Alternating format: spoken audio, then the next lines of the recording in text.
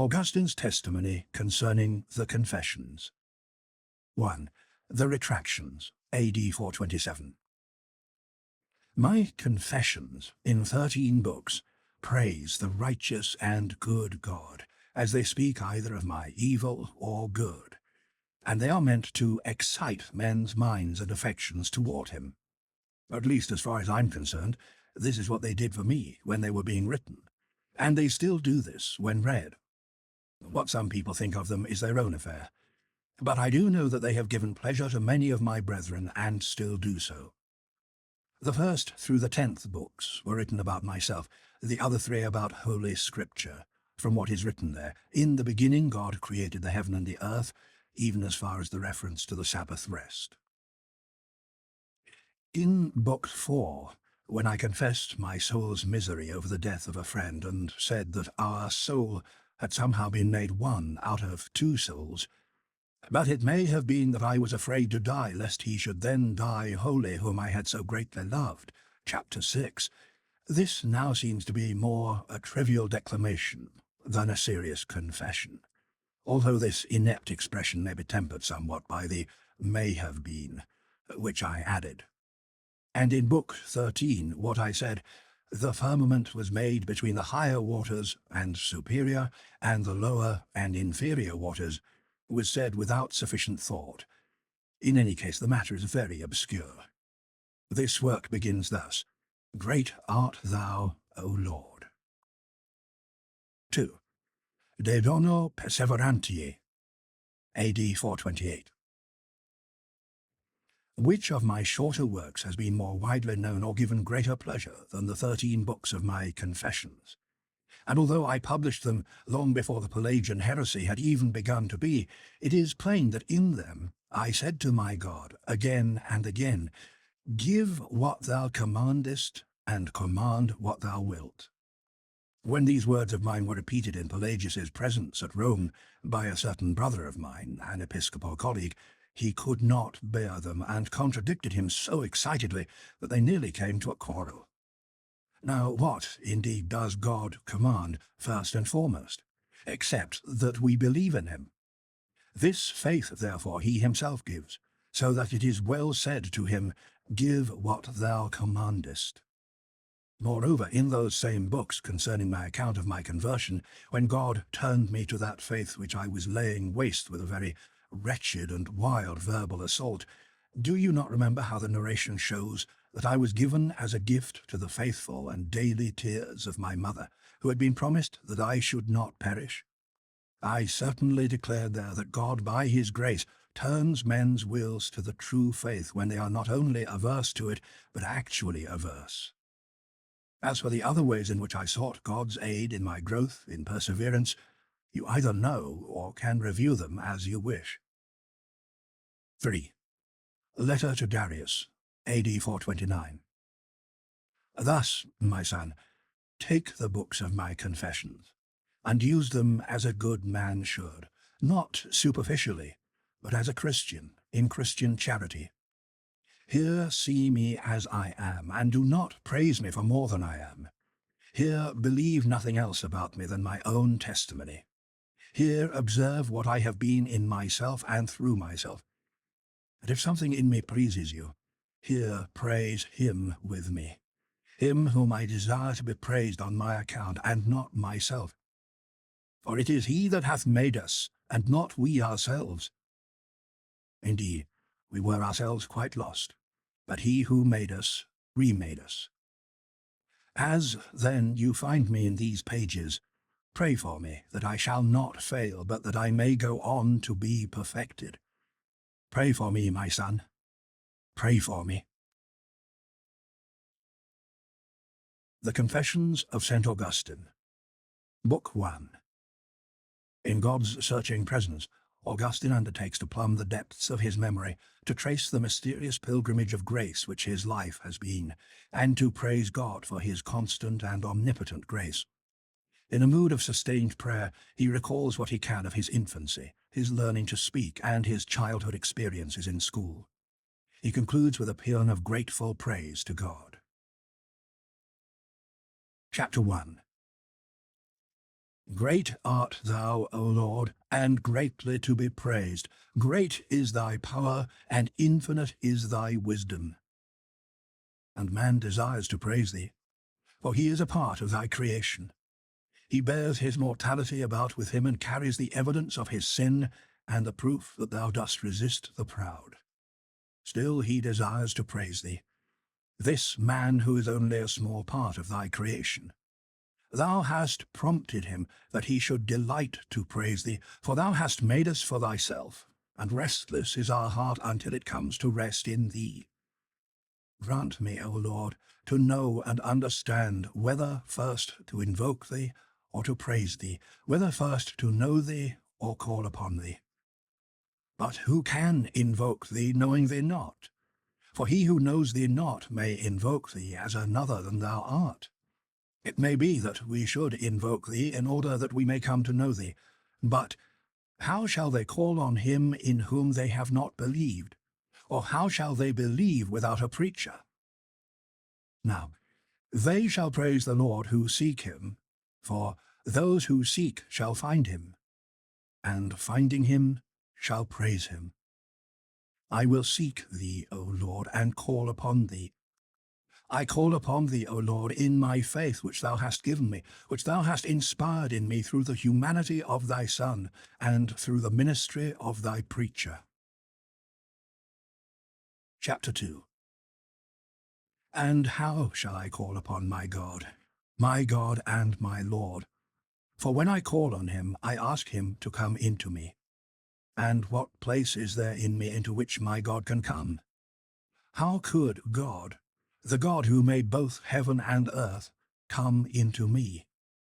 Is there anything in me, O Lord my God, that can contain thee? Do even the heaven and the earth which thou hast made, and in which thou didst make me, contain thee? Is it possible that, since without thee nothing would be which does exist, thou didst make it so that whatever exists has some capacity to receive thee? Why, then, do I ask thee to come into me, since I also am and could not be if thou wert not in me? For I am not, after all, in hell, and yet thou art there too, for if I go down into hell, thou art there.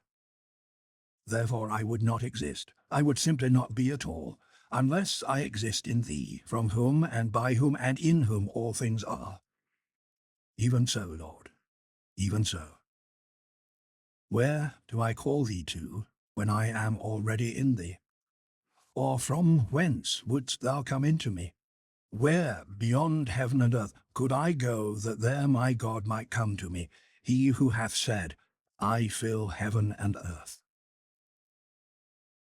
Chapter 3. Since, then, thou dost fill the heaven and earth, do they contain thee?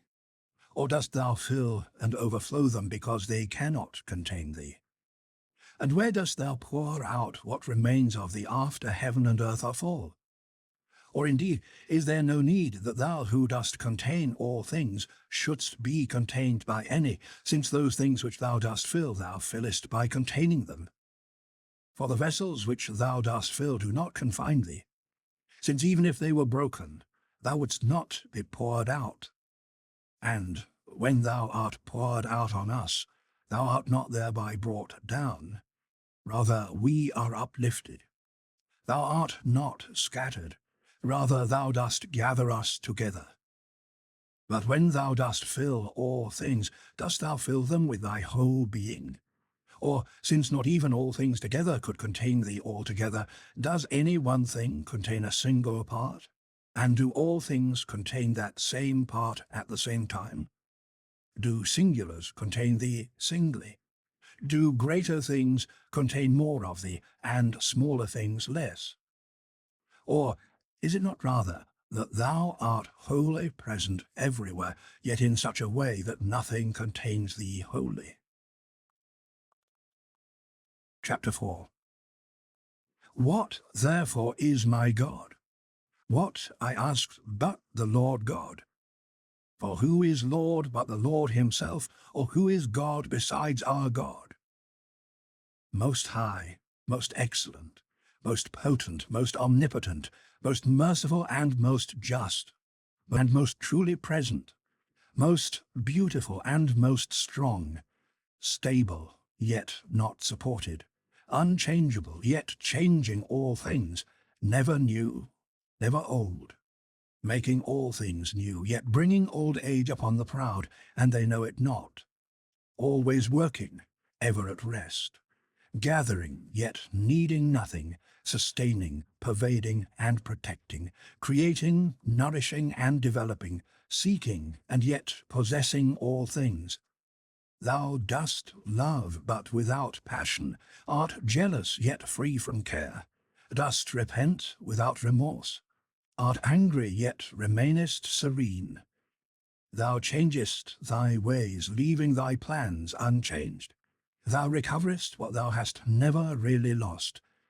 Thou art never in need, but still thou dost rejoice at thy gains, art never greedy, yet demandest dividends. Men pay more than is required, so that thou dost become a debtor. Yet who can possess anything at all which is not already thine? Thou owest men nothing, yet payest out to them as if in debt to thy creature. And when thou dost cancel debts, thou losest nothing thereby. Yet, O my God, my life, my holy joy, what is this that I have said? What can any man say when he speaks of thee? But woe to them that keep silence, since even those who say most are dumb. Chapter 5. Who shall bring me to rest in thee? Who will send thee into my heart, so to overwhelm it that my sins shall be blotted out, and I may embrace thee, my only good? What art thou to me? Have mercy that I may speak. What am I to thee that thou shouldst command me to love thee, and if I do it not, art angry and threatenest vast misery? Is it then a trifling sorrow not to love thee? It is not so to me. Tell me by thy mercy, O Lord, my God, what thou art to me. Say to my soul, I am your salvation. So speak that I may hear. Behold, the ears of my heart are before thee, O Lord. Open them, and say to my soul, I am your salvation. I will hasten after that voice, and I will lay hold upon thee. Hide not thy face from me. Even if I die, let me see thy face, lest I die. The house of my soul is too narrow for thee to come into me. Let it be enlarged by thee. It is in ruins. Do thou restore it. There is much about it which must offend thy eyes. I confess and know it, but who will cleanse it? Or to whom shall I cry but to thee? Cleanse thou me from my secret faults, O Lord, and keep back thy servant from strange sins. I believe, and therefore do I speak. But thou, O Lord, thou knowest. Have I not confessed my transgressions unto thee, O my God? And hast thou not put away the iniquity of my heart? I do not contend in judgment with thee, who art truth itself, and I would not deceive myself, lest my iniquity lie even to itself. I do not, therefore, contend in judgment with thee, for if thou, Lord, shouldst mark iniquities, O Lord, who shall stand? Chapter 6. Still, dust and ashes as I am, allow me to speak before thy mercy. Allow me to speak, for, behold, it is to thy mercy that I speak, and not to a man who scorns me. Yet perhaps even thou mightest scorn me. But when thou dost turn and attend to me, thou wilt have mercy upon me. For what do I wish to say, O Lord my God? But I know not whence I came hither into this life in death. Or should I call it death in life? I do not know. And yet the consolations of thy mercy have sustained me from the very beginning, as I have heard from my fleshly parents, from whom and in whom thou didst form me in time, for I cannot myself remember. Thus, even though they sustained me by the consolation of woman's milk, neither my mother nor my nurses filled their own breasts, but thou, through them, didst give me the food of infancy according to thy ordinance and thy bounty which underlie all things.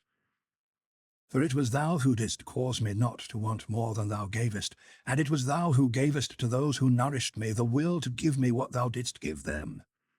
And they, by an instinctive affection, were willing to give me what thou hadst supplied abundantly. It was, indeed, good for them that my good should come through them, though in truth it was not from them, but by them. For it is from thee, O God, that all good things come, and from my God is all my health.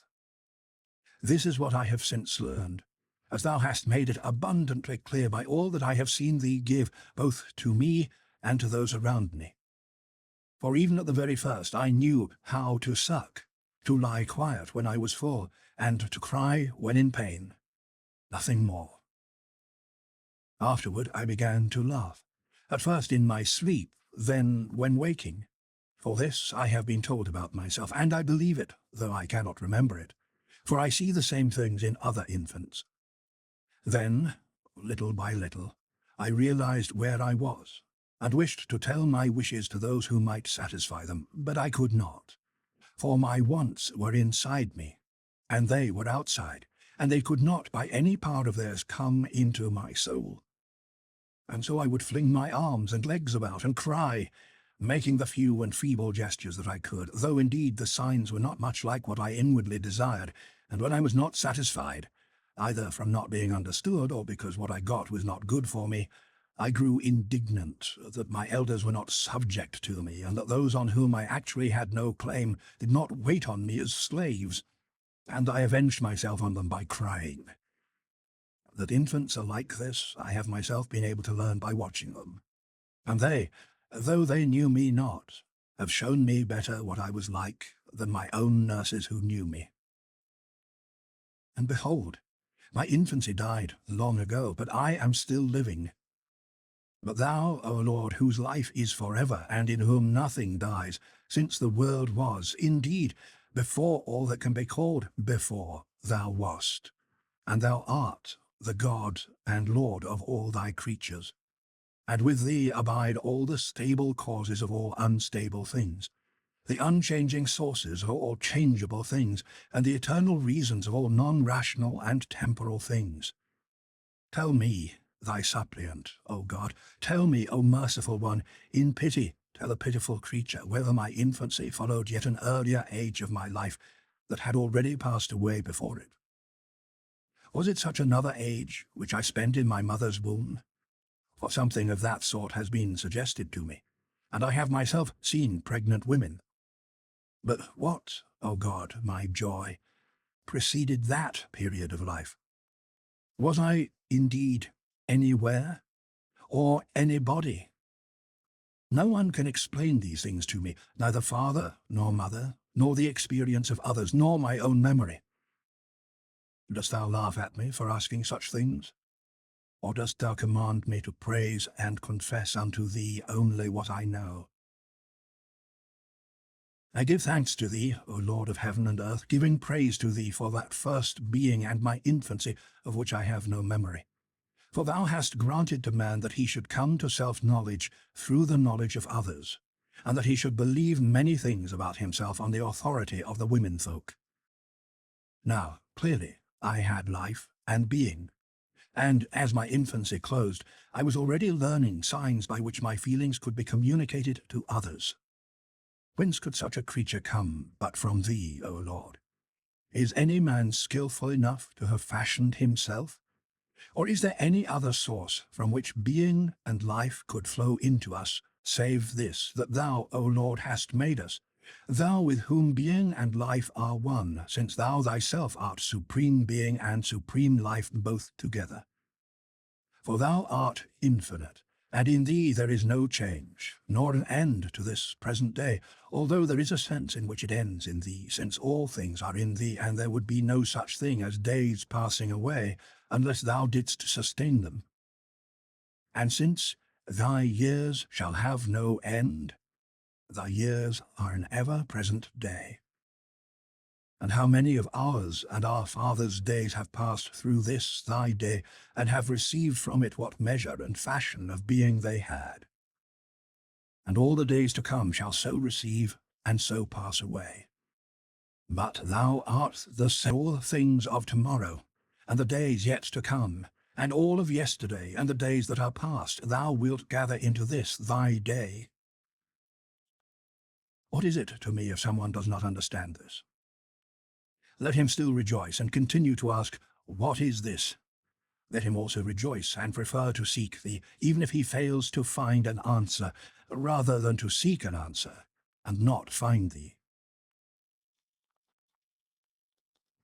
Chapter 7. Hear me, O God!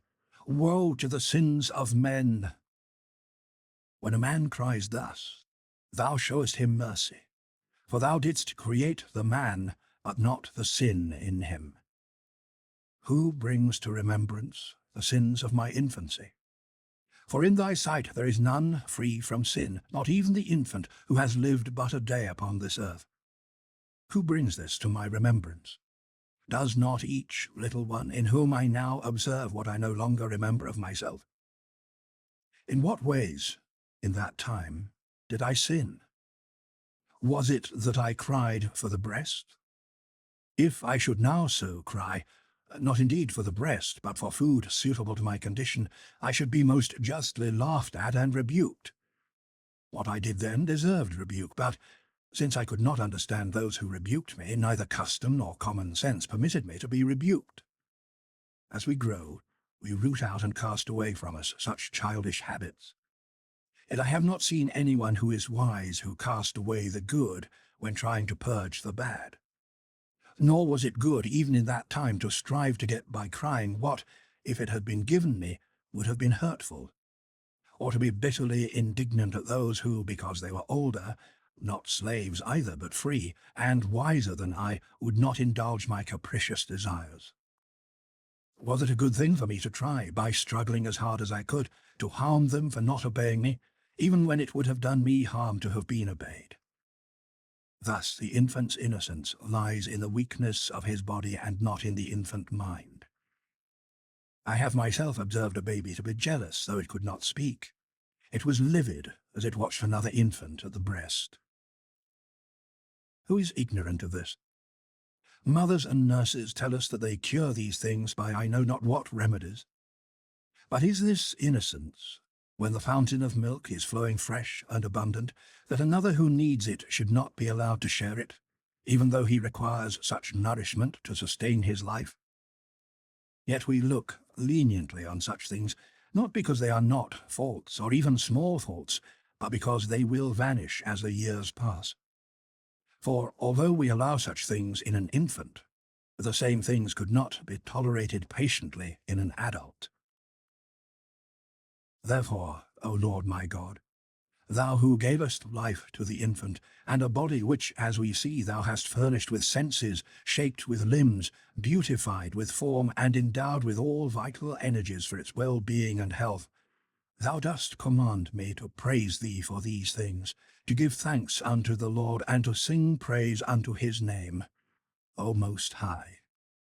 For thou art God, omnipotent and good, even if thou hadst done no more than these things, which no other but thou canst do, thou alone who madest all things fair, and didst order everything according to thy law.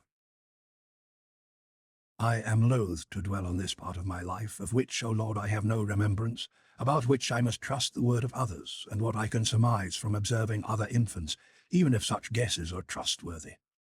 For it lies in the deep murk of my forgetfulness, and thus is like the period which I passed in my mother's womb. But if I was conceived in iniquity, and in sin my mother nourished me in her womb, where, I pray thee, O my God, where, O Lord, or when was I, thy servant, ever innocent? But see now, I pass over that period. For what have I to do with a time from which I can recall no memories? Chapter 8. Did I not, then, as I grew out of infancy, come next to boyhood, or rather did it not come to me and succeed my infancy? My infancy did not go away, for where would it go? It was simply no longer present, and I was no longer an infant who could not speak, but now a chattering boy. I remember this, and I have since observed how I learned to speak. My elders did not teach me words by rote as they taught me my letters afterward, but I myself, when I was unable to communicate all I wished to say to whomever I wished by means of whimperings and grunts and various gestures of my limbs, which I used to reinforce my demands, I myself repeated the sounds already stored in my memory by the mind which thou, O my God, hadst given me. When they called something by name and pointed it out while they spoke, I saw it, and realized that the thing they wished to indicate was called by the name they then uttered, and what they meant was made plain by the gestures of their bodies, by a kind of natural language common to all nations, which expresses itself through changes of countenance, glances of the eye, gestures and intonations which indicate a disposition and attitude, either to seek or to possess, to reject or to avoid. So it was that by frequently hearing words in different phrases, I gradually identified the objects which the words stood for, and, having formed my mouth to repeat these signs, I was thereby able to express my will. Thus I exchanged with those about me the verbal signs by which we express our wishes, and advanced deeper into the stormy fellowship of human life, depending all the while upon the authority of my parents and the behest of my elders. Chapter 9. O my God! What miseries and mockeries did I then experience when it was impressed on me that obedience to my teachers was proper to my boyhood estate if I was to flourish in this world and distinguish myself in those tricks of speech which would gain honour for me among men and deceitful riches. To this end I was sent to school to get learning, the value of which I knew not, wretch that I was. Yet if I was slow to learn, I was flogged, for this was deemed praiseworthy by our forefathers, and many had passed before us in the same course, and thus had built up the precedent for the sorrowful road on which we too were compelled to travel, multiplying labour and sorrow upon the sons of Adam. About this time, O Lord, I observed men praying to thee, and I learned from them to conceive thee, after my capacity for understanding as it was then, to be some great being who, though not visible to our senses, was able to hear and help us. Thus, as a boy, I began to pray to thee, my help and my refuge, and, in calling on thee, broke the bands of my tongue. Small as I was, I prayed with no slight earnestness that I might not be beaten at school, and when thou didst not heed me, for that would have been giving me over to my folly, my elders and my parents too, who wished me no ill, treated my stripes as a joke, though they were then a great and grievous ill to me. Is there anyone, O Lord, with a spirit so great, who cleaves to thee with such steadfast affection? Or is there even a kind of obtuseness that has the same effect? Is there any man who, by cleaving devoutly to thee, is endowed with so great a courage that he can regard indifferently those racks and hooks and other torture weapons from which men throughout the world pray so fervently to be spared? And can they scorn those who so greatly fear these torments, just as my parents were amused at the torments with which our teachers punished us boys? For we were no less afraid of our pains, nor did we beseech thee less to escape them. Yet, even so, we were sinning by writing or reading or studying less than our assigned lessons. For I did not, O Lord, lack memory or capacity, for by thy will I possessed enough for my age. However, my mind was absorbed only in play, and I was punished for this by those who were doing the same things themselves. But the idling of our elders is called business. The idling of boys, though quite like it, is punished by those same elders, and no one pities either the boys or the men. For will any common-sense observer agree that I was rightly punished as a boy for playing ball, just because this hindered me from learning more quickly those lessons by means of which, as a man, I could play at more shameful games? And did he by whom I was beaten do anything different? When he was worsted in some small controversy with a fellow teacher, he was more tormented by anger and envy than I was when beaten by a playmate in a ball game. Chapter 10. And yet I sinned, O Lord my God, thou ruler and creator of all natural things, but of sin I sinned, O Lord my God, in acting against the precepts of my parents and of those teachers. For this learning which they wished me to acquire, no matter what their motives were, I might have put to good account afterward. I disobeyed them, not because I had chosen a better way, but from a sheer love of play. I loved the vanity of victory, and I loved to have my ears tickled with lying fables, which made them itch even more ardently, and a similar curiosity glowed more and more in my eyes for the shows and sports of my elders. Yet those who put on such shows are held in such high repute that almost all desire the same for their children. They are therefore willing to have them beaten, if their childhood games keep them from the studies by which their parents desire them to grow up to be able to give such shows. Look down on these things with mercy, O Lord, and deliver us who now call upon thee. Deliver those also who do not call upon thee, that they may call upon thee, and thou mayest deliver them. Chapter 11. Even as a boy I heard of eternal life promised to us through the humility of the Lord our God, who came down to visit us in our pride, and I was signed with the sign of his cross, and was seasoned with his salt even from the womb of my mother, who greatly trusted in thee. Thou didst see, O Lord, how once, while I was still a child, I was suddenly seized with stomach pains, and was at the point of death. Thou didst see, O my God, for even then thou wast my keeper, with what agitation and with what faith I solicited from the piety of my mother and from thy church, which is the mother of us all, the baptism of thy Christ, my Lord and my God. The mother of my flesh was much perplexed, for, with a heart pure in thy faith, she was always in deep travail for my eternal salvation. If I had not quickly recovered, she would have provided forthwith for my initiation and washing by thy life-giving sacraments, confessing thee, O Lord Jesus, for the forgiveness of sins. So my cleansing was deferred, as if it were inevitable that, if I should live, I would be further polluted. And, further, because the guilt contracted by sin after baptism would be still greater and more perilous. Thus, at that time, I believed, along with my mother and the whole household, except my father. But he did not overcome the influence of my mother's piety in me, nor did he prevent my believing in Christ, although he had not yet believed in him. For it was her desire, O my God, that I should acknowledge thee as my father rather than him. In this thou didst aid her to overcome her husband, to whom, though his superior, she yielded obedience. In this way she also yielded obedience to thee, who dost so command. I ask thee, O my God, for I would gladly know, if it be thy will, to what good end my baptism was deferred at that time. Was it indeed for my good that the reins were slackened, as it were, to encourage me in sin? Or were they not slackened? If not, then why is it still dinned into our ears on all sides? Let him alone, let him do as he pleases, for he is not yet baptized. In the matter of bodily health, no one says, let him alone, let him be worse wounded, for he is not yet cured. How much better, then, would it have been for me to have been cured at once?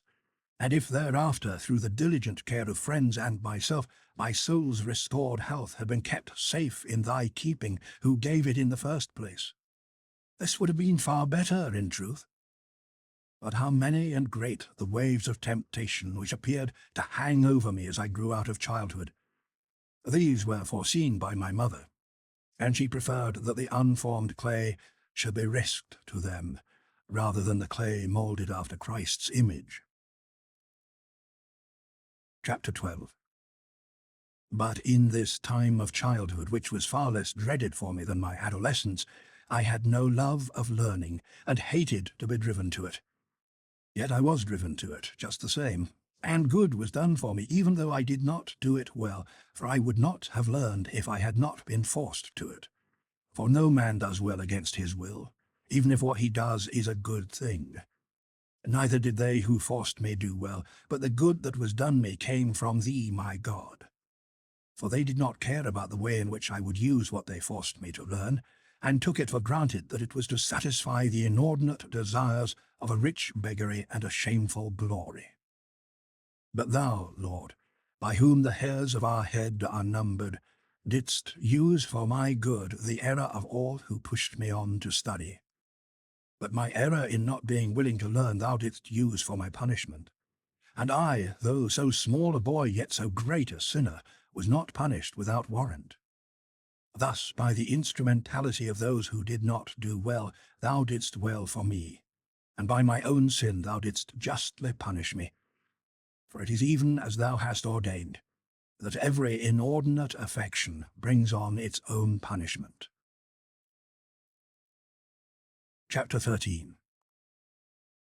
But what were the causes for my strong dislike of Greek literature, which I studied from my boyhood? Even to this day I have not fully understood them. For Latin I loved exceedingly, not just the rudiments, but what the grammarians teach. For those beginners' lessons in reading, writing, and reckoning I considered no less a burden and pain than Greek. Yet whence came this, unless from the sin and vanity of this life? For I was but flesh, a wind that passeth away and cometh not again. Those first lessons were better, assuredly, because they were more certain, and through them I acquired and still retain the power of reading what I find written, and of writing for myself what I will. In the other subjects, however, I was compelled to learn about the wanderings of a certain Aeneas, oblivious of my own wanderings, and to weep for Dido dead, who slew herself for love. And all this while I bore with dry eyes my own wretched self dying to thee, O God, my life, in the midst of these things. For what can be more wretched than the wretch who has no pity upon himself, who sheds tears over Dido, dead for the love of Aeneas, but who sheds no tears for his own death in not loving thee, O God, light of my heart, and bread of the inner mouth of my soul, O power that links together my mind with my inmost thoughts? I did not love thee, and thus committed fornication against thee. Those around me also sinning thus cried out, Well done, well done! The friendship of this world is fornication against thee. And well done is cried until one feels ashamed not to show himself a man in this way. For my own condition I shed no tears, though I wept for Dido, who sought death at the sword's point, while I myself was seeking the lowest rung of thy creation, having forsaken thee, earth sinking back to earth again. And if I had been forbidden to read these poems, I would have grieved that I was not allowed to read what grieved me. This sort of madness is considered more honourable and more fruitful learning than the beginner's course in which I learned to read and write. But now, O my God, cry unto my soul, and let thy truth say to me, Not so, not so. That first learning was far better. For obviously I would rather forget the wanderings of Aeneas and all such things than forget how to write and read. Still, over the entrance of the grammar school there hangs a veil. This is not so much the sign of a covering for a mystery as a curtain for error. Let them exclaim against me, those I no longer fear, while I confess to thee, my God, what my soul desires, and let me find some rest, for in blaming my own evil ways I may come to love thy holy ways. Neither let those cry out against me who buy and sell the baubles of literature. For if I ask them if it is true, as the poet says, that Aeneas once came to Carthage, the unlearned will reply that they do not know, and the learned will deny that it is true. But if I ask with what letters the name Aeneas is written, all who have ever learned this will answer correctly, in accordance with the conventional understanding men have agreed upon as to these signs. Again, if I should ask which would cause the greatest inconvenience in our life, if it were forgotten, reading and writing, or these poetical fictions, who does not see what everyone would answer who had not entirely lost his own memory? I erred, then, when as a boy I preferred those vain studies to these more profitable ones, or rather loved the one and hated the other. 1 and 1 are 2, 2 and 2 are 4. This was then a truly hateful song to me. but the wooden horse, full of its armed soldiers, and the holocaust of Troy, and the spectral image of Creusa, vain show. But why then did I dislike Greek learning, which was full of such tales? For Homer was skilful in inventing such poetic fictions, and is most sweetly wanton. Yet when I was a boy he was most disagreeable to me. I believe that Virgil would have the same effect on Greek boys, as Homer did on me if they were forced to learn him. For the tedium of learning a foreign language mingled gall into the sweetness of those Grecian myths. For I did not understand a word of the language, and yet I was driven with threats and cruel punishments to learn it. There was also a time when, as an infant, I knew no Latin, but this I acquired without any fear or tormenting, but merely by being alert to the blandishments of my nurses, the jests of those who smiled on me, and the sportiveness of those who toyed with me. I learned all this, indeed, without being urged by any pressure of punishment, for my own heart urged me to bring forth its own fashioning, which I could not do, except by learning words, not from those who taught me, but those who talked to me, into whose ears I could pour forth whatever I could fashion. From this it is sufficiently clear that a free curiosity is more effective in learning than a discipline based on fear. Yet, by thy ordinance, O God, discipline is given to restrain the excesses of freedom. This ranges from the ferule of the schoolmaster to the trials of the martyr, and has the effect of mingling for us a wholesome bitterness, which calls us back to thee from the poisonous pleasures that first drew us from thee. Chapter 15. Hear my prayer, O Lord. Let not my soul faint unto thy discipline, nor let me faint in confessing unto thee thy mercies, whereby thou hast saved me from all my most wicked ways, till thou shouldst become sweet to me beyond all the allurements that I used to follow. Let me come to love thee wholly, and grasp thy hand with my whole heart, that thou mayest deliver me from every temptation, even unto the last. And thus, O Lord, my King and my God, may all things useful that I learned as a boy now be offered in thy service. Let it be that for thy service I now speak and write and reckon. For when I was learning vain things, thou didst impose thy discipline upon me, and thou hast forgiven me my sin of delighting in those vanities. In those studies I learned many a useful word, but these might have been learned in matters not so vain. And surely that is the safe way for youths to walk in. Chapter 16. But woe unto you, O torrent of human custom! Who shall stay your course? When will you ever run dry? How long will you carry down the sons of Eve into that vast and hideous ocean, which even those who have the tree for an ark can scarcely pass over?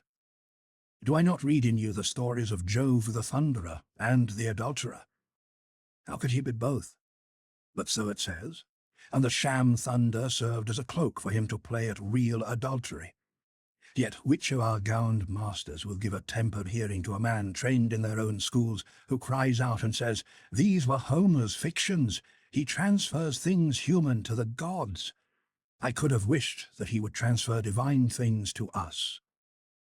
But it would have been more true if he said, "These are indeed his fictions, but he attributed divine attributes to sinful men, that crimes might not be accounted crimes, and that whoever committed such crimes might appear to imitate the celestial gods, and not abandoned men." And yet, O torrent of hell, the sons of men are still cast into you, and they pay fees for learning all these things. And much is made of it when this goes on in the forum under the auspices of laws which give a salary over and above the fees. And you beat against your rocky shore and roar, "Here words may be learned, here you can attain the eloquence which is so necessary to persuade people to your way of thinking, so helpful in unfolding your opinions." Verily, they seem to argue that we should never have understood these words: golden shower, bosom, intrigue, highest heavens, and other such words, if Terence had not introduced a good-for-nothing youth upon the stage, setting up a picture of Jove as his example of lewdness, and telling the tale of Jove's descending in a golden shower into Danae's bosom with a woman to intrigue. See how he excites himself to lust, as if by a heavenly authority, when he says, "Great Jove, who shakes the highest heavens with his thunder, shall I, poor mortal man, not do the same? I've done it, and with all my heart I'm glad." These words are not learned one whit more easily because of this vileness, but through them the vileness is more boldly perpetrated. I do not blame the words, for they are, as it were, choice and precious vessels, but I do deplore the wine of error which was poured out to us by teachers already drunk. And unless we also drank, we were beaten, without liberty of appeal to a sober judge. And yet, O my God, in whose presence I can now with security recall this, I learned these things willingly and with delight, and for it I was called a boy of good promise. Chapter 17. Bear with me, O my God, while I speak a little of those talents, thy gifts, and of the follies on which I wasted them. For a lesson was given me that sufficiently disturbed my soul, for in it there was both hope of praise and fear of shame or stripes. The assignment was that I should declaim the words of Juno as she raged and sorrowed that she could not bar off Italy from all the approaches of the Teucrian king. I had learned that Juno had never uttered these words, yet we were compelled to stray in the footsteps of these poetic fictions, and to turn into prose what the poet had said in verse. In the declamation, the boy won most applause who most strikingly reproduced the passions of anger and sorrow according to the character of the persons presented, and who clothed it all in the most suitable language. What is it now to me, O my true life, my God, that my declaiming was applauded above that of many of my classmates and fellow students? Actually, was not all that smoke and wind? Besides, was there nothing else on which I could have exercised my wit and tongue? Thy praise, O Lord, thy praises might have propped up the tendrils of my heart by thy scriptures, and it would not have been dragged away by these empty trifles, a shameful prey to the spirits of the air. For there is more than one way in which men sacrifice to the fallen angels. Chapter 18. But it was no wonder that I was thus carried toward vanity, and was estranged from thee, O my God, when men were held up as models to me who, when relating a deed of theirs, not in itself evil, were covered with confusion if found guilty of a barbarism or a solecism, but who could tell of their own licentiousness and be applauded for it, so long as they did it in a full and ornate oration of well-chosen words. Thou seest all this, O Lord, and dost keep silence, long-suffering and plenteous in mercy and truth, as thou art. Wilt thou keep silence forever? Even now thou drawest from that vast deep the soul that seeks thee and thirsts after thy delight, whose heart said unto thee, I have sought thy face, Lord, will I seek. For I was far from thy face, in the dark shadows of passion. For it is not by our feet, nor by change of place, that we either turn from thee or return to thee. That younger son did not charter horses or chariots or ships, or fly away on visible wings, or journey by walking so that in the far country he might prodigally waste all that thou didst give him when he set out. A kind father when thou gavest, and kinder still when he returned destitute. To be wanton, that is to say, to be darkened in heart, this is to be far from thy face.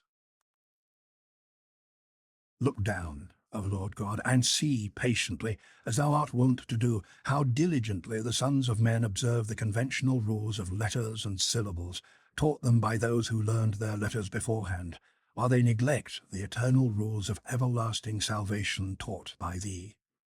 They carry it so far, that if he who practices or teaches the established rules of pronunciation should speak, contrary to grammatical usage, without aspirating the first syllable of hominem, and thus make it a human being. He will offend men more than if he, a human being, were to hate another human being contrary to thy commandments. It is as if he should feel that there is an enemy who could be more destructive to himself than that hatred which excites him against his fellow man, or that he could destroy him whom he hates more completely than he destroys him. Obviously, there is no knowledge of letters more innate than the writing of conscience, against doing unto another what one would not have done to himself. How mysterious thou art, who dwellest on high in silence. O thou, the only great God, who by an unwearied law hurlest down the penalty of blindness to unlawful desire. When a man seeking the reputation of eloquence stands before a human judge, while a thronging multitude surrounds him, and inveighs against his enemy with the most fierce hatred, he takes most vigilant heed that his tongue does not slip in a grammatical error, for example, and say inter hominibus instead of inter homines. But he takes no heed lest in the fury of his spirit he cut off a man from his fellow men. Ex hominibus. These were the customs in the midst of which I was cast, an unhappy boy. This was the wrestling arena in which I was more fearful of perpetrating a barbarism than, having done so, of envying those who had not. These things I declare and confess to thee, my God.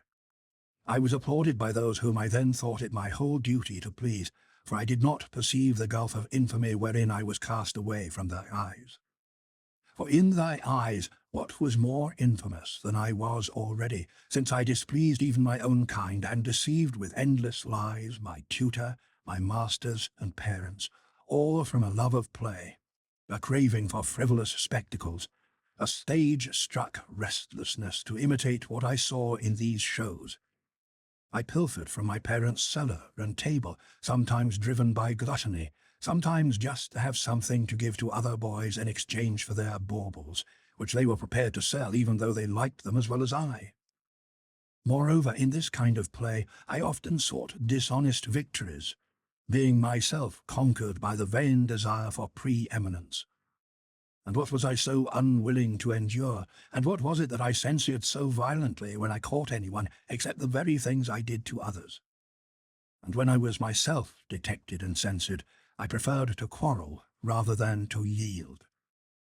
Is this the innocence of childhood? It is not, O Lord, it is not. I entreat thy mercy, O my God, for these same sins as we grow older are transferred from tutors and masters.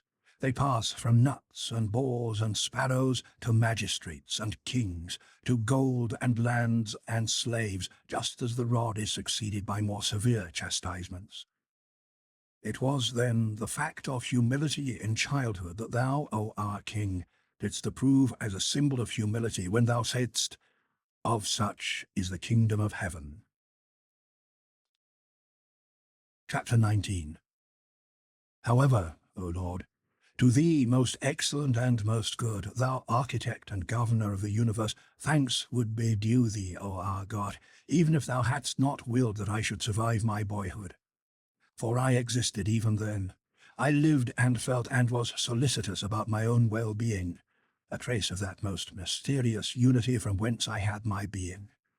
I kept watch by my inner sense over the integrity of my outer senses, and even in these trifles, and also in my thoughts about trifles, I learned to take pleasure in truth. I was averse to being deceived. I had a vigorous memory. I was gifted with the power of speech, was softened by friendship, shunned sorrow, meanness, ignorance. Is not such an animated creature as this wonderful and praiseworthy? But all these are gifts of my God. I did not give them to myself. Moreover, they are good, and they altogether constitute myself. Good, then, is he that made me, and he is my God. And before him will I rejoice exceedingly for every good gift which, even as a boy, I had. But herein lay my sin, that it was not in him, but in his creatures, myself and the rest, that I sought for pleasures, honours, and truths. And I fell thereby into sorrows, troubles, and errors. Thanks be to thee, my joy, my pride, my confidence, my God. Thanks be to thee for thy gifts, but do thou preserve them in me. For thus wilt thou preserve me, and those things which thou hast given me shall be developed and perfected, and I myself shall be with thee, for from thee is my being. Book 2. He concentrates here on his 16th year, a year of idleness, lust, and adolescent mischief. The memory of stealing some pears prompts a deep probing of the motives and aims of sinful acts. I became to myself a wasteland. Chapter 1. I wish now to review in memory my past wickedness and the carnal corruptions of my soul, not because I still love them, but that I may love thee, O my God. For love of thy love I do this, recalling in the bitterness of self-examination my wicked ways, that thou mayest grow sweet to me, thou sweetness without deception, thou sweetness happy and assured. Thus thou mayest gather me up out of those fragments in which I was torn to pieces, while I turned away from thee, O unity, and lost myself among the many. For as I became a youth, I longed to be satisfied with worldly things, and I dared to grow wild in a succession of various and shadowy loves. My form wasted away, and I became corrupt in thy eyes, yet I was still pleasing to my own eyes, and eager to please the eyes of men. Chapter 2. But what was it that delighted me save to love and to be loved? Still I did not keep the moderate way of love of mind to mind, the bright path of friendship. Instead, the mists of passion steamed up out of the puddly concupiscence of the flesh and the hot imagination of puberty, and they so obscured and overcast my heart that I was unable to distinguish pure affection from unholy desire. Both boiled confusedly within me, and dragged my unstable youth down over the cliffs of unchaste desires, and plunged me into a gulf of infamy. Thy anger had come upon me, and I knew it not. I had been deafened by the clanking of the chains of my mortality, the punishment for my soul's pride, and I wandered farther from thee, and thou didst permit me to do so. I was tossed to and fro, and wasted, and poured out, and I boiled over in my fornications, and yet thou didst hold thy peace, O my tardy joy. Thou didst still hold thy peace, and I wandered still farther from thee into more and yet more barren fields of sorrow, in proud dejection and restless lassitude. If only there had been someone to regulate my disorder, and turn to my profit the fleeting beauties of the things around me, and to fix a bound to their sweetness, so that the tides of my youth might have been spent themselves upon the shore of marriage. Then they might have been tranquilized, and satisfied with having children as thy law prescribes, O Lord. O thou who dost form the offspring of our death, and art able also with a tender hand to blunt the thorns which were excluded from thy paradise. For thy omnipotence is not far from us, even when we are far from thee. Now, on the other hand, I might have given more vigilant heed to the voice from the clouds. Nevertheless, such shall have trouble in the flesh, but I spare you. And it is good for a man not to touch a woman. And he that is unmarried cares for the things that belong to the Lord, how he may please the Lord. But he that is married cares for the things that are of the world, how he may please his wife. I should have listened more attentively to these words, and thus, having been made a eunuch for the kingdom of heaven's sake, I would have with greater happiness expected thy embraces. But, fool that I was, I foamed in my wickedness as the sea, and forsaking thee, followed the rushing of my own tide, and burst out of all thy bounds. But I did not escape thy scourges, for what mortal can do so? Thou wast always by me, mercifully angry, and flavouring all my unlawful pleasures with bitter discontent, in order that I might seek pleasures free from discontent. But where could I find such pleasure, save in thee, O Lord? save in thee, who dost teach us by sorrow, who woundest us, who heal us, and dost kill us, that we might not die apart from thee. Where was I?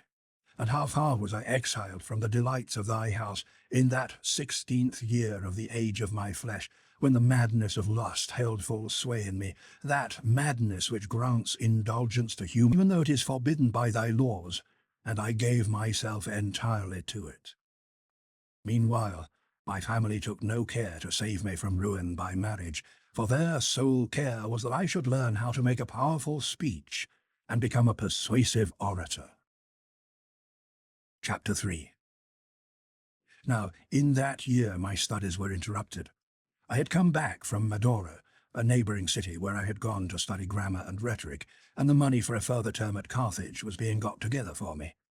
This project was more a matter of my father's ambition than of his means, for he was only a poor citizen of Tagaste. To whom am I narrating all this? Not to thee, O my God, but to my own kind in thy presence, to that small part of the human race who may chance to come upon these writings. And to what end? That I, and all who read them, may understand what depths there are from which we are to cry unto thee. For what is more surely heard in thy ear than a confessing heart and a faithful life? Who did not extol and praise my father, because he went quite beyond his means to supply his son with the necessary expenses for a far journey in the interest of his education? For many far richer citizens did not do so much for their children. Still, this same father troubled himself not at all as to how I was progressing toward thee, or how chaste I was, just so long as I was skilful in speaking, no matter how barren I was to thy tillage, O God, who art the one true and good Lord of my heart, which is thy field. During that 16th year of my age, I lived with my parents, having a holiday from school for a time, this idleness imposed upon me by my parents' straitened finances. The thorn bushes of lust grew rank about my head, and there was no hand to root them out. Indeed, when my father saw me one day at the baths, and perceived that I was becoming a man, and was showing the signs of adolescence, he joyfully told my mother about it, as if already looking forward to grandchildren, rejoicing in that sort of inebriation in which the world so often forgets thee, its creator, and falls in love with thy creature instead of thee. The inebriation of that invisible wine of a perverted will, which turns and bows down to infamy. But in my mother's breast thou hadst already begun to build thy temple, and the foundation of thy holy habitation, whereas my father was only a catechumen, and that but recently. She was therefore startled with a holy fear and trembling, for though I had not yet been baptized, she feared those crooked ways in which they walk who turn their backs to thee and not their faces. Woe is me! Do I dare affirm that thou didst hold thy peace, O my God, while I wandered farther away from thee? Didst thou really then hold thy peace? Then whose words were they but thine, which by my mother, thy faithful handmaid, thou didst pour into my ears? None of them, however, sank into my heart to make me do anything. She deplored, and, as I remember, warned me privately with great solicitude, not to commit fornication, but above all things never to defile another man's wife. These appeared to me but womanish counsels, which I would have blushed to obey. Yet they were from thee, and I knew it not. I thought that thou wast silent, and that it was only she who spoke, yet it was through her that thou didst not keep silence toward me, and in rejecting her counsel I was rejecting thee. I, her son, the son of thy handmaid, thy servant. But I did not realize this, and rushed on headlong with such blindness that, among my friends, I was ashamed to be less shameless than they when I heard them boasting of their disgraceful exploits. Yes, and glorying all the more the worse their baseness was. What is worse, I took pleasure in such exploits, not for the pleasure's sake only, but mostly for praise. What is worthy of vituperation except vice itself? Yet I made myself out worse than I was, in order that I might not go lacking for praise. And when in anything I had not sinned as the worst ones in the group, I would still say that I had done what I had not done, in order not to appear contemptible, because I was more innocent than they, and not to drop in their esteem because I was more chaste. Behold with what companions I walked the streets of Babylon. I rolled in its mire and lolled about on it, as if on a bed of spices and precious ointments. And drawing me more closely to the very centre of that city, my invisible enemy trod me down and seduced me, for I was easy to seduce. My mother had already fled out of the midst of Babylon, and was progressing, albeit slowly, toward its outskirts. For in counselling me to chastity, she did not bear in mind what her husband had told her about me. And although she knew that my passions were destructive even then and dangerous for the future, she did not think they should be restrained by the bonds of conjugal affection, if indeed they could not be cut away to the quick. She took no heed of this, for she was afraid lest a wife should prove a hindrance and a burden to my hopes.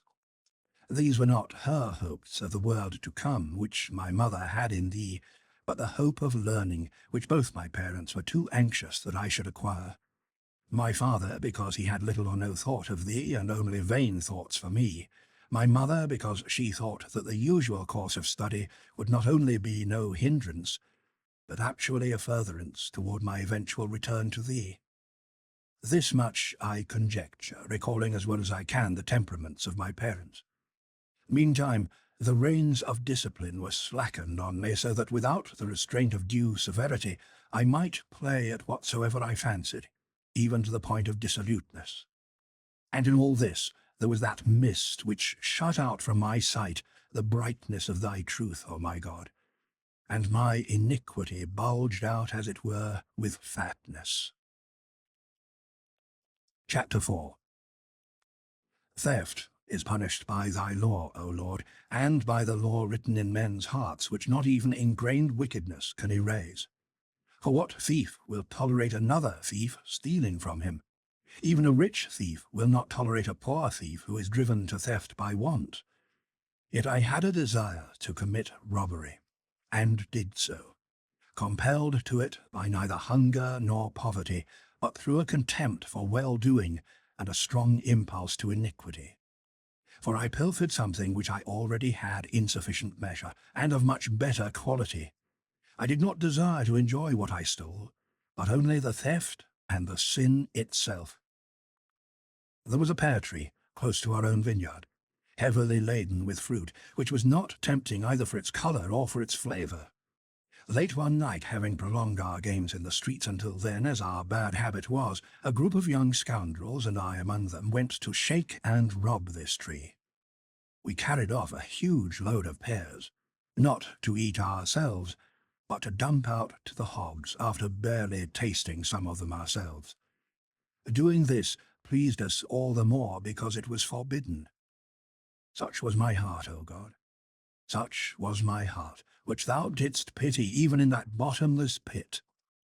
Behold, now let my heart confess to thee what it was seeking there when I was being gratuitously wanton, having no inducement to evil but the evil itself. It was foul, and I loved it.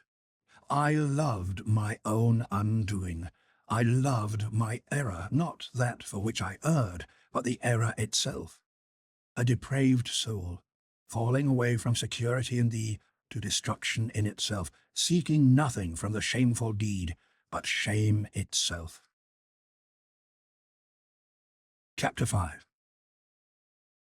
Now there is a comeliness in all beautiful bodies, and in gold and silver, and all things.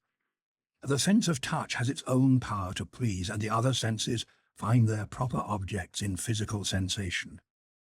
Worldly honour also has its own glory, and so do the powers to command and to overcome. And from these there springs up the desire for revenge. Yet in seeking these pleasures we must not depart from thee, O Lord, nor deviate from thy law. The life which we live here has its own peculiar attractiveness, because it has a certain measure of comeliness of its own, and a harmony with all these inferior values. The bond of human friendship has a sweetness of its own, binding many souls together as one. Yet because of these values, sin is committed, because we have an inordinate preference for these goods of a lower order, and neglect the better and the higher good, neglecting Thee, O our Lord God, and Thy truth and Thy law. For these inferior values have their delights, but not at all equal to my God, who hath made them all. For in him do the righteous delight, and upright in heart. When, therefore, we inquire why a crime was committed, we do not accept the explanation unless it appears that there was the desire to obtain some of these values which we designate inferior, or else a fear of losing them. For truly they are beautiful and comely, though in comparison with the superior and celestial goods they are abject and contemptible. A man has murdered another man. What was his motive? Either he desired his wife or his property, or else he would steal to support himself, or else he was afraid of losing something to him, or else, having been injured, he was burning to be revenged. Would a man commit murder without a motive, taking delight simply in the act of murder? Who would believe such a thing? Even for that savage and brutal man, Catiline, of whom it was said that he was gratuitously wicked and cruel, there is still a motive assigned to his deeds. Lest through idleness, he says, hand or heart should grow inactive. And to what purpose? Why, even this, that having once got possession of the city through his practice of his wicked ways, he might gain honours, empire, and wealth, and thus be exempt from the fear of the laws and from financial difficulties in supplying the needs of his family, and from the consciousness of his own wickedness. So it seems that even Catiline himself loved not his own villainies, but something else, and it was this that gave him the motive for his crimes. Chapter 6. What was it in you, O theft of mine, that I, poor wretch, doted on, you deed of darkness, in that 16th year of my age? Beautiful you were not, for you were a theft. But are you anything at all, so that I could analyze the case with you? Those pears that we stole were fair to the sight, because they were thy creation, O beauty beyond compare, O creator of all, O thou good God, God the highest good and my true good. Those pears were truly pleasant to the sight, but it was not for them that my miserable soul lusted, for I had an abundance of better pears. I stole those simply that I might steal, for, having stolen them, I threw them away. My sole gratification in them was my own sin, which I was pleased to enjoy, for if any one of these pears entered my mouth, the only good flavour it had was my sin in eating it. And now, O Lord my God, I ask what it was in that theft of mine that caused me such delight, for behold, it had no beauty of its own, certainly not the sort of beauty that exists in justice and wisdom, nor such as is in the mind, memory, senses, and the animal life of man, nor yet the kind that is the glory and beauty of the stars in their courses, nor the beauty of the earth or the sea, teeming with spawning life, replacing in birth that which dies and decays.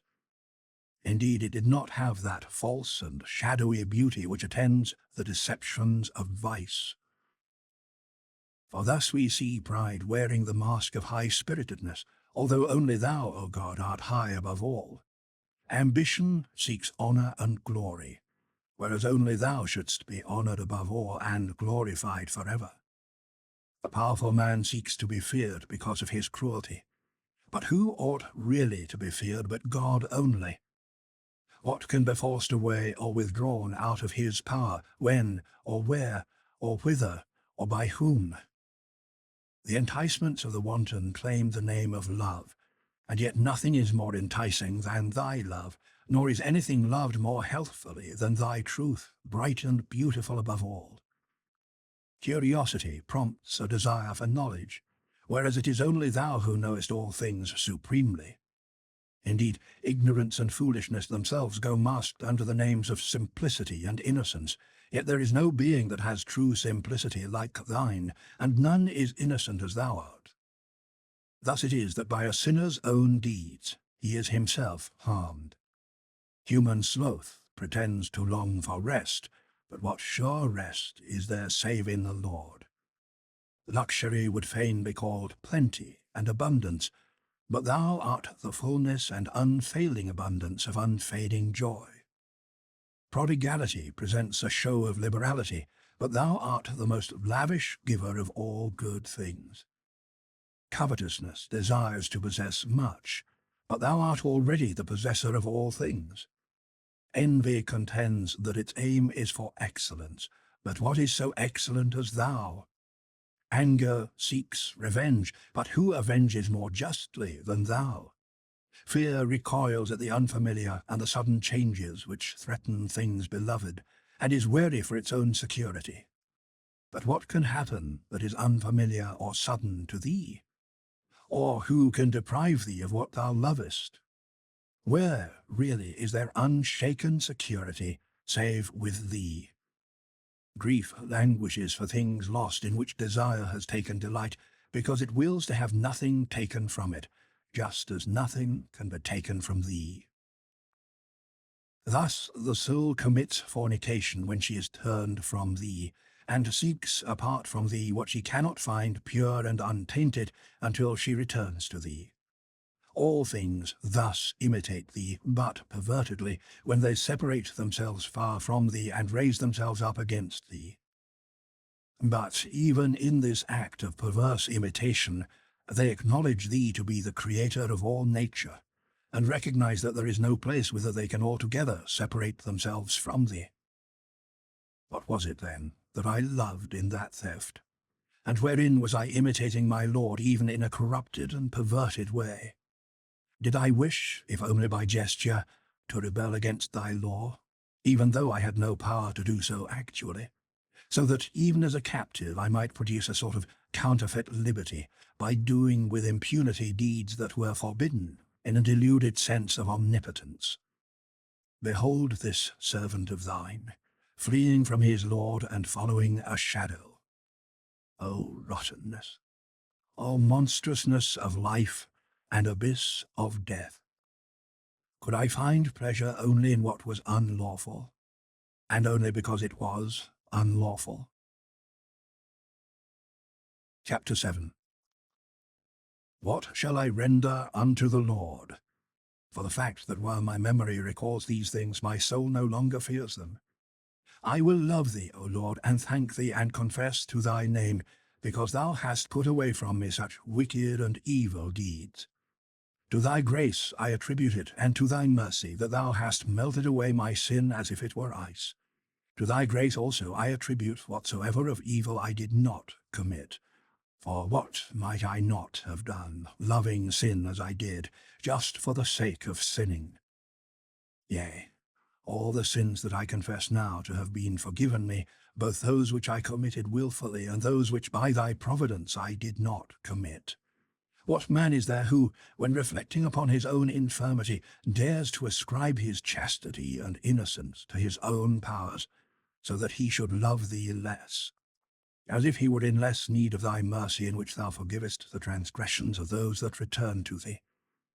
As for that man who, when called by thee, obeyed thy voice and shunned those things which he here reads of me as I recall and confess them of myself, let him not despise me.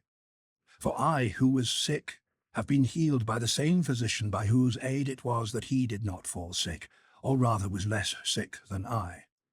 And for this let him love thee just as much, indeed all the more, since he sees me restored from such a great weakness of sin by the self-same Saviour by whom he sees himself preserved from such a weakness. Chapter 8. What profit did I, a wretched one, receive from those things which, when I remember them now, cause me shame? Above all from that theft which I loved only for the theft's sake. And as the theft itself was nothing, I was all the more wretched in that I loved it so. Yet by myself alone I would not have done it.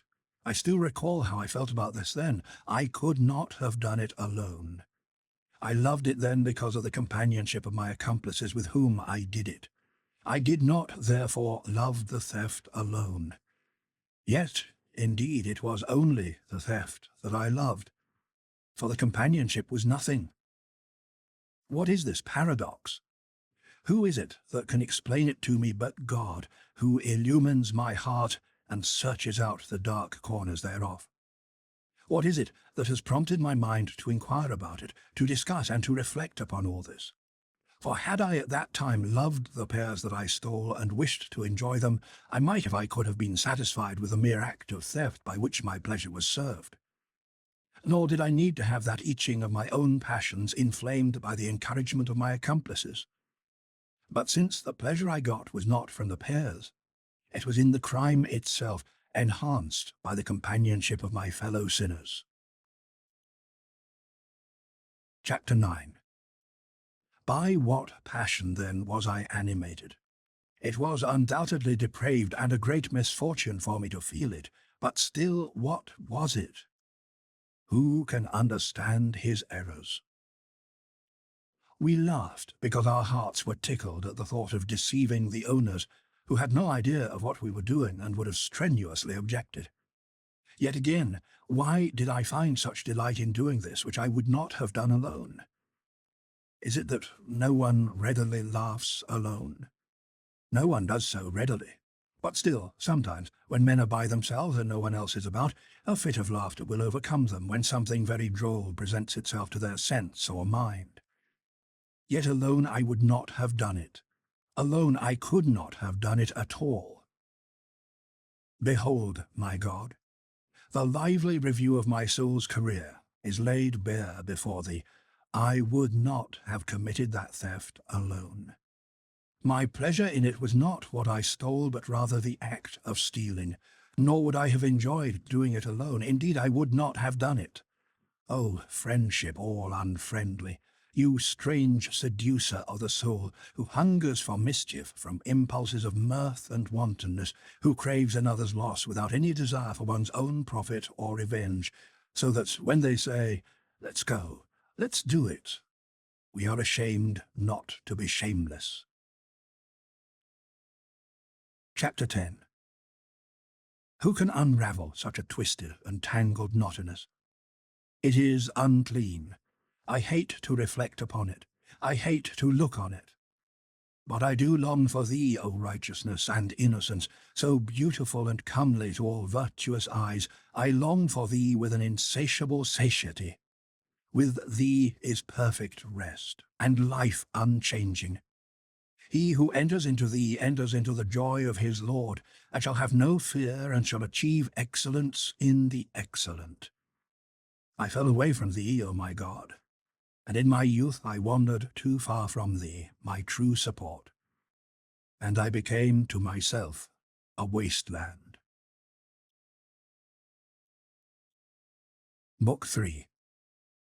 The story of his student days in Carthage, his discovery of Cicero's Hortensius, the enkindling of his philosophical interest, his infatuation with the Manichaean heresy, and his mother's dream, which foretold his eventual return to the true faith and to God.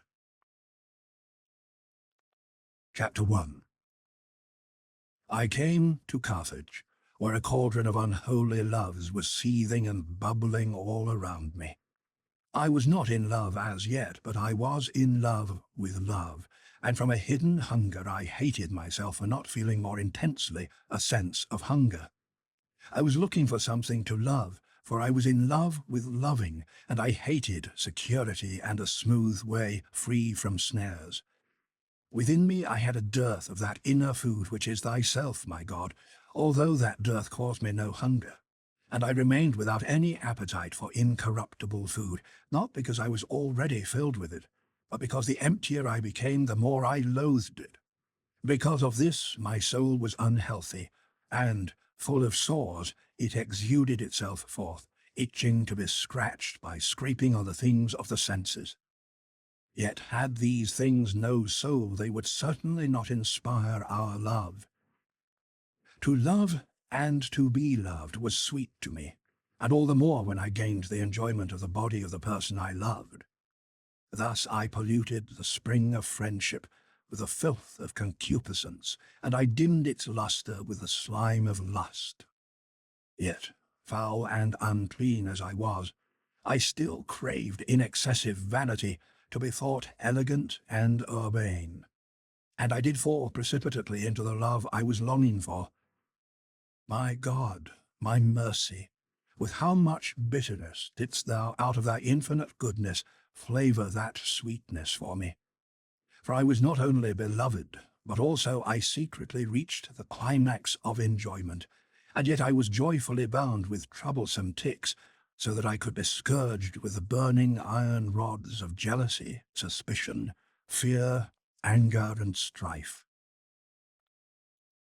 Chapter 2. Stage plays also captivated me, with their sights full of the images of my own miseries, fuel for my own fire. Now, why does a man like to be made sad by viewing doleful and tragic scenes which he himself could not by any means endure? Yet, as a spectator, he wishes to experience from them a sense of grief, and in this very sense of grief his pleasure consists. What is this but wretched madness? For a man is more affected by these actions the more he is spuriously involved in these affections. Now, if he should suffer them in his own person, it is the custom to call this misery. But when he suffers with another, then it is called compassion. But what kind of compassion is it that arises from viewing fictitious and unreal sufferings? The spectator is not expected to aid the sufferer, but merely to grieve for him. And the more he grieves, the more he applauds the actor of these fictions. If the misfortunes of the characters, whether historical or entirely imaginary, are represented so as not to touch the feelings of the spectator, he goes away disgusted and complaining. But if his feelings are deeply touched, he sits it out attentively, and sheds tears of joy. Tears and sorrow, then, are loved. Surely, every man desires to be joyful, and though no one is willingly miserable, one may, nevertheless, be pleased to be merciful, so that we love their sorrows, because without them we should have nothing to pity. This also springs from that same vein of friendship. But whither does it go? Whither does it flow? Why does it run into that torrent of pitch which seethes forth those huge tides of loathsome lusts, in which it is changed and altered past recognition, being diverted and corrupted from its celestial purity by its own will? Shall, then, compassion be repudiated? By no means. Let us, however, love the sorrows of others, but let us beware of uncleanness, O my soul, under the protection of my God, the God of our fathers, who is to be praised and exalted. Let us beware of uncleanness. I have not yet ceased to have compassion. But in those days, in the theatres, I sympathized with lovers when they sinfully enjoyed one another, although this was done fictitiously in the play. And when they lost one another, I grieved with them, as if pitying them, and yet had delight in both grief and pity. Nowadays I feel much more pity for one who delights in his wickedness than for one who counts himself unfortunate because he fails to obtain some harmful pleasure or suffers the loss of some miserable felicity. This, surely, is the truer compassion. But the sorrow I feel in it has no delight for me. For although he that grieves with the unhappy should be commended for his work of love, yet he who has the power of real compassion would still prefer that there be nothing for him to grieve about. For if good will were to be ill will, which it cannot be, only then could he who is truly and sincerely compassionate wish that there were some unhappy people so that he might commiserate them. Some grief may then be justified, but none of it loved. Thus it is that thou dost act, O Lord God, for thou lovest souls far more purely than we do, and art more incorruptibly compassionate, although thou art never wounded by any sorrow. Now, who is sufficient for these things? But at that time, in my wretchedness, I loved to grieve, and I sought for things to grieve about. In another man's misery, even though it was feigned and impersonated on the stage. That performance of the actor pleased me best and attracted me most powerfully, which moved me to tears. What marvel, then, was it that an unhappy sheep, straying from thy flock and impatient of thy care, I became infected with a foul disease? This is the reason for my love of griefs, that they would not probe into me too deeply. For I did not love to suffer in myself such things as I loved to look at. And they were the sort of grief which came from hearing those fictions which affected only the surface of my emotion. Still, just as if they had been their scratching was followed by inflammation, swelling, putrefaction, and corruption. Such was my life. But was it life, O my God? Chapter 3. And still thy faithful mercy hovered over me from afar. In what unseemly iniquities did I wear myself out, following a sacrilegious curiosity, which, having deserted thee, then began to drag me down into the treacherous abyss, into the beguiling obedience of devils, to whom I made offerings of my wicked deeds. And still in all this thou didst not fail to scourge me. I dared, even while thy solemn rites were being celebrated inside the walls of thy church, to desire and to plan a project which merited death as its fruit. For this thou didst chastise me with grievous punishments, but nothing in comparison with my fault, O thou my greatest mercy, my God, my refuge from those terrible dangers in which I wandered with stiff neck, receding farther from thee, loving my own ways and not thine, loving a vagrant liberty. Those studies I was then pursuing, generally accounted as respectable, were aimed at distinction in the courts of law, to excel in which the more crafty I was, the more I should be praised. Such is the blindness of men that they even glory in their blindness. And by this time I had become a master in the school of rhetoric, and I rejoiced proudly in this honour and became inflated with arrogance. Still I was relatively sedate, O Lord, as thou knowest, and had no share in the wreckings of the wreckers, for this stupid and diabolical name was regarded as the very badge of gallantry, among whom I lived with a sort of ashamed embarrassment that I was not even as they were. But I lived with them, and at times I was delighted with their friendship, even when I abhorred their acts, that is, their wrecking, in which they insolently attacked the modesty of strangers, tormenting them by uncalled-for jeers, gratifying their mischievous mirth. Nothing could more nearly resemble the actions of devils than these fellows.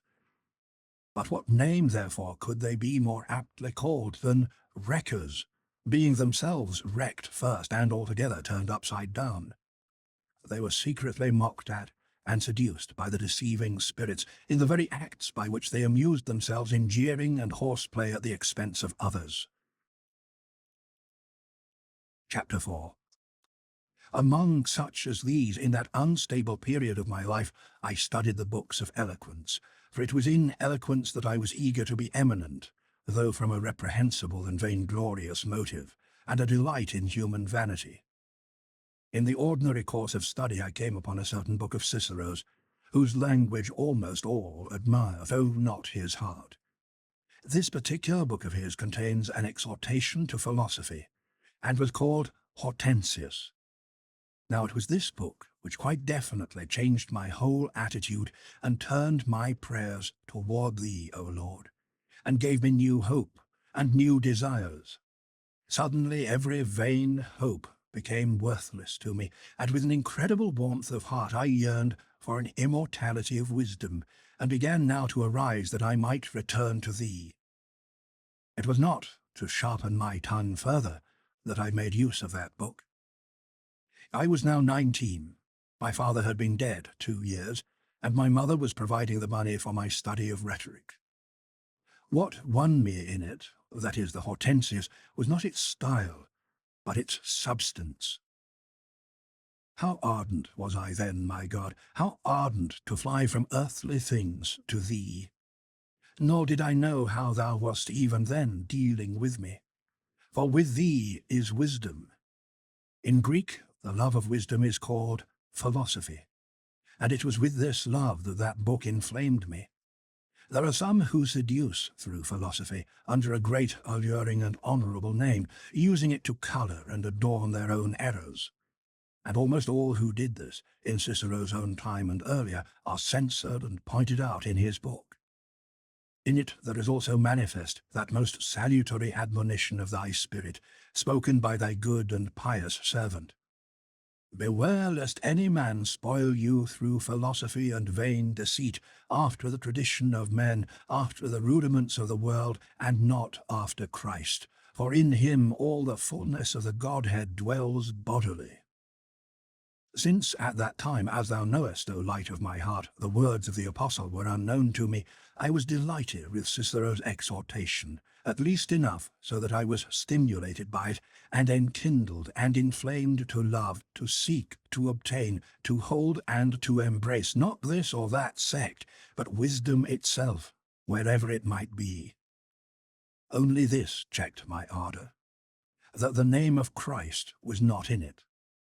For this name by thy mercy, O Lord, this name of my Saviour thy Son, my tender heart had piously drunk in, deeply treasured even with my mother's milk.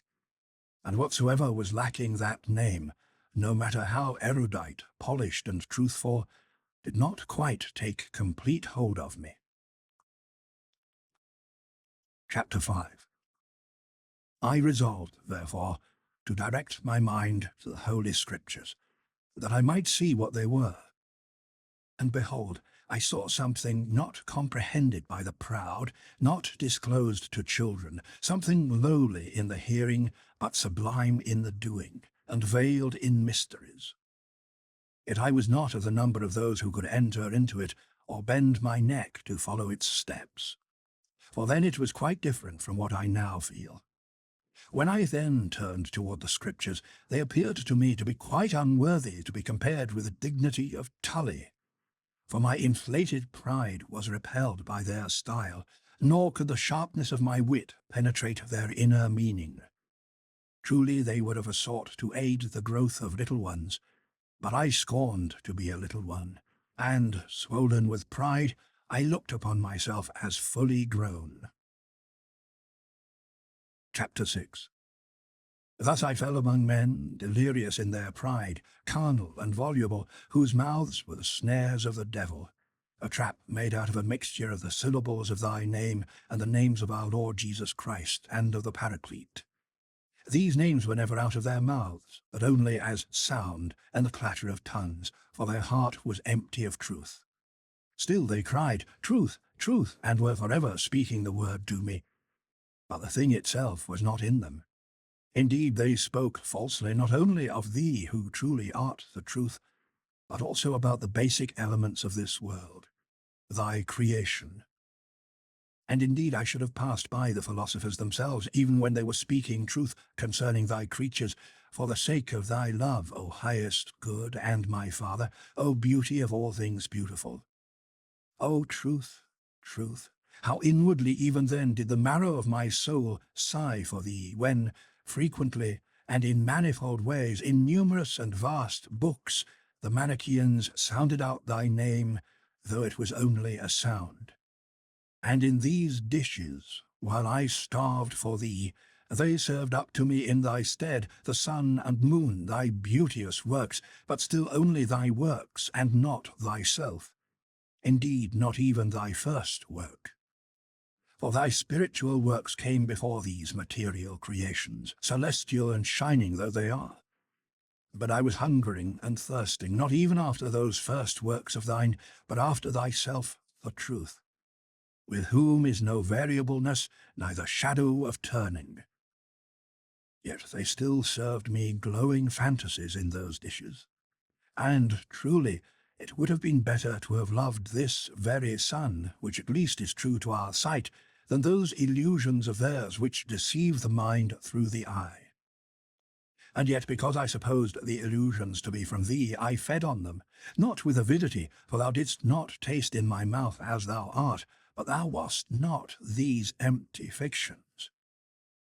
Neither was I nourished by them, but was instead exhausted. Food in dreams appears like our food awake, yet the sleepers are not nourished by it, for they are asleep. But the fantasies of the Manichaeans were not in any way like thee, as thou hast spoken to me now. They were simple, fantastic, and false. In comparison to them, the actual bodies which we see with our fleshless sight, both celestial and terrestrial, are far more certain. These true bodies even the beasts and birds perceive as well as we do, and they are more certain than the images we form about them. And again, we do with more certainty form our conceptions about them than from them we go on by means of them to imagine other, and with such empty husks was I then fed, and yet was not fed. But thou, my love, for whom I longed in order that I might be strong, neither art those bodies that we see in heaven, nor art thou those which we do not see there, for thou hast created them all, and yet thou reckonest them not among thy greatest works. How far, then, art thou from those fantasies of mine, fantasies of bodies which have no real being at all? The images of those bodies which actually exist are far more certain than these fantasies. The bodies themselves are more certain than the images, yet even these thou art not. Thou art not even the soul, which is the life of bodies, and, clearly, the life of the body is better than the body itself. But thou art the life of souls, life of lives, having life in thyself and never changing, O life of my soul. Where then wast thou, and how far from me? Far indeed was I wandering away from thee, being barred even from the husks of those swine whom I fed with husks. For how much better were the fables of the grammarians and poets than these snares of the Manichaeans? For verses and poems and the flying Medea are still more profitable truly than these men's 5 elements, with their various colours answering to the 5 caves of darkness, none of which exist, and yet in which they slay the one who believes in them. For verses and poems I can turn into food for the mind, for though I sang about the flying Medea, I never believed it.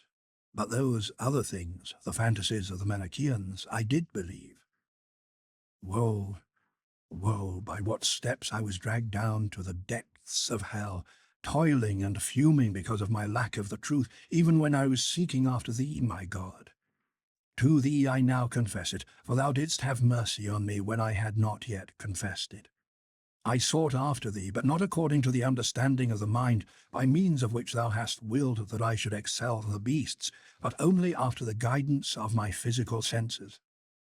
Thou wast more inward to me than the most inward part of me, and higher than my highest reach. I came upon that brazen woman, devoid of prudence, who, in Solomon's obscure parable, sits at the door of the house on a seat and says, "Stolen waters are sweet, and bread eaten in secret is pleasant." This woman seduced me, because she found my soul outside its own door, dwelling on the sensations of my flesh, and ruminating on such food as I had swallowed through these physical senses. Chapter 7. For I was ignorant of that other reality, true being. And so it was that I was subtly persuaded to agree with these foolish deceivers when they put their questions to me.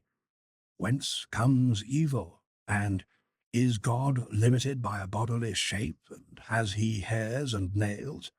And are those patriarchs to be esteemed righteous who had many wives at one time, and who killed men and who sacrificed living creatures? In my ignorance, I was much disturbed over these things, and though I was retreating from the truth, I appeared to myself to be going toward it, because I did not yet know that evil was nothing but a privation of good, that indeed it has no being.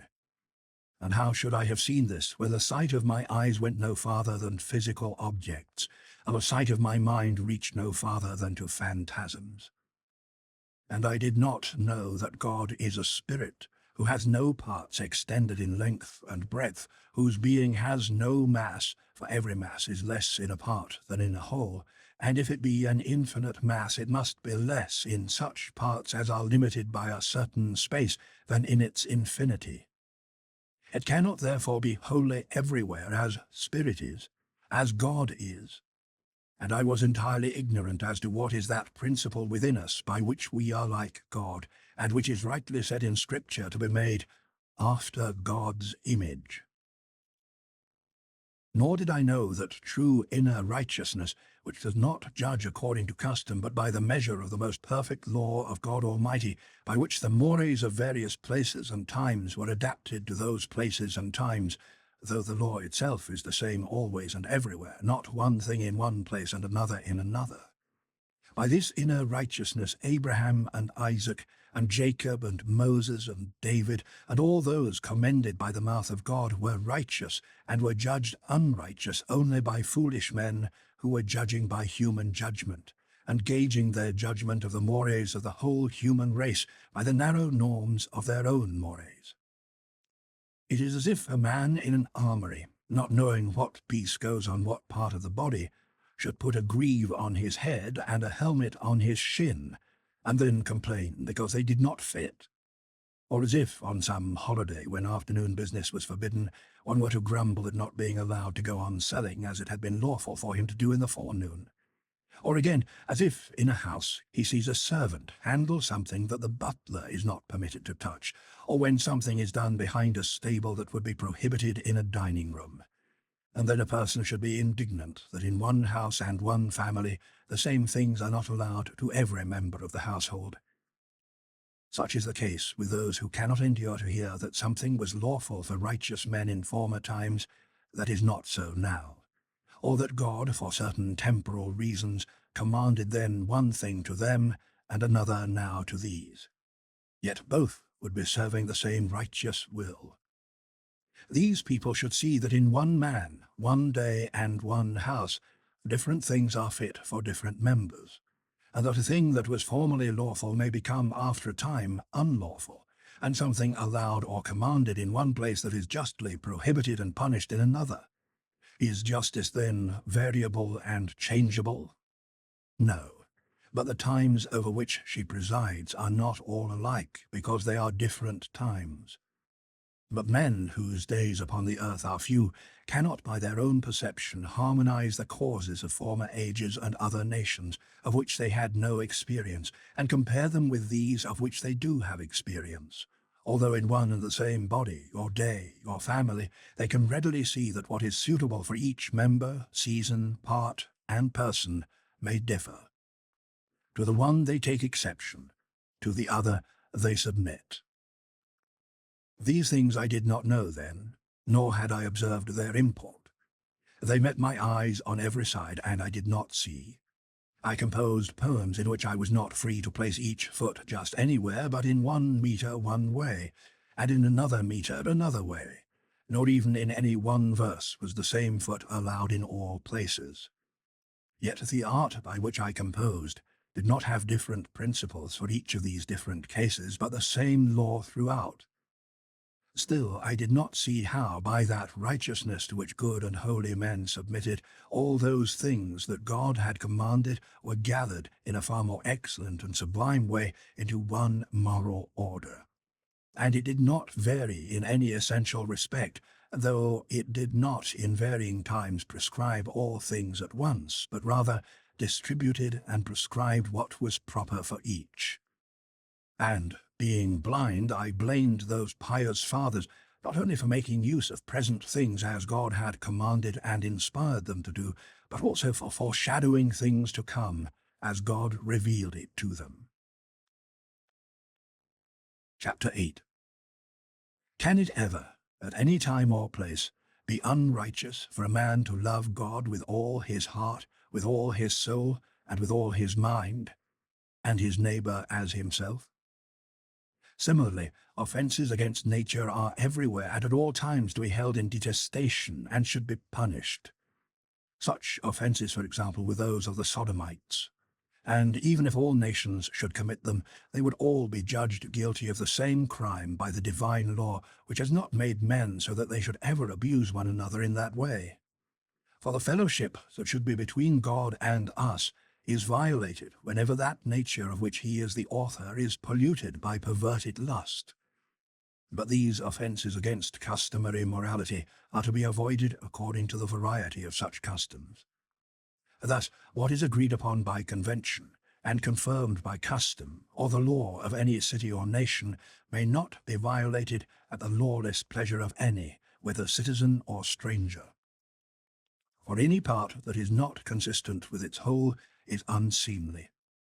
Nevertheless, when God commands anything contrary to the customs or compacts of any nation, even though it were never done by them before, it is to be done. And if it has been interrupted, it is to be restored. And if it has never been established, it is to be established. For it is lawful for a king in the state over which he reigns to anyone before him has commanded. And if it cannot be held to be inimical to the public interest to obey him, and in truth it would be inimical if he were not obeyed, since obedience to princes is a general compact of human society, how much more then ought we unhesitatingly to obey God, the governor of all his creatures? For just as among the authorities in human society the greater authority is obeyed by the lesser, so also must God be above all. This applies as well to deeds of violence, where there is a real desire to harm another, either by humiliating treatment or by injury. Either of these may be done for reasons of revenge, as one enemy against another, or in order to obtain some advantage over another, as in the case of the highwayman and the traveller, else they may be done in order to avoid some other evil, as in the case of one who fears another, or through envy, as, for example, an unfortunate man harming a happy one just because he is happy. Or they may be done by a prosperous man against someone whom he fears will become equal to himself, or whose equality he resents. They may even be done for the mere pleasure in another man's pain, as the spectators of gladiatorial shows, or the people who deride and mock at others. These are the major forms of iniquity that spring out of the lust of the flesh, and of the eye, and of power. Sometimes there is just one, sometimes two together, sometimes all of them at once.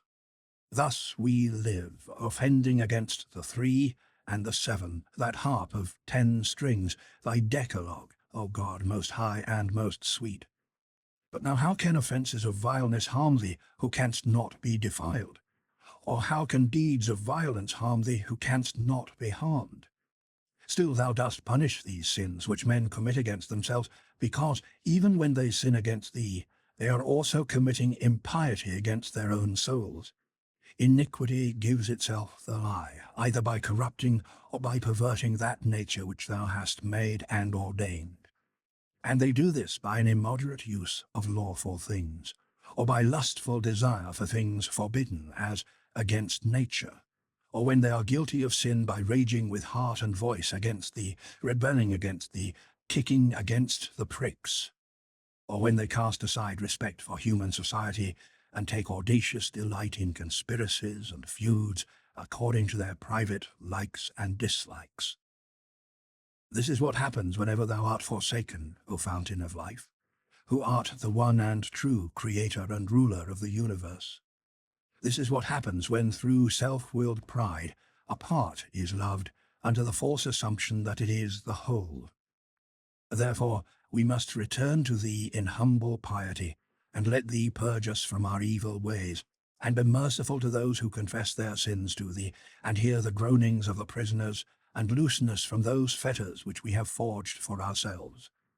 This thou wilt do, provided we do not raise up against thee the arrogance of a false freedom, for thus we lose all through craving more, by loving our own good more than thee, the common good of all. Chapter 9. But among all these vices and crimes and manifold iniquities, there are also the sins that are committed by men who are, on the whole, making progress toward the good. When these are judged rightly and after the rule of perfection, the sins are censored, but the men are to be commended because they show the hope of bearing fruit, like the green shoot of the growing corn. And there are some deeds that resemble vice and crime, and yet are not sin, because they offend neither thee, our Lord God, nor social custom. For example, when suitable reserves for hard times are provided, we cannot judge that this is done merely from a hoarding impulse. Or again, when acts are punished by constituted authority for the sake of correction, we cannot judge that they are done merely out of a desire to inflict pain.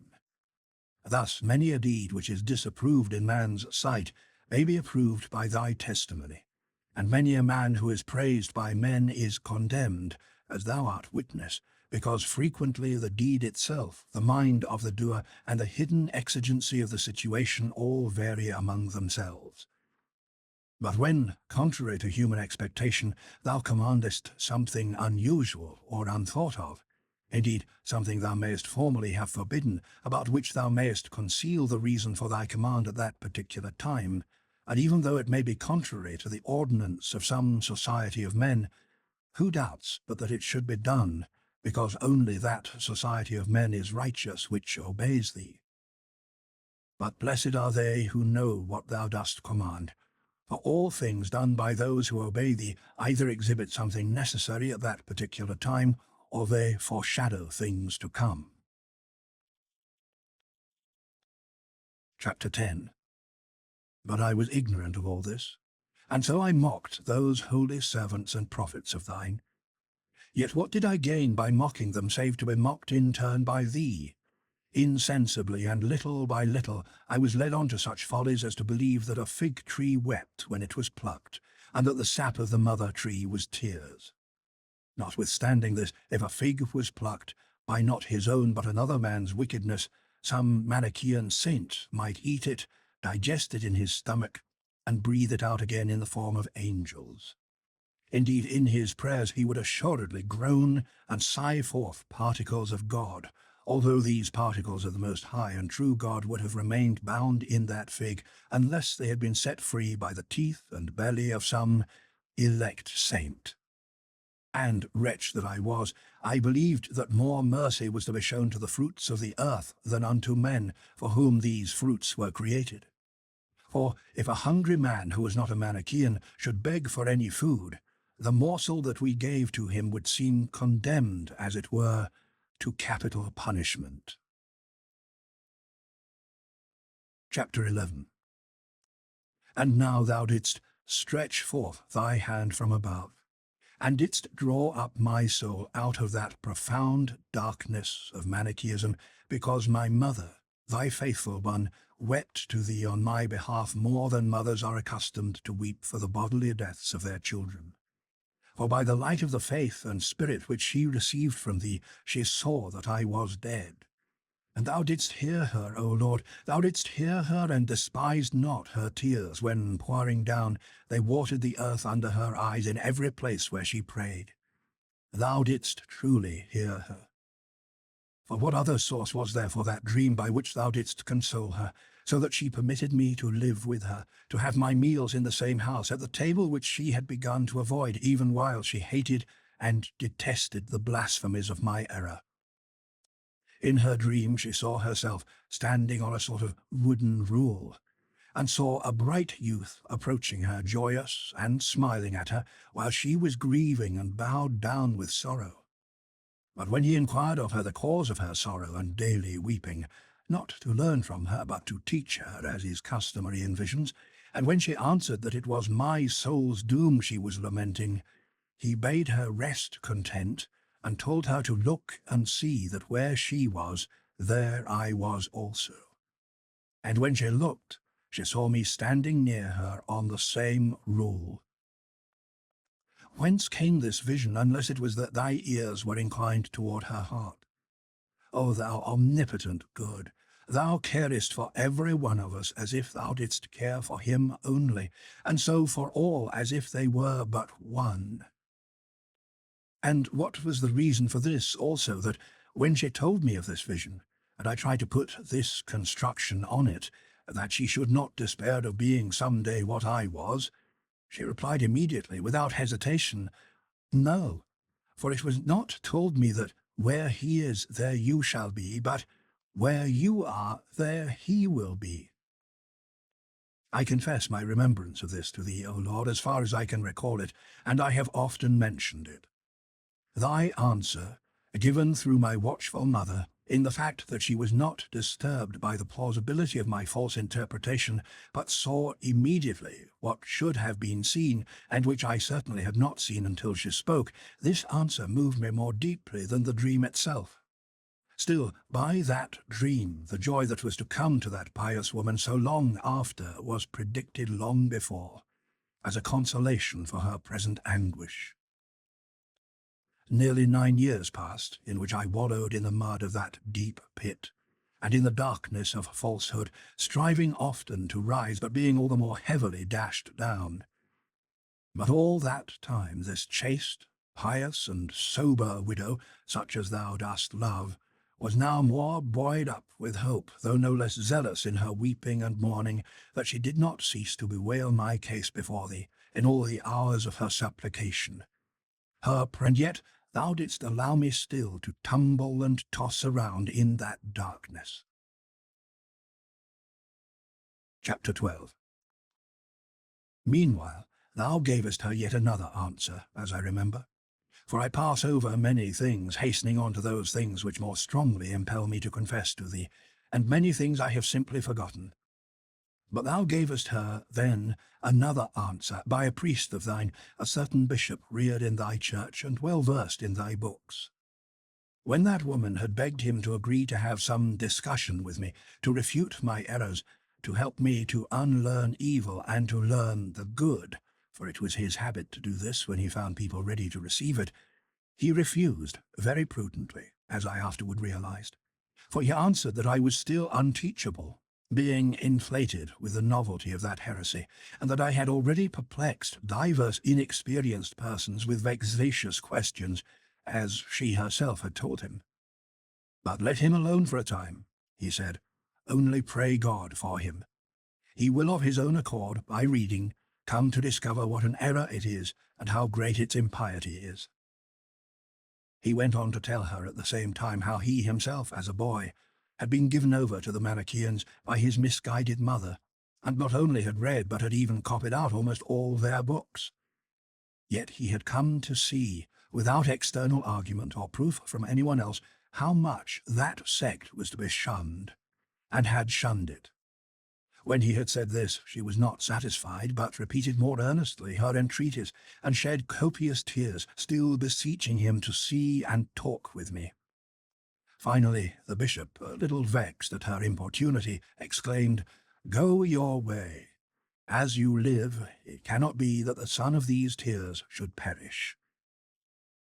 As she often told me afterward, she accepted this answer as though it were a voice from heaven. Book 4. This is the story of his years among the Manichaeans. It includes the account of his teaching at Tagaste, his taking a mistress, the attractions of astrology, the poignant loss of a friend which leads to a searching analysis of grief and transience. It reports on his first book, De Pulchro et Apto, and his introduction to Aristotle's Categories and other books of philosophy and theology which he mastered with great ease and little profit. Chapter 1. During this period of 9 years, from my 19th year to my 28th, I went astray and led others astray. I was deceived and deceived others in varied lustful projects, sometimes publicly by the teaching of what men style the liberal arts, sometimes secretly under the false guise of religion. In the one I was proud of myself, in the other superstitious. In all, vain. In my public life I was striving after the emptiness of popular fame, going so far as to seek theatrical applause, entering poetic contests, striving for the straw garlands and the vanity of theatricals and intemperate desires. In my private life I was seeking to be purged from these corruptions of ours by carrying food to those who were called elect and holy, which in the laboratory of their stomachs they should make into angels and gods for us, and by them we might be set free. These projects I followed out and practiced with my friends, who were both deceived with me and by me. Let the proud laugh at me, and those who have not yet been savingly cast down and stricken by thee, O my God. Nevertheless, I would confess to thee my shame to thy glory. Bear with me, I beseech thee, and give me the grace to retrace in my present memory the devious ways of my past errors, and thus be able to offer to thee the sacrifice of thanksgiving. For what am I to myself without thee but a guide to my own downfall? Or what am I, even at the best, but one suckled on thy milk and feeding on thee, O food that never perishes? What indeed is any man, seeing that he is but a man? Therefore let the strong and the mighty laugh at us, but let us who are poor and needy confess to thee. Chapter 2. During those years I taught the art of rhetoric. Conquered by the desire for gain, I offered for sale speaking skills with which to conquer others. And yet, O Lord, thou knowest that I really preferred to have honest scholars, or what were esteemed as such, and, without tricks of speech, I taught these scholars the tricks of speech, not to be used against the life of the innocent, but sometimes to save the life of a guilty man. And thou, O God, didst see me from afar, stumbling on that slippery path and sending out some flashes of fidelity amid much smoke, guiding those who loved vanity and sought after lying, being myself their companion. In those years I had a mistress, to whom I was not joined in lawful marriage. She was a woman I had discovered in my wayward passion, void as it was of understanding. Yet she was the only one, and I remained faithful to her, and with her I discovered by my own experience what a great difference there is between the restraint of the marriage bond contracted with a view to having children, and the compact of a lustful love, where children are born against the parents' will, although once they are born they compel our love. I remember too that when I decided to compete for a theatrical prize, some magician, I do not remember him now, asked me what I would give him to be certain to win. But I detested and abominated such filthy mysteries, and answered that even if the garland was of imperishable gold, I would still not permit a fly to be killed to win it for me. For he would have slain certain living creatures in his sacrifices, and by those honours would have invited the devils to help me. This evil thing I refused, but not out of a pure love of thee, O God of my heart, for I knew not how to love thee, because I knew not how to conceive of anything beyond corporeal splendours. And does not a soul, sighing after such idle fictions, commit fornication against thee, trust in false things, and feed on the winds? But still I would not have sacrifices offered to devils on my behalf, though I was myself still offering them sacrifices of a sort, by my own Manichaean superstition. For what else is it to feed on the winds, but to feed on the devils, that is, in our wanderings, to become their sport and mockery?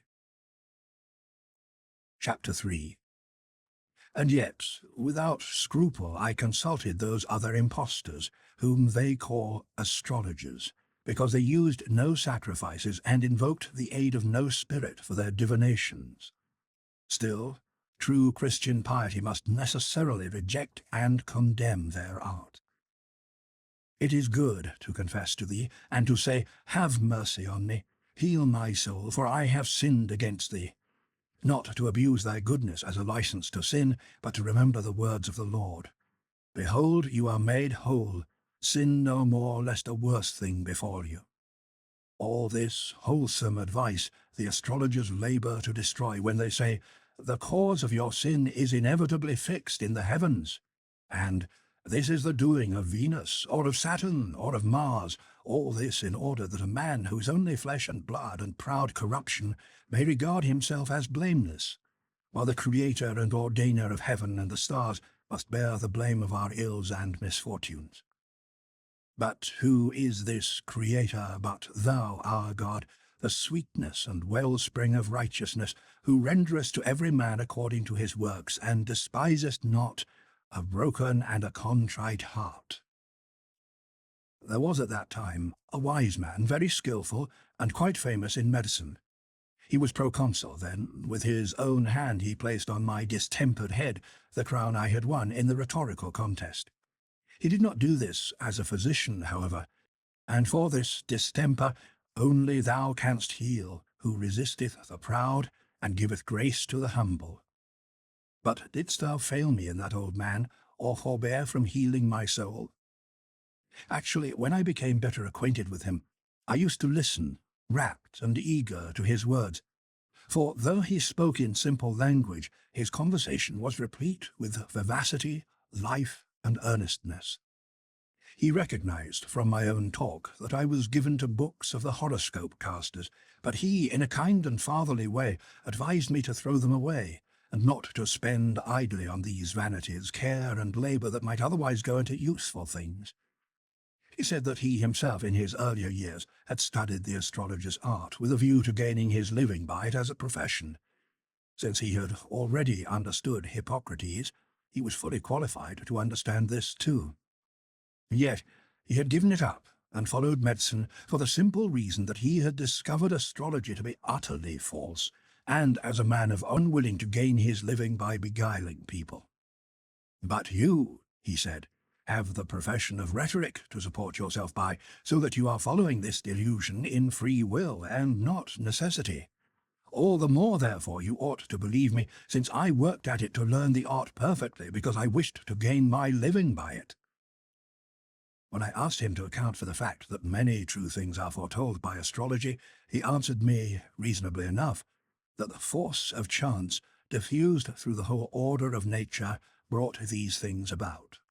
For when a man, by accident, opens the leaves of some poet, who sang and intended something far different, a verse oftentimes turns out to be wondrously apposite to the reader's present business. It is not to be wondered at, he continued, if out of the human mind, by some higher instinct which does not know what goes on within itself, an answer should be arrived at by chance and not art, which would fit both the business and the action of the inquirer. And thus, truly, either by him or through him, thou wast looking after me, and thou didst fix all this in my memory, so that afterward I might search it out for myself.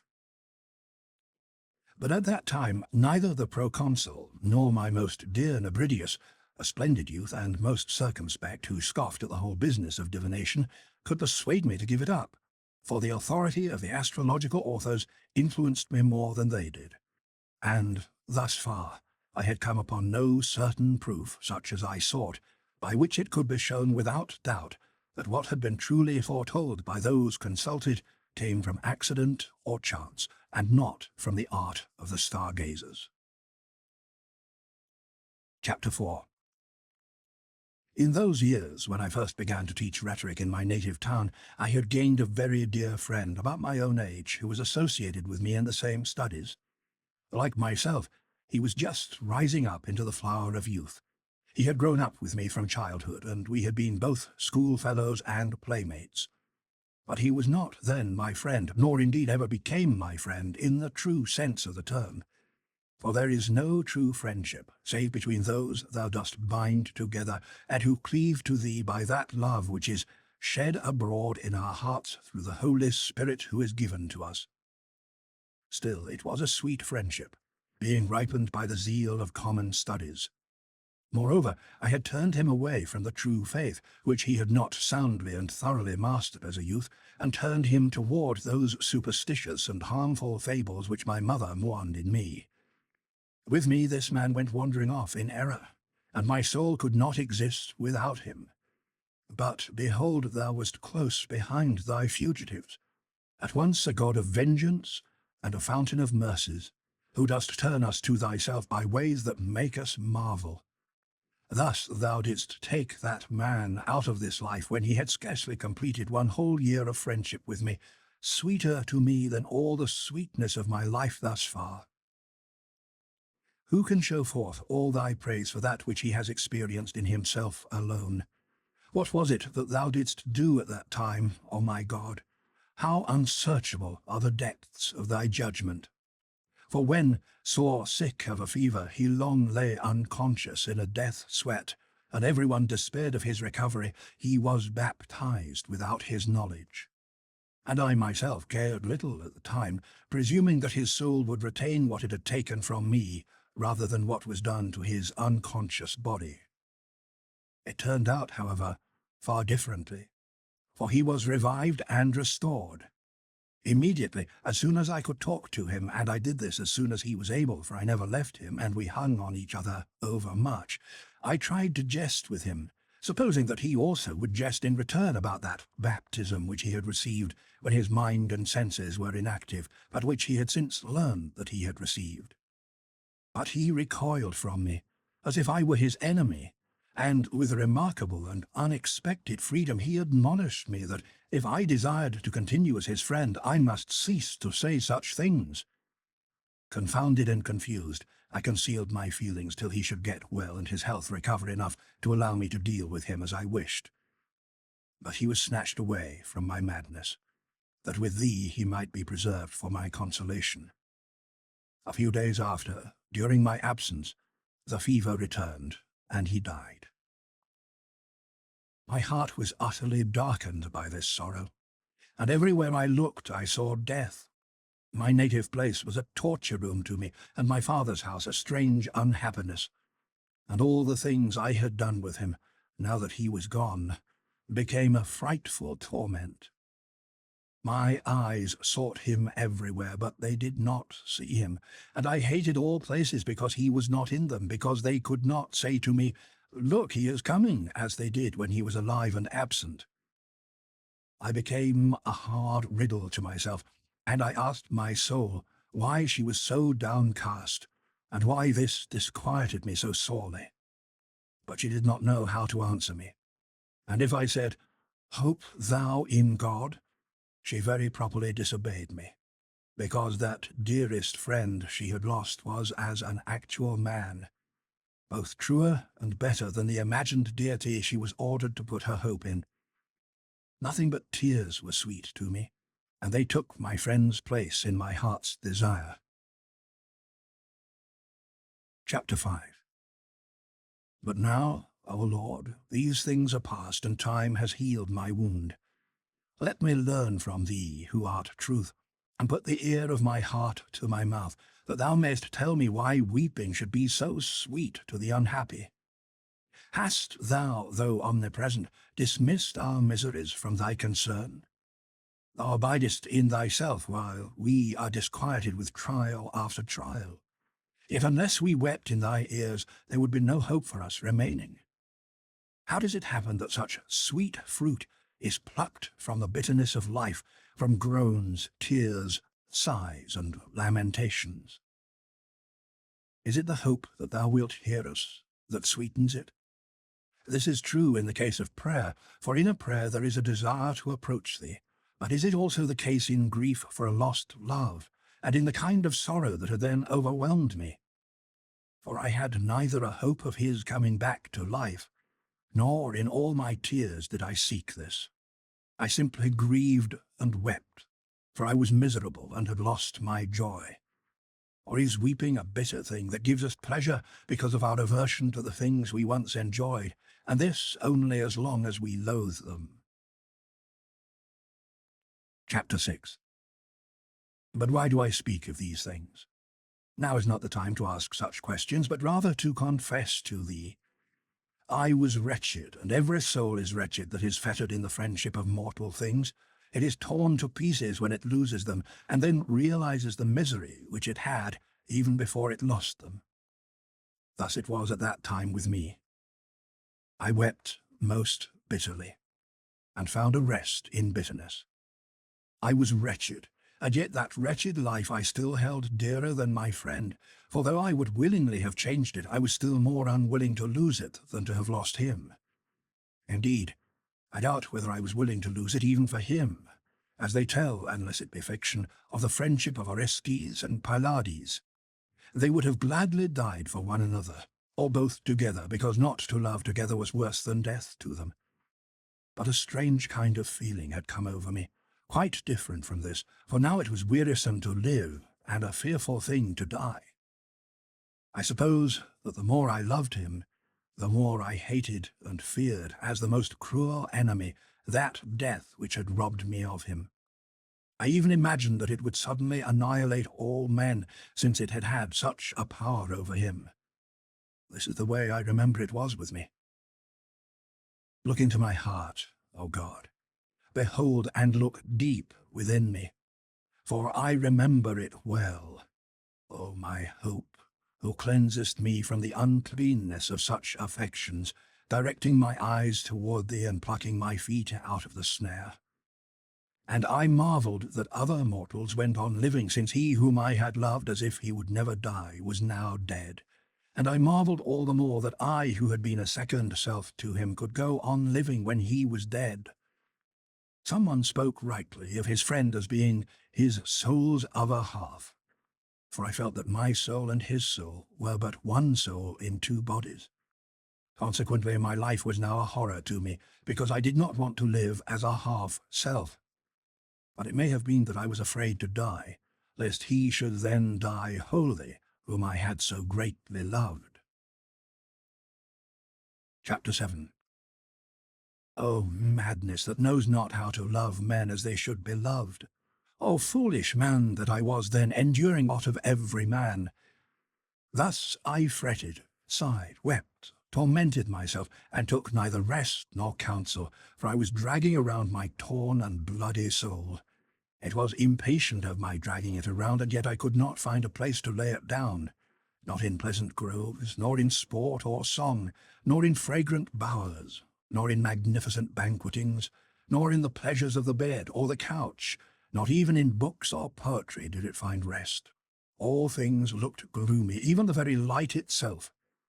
Whatsoever was not what he was now repulsive and hateful, except my groans and tears, for in those alone I found a little rest.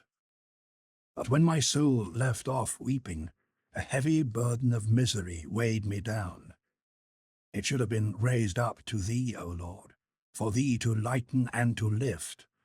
This I knew, but I was neither willing nor able to do, especially since in my thoughts of thee thou wast not thyself, but only an empty phantasm. Thus my error was my God. If I tried to cast off my burden on this phantasm, that it might find rest there, it sank through the vacuum and came rushing down again upon me. Thus I remained to myself an unhappy lodging, where I could neither stay nor leave.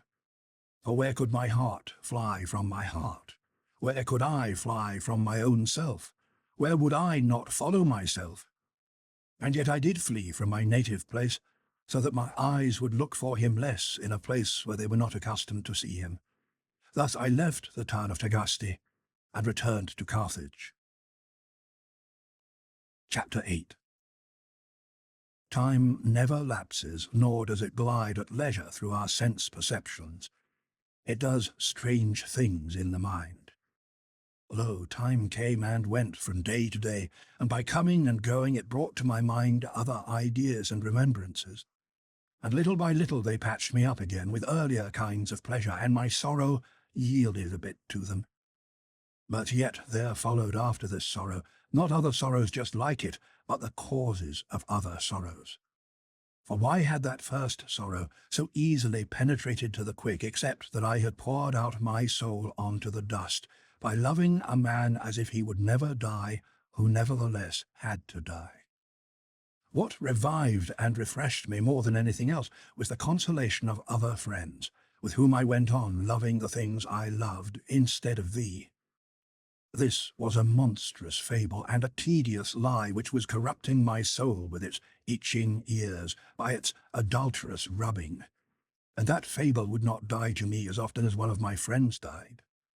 And there were other things in our companionship that took strong hold of my mind, to discourse and jest with him, to indulge in courteous exchanges, to read pleasant books together, to trifle together, to be earnest together, to differ at times without ill humour, as a man might do with himself, and even through these infrequent dissensions to find zest in our more frequent agreements, sometimes teaching, sometimes being taught, longing for someone absent with impatience, and welcoming the homecomer with joy. These and similar tokens of friendship, which spring spontaneously from the hearts of those who love and are loved in return, in countenance, tongue, eyes, and 1,000 ingratiating gestures, were all so much fuel to melt our souls together, and out of the many made us one. Chapter 9. This is what we love in our friends, and we love it so much that a man's conscience accuses itself if he does not love one who loves him, or respond in love to love, seeking nothing from the other but the evidences of his love. This is the source of our moaning when one dies, the gloom of sorrow, the steeping of the heart in tears, all sweetness turned to bitterness, and the feeling of death in the living, because of the loss of the life of the dying. Blessed is he who loves thee, and who loves his friend in thee, and his enemy also for thy sake, for he alone loses none dear to him, if all are dear in him who cannot be lost. And who is this but our God, the God that created heaven and earth, and filled them because he created them by filling them up? None loses thee but he who leaves thee, and he who leaves thee, where does he go? Or where can he flee but from thee well pleased, to thee offended? For where does he not find thy law fulfilled in his own punishment? Thy law is the truth, and thou art truth. Chapter 10. Turn us again, O Lord God of hosts. Cause thy face to shine, and we shall be saved. For wherever the soul of man turns itself, unless toward thee, it is enmeshed in sorrows, even though it is surrounded by beautiful things outside thee and outside itself. For lovely things would simply not be unless they were from thee. They come to be and they pass away, and by coming they begin to be, and they grow toward perfection. Then, when perfect, they begin to wax old and perish, and if all do not wax old, still all perish. Therefore, when they rise and grow toward being, the more rapidly they grow to maturity, so also the more rapidly they hasten back toward non-being. This is the way of things. This is the lot thou hast given them, because they are part of things which do not all exist at the same time, but by passing away and succeeding each other, they all make up the universe, of which they are all parts. For example, our speech is accomplished by sounds which signify meanings, but a meaning is not complete unless one word passes away when it has sounded its part, so that the next may follow after it. Let my soul praise thee in all these things, O God, the Creator of all. But let not my soul be stuck to these things by the glue of love through the senses of the body, for they go where they were meant to go, that they may exist no longer. And they rend the soul with pestilent desires, because she longs to be, and yet loves to rest secure in the created things she loves. But in these things there is no resting place to be found. They do not abide. They flee away. And who is he who can follow them with his physical senses, or who can grasp them even when they are present? For our physical sense is slow, because it is a physical sense, and bears its own limitations in itself. The physical sense is quite sufficient for what it was made to do, but it is not sufficient to stay things from running their courses from the beginning appointed to the end appointed. For in thy word by which they were created, they hear their appointed bound. From there to here. Chapter 11. Be not foolish, O my soul, and do not let the tumult of your vanity deafen the ear of your heart. Be attentive. The word itself calls you to return, and with him is a place of unperturbed rest, where love is not forsaken unless it first forsakes. Behold, these things pass away, that others may come to be in their place. Thus even this lowest level of unity may be made complete in all its parts. But do I ever pass away? Asks the word of God. Fix your habitation in him. O my soul, commit whatsoever you have to him, for at long last you are now becoming tired of deceit. Commit to truth whatever you have received from the truth, and you will lose nothing. What is decayed will flourish again. Your diseases will be healed. Your perishable parts shall be reshaped and renovated and made whole again in you. And these perishable things will not carry you with them down to where they go when they perish, but shall stand and abide, and you with them before God, who abides and continues forever. Why then, my perverse soul, do you go on following your flesh? Instead, let it be converted so as to follow you. Whatever you feel through it is but partial. You do not know the whole, of which sensations are but parts, and yet the parts delight you. But if my physical senses have been able to comprehend the whole, and had not as a part of their punishment received only a portion of the whole as their own province, you would then desire that whatever exists in the present time should also pass away, so that the whole might please you more. For what we speak you also hear through physical sensation, and yet you would not wish that the syllables should remain. Instead, you wish them to fly past, so that others may follow them, and the whole be heard. Thus it is always that when any single thing is composed of many parts, which do not coexist simultaneously, far better than all this is He who made it all. He is our God, and He does not pass away, for there is nothing to take His place. Chapter 12. If physical objects please you, praise God for them, but turn back your love to their Creator, lest in those things which please you, you displease Him.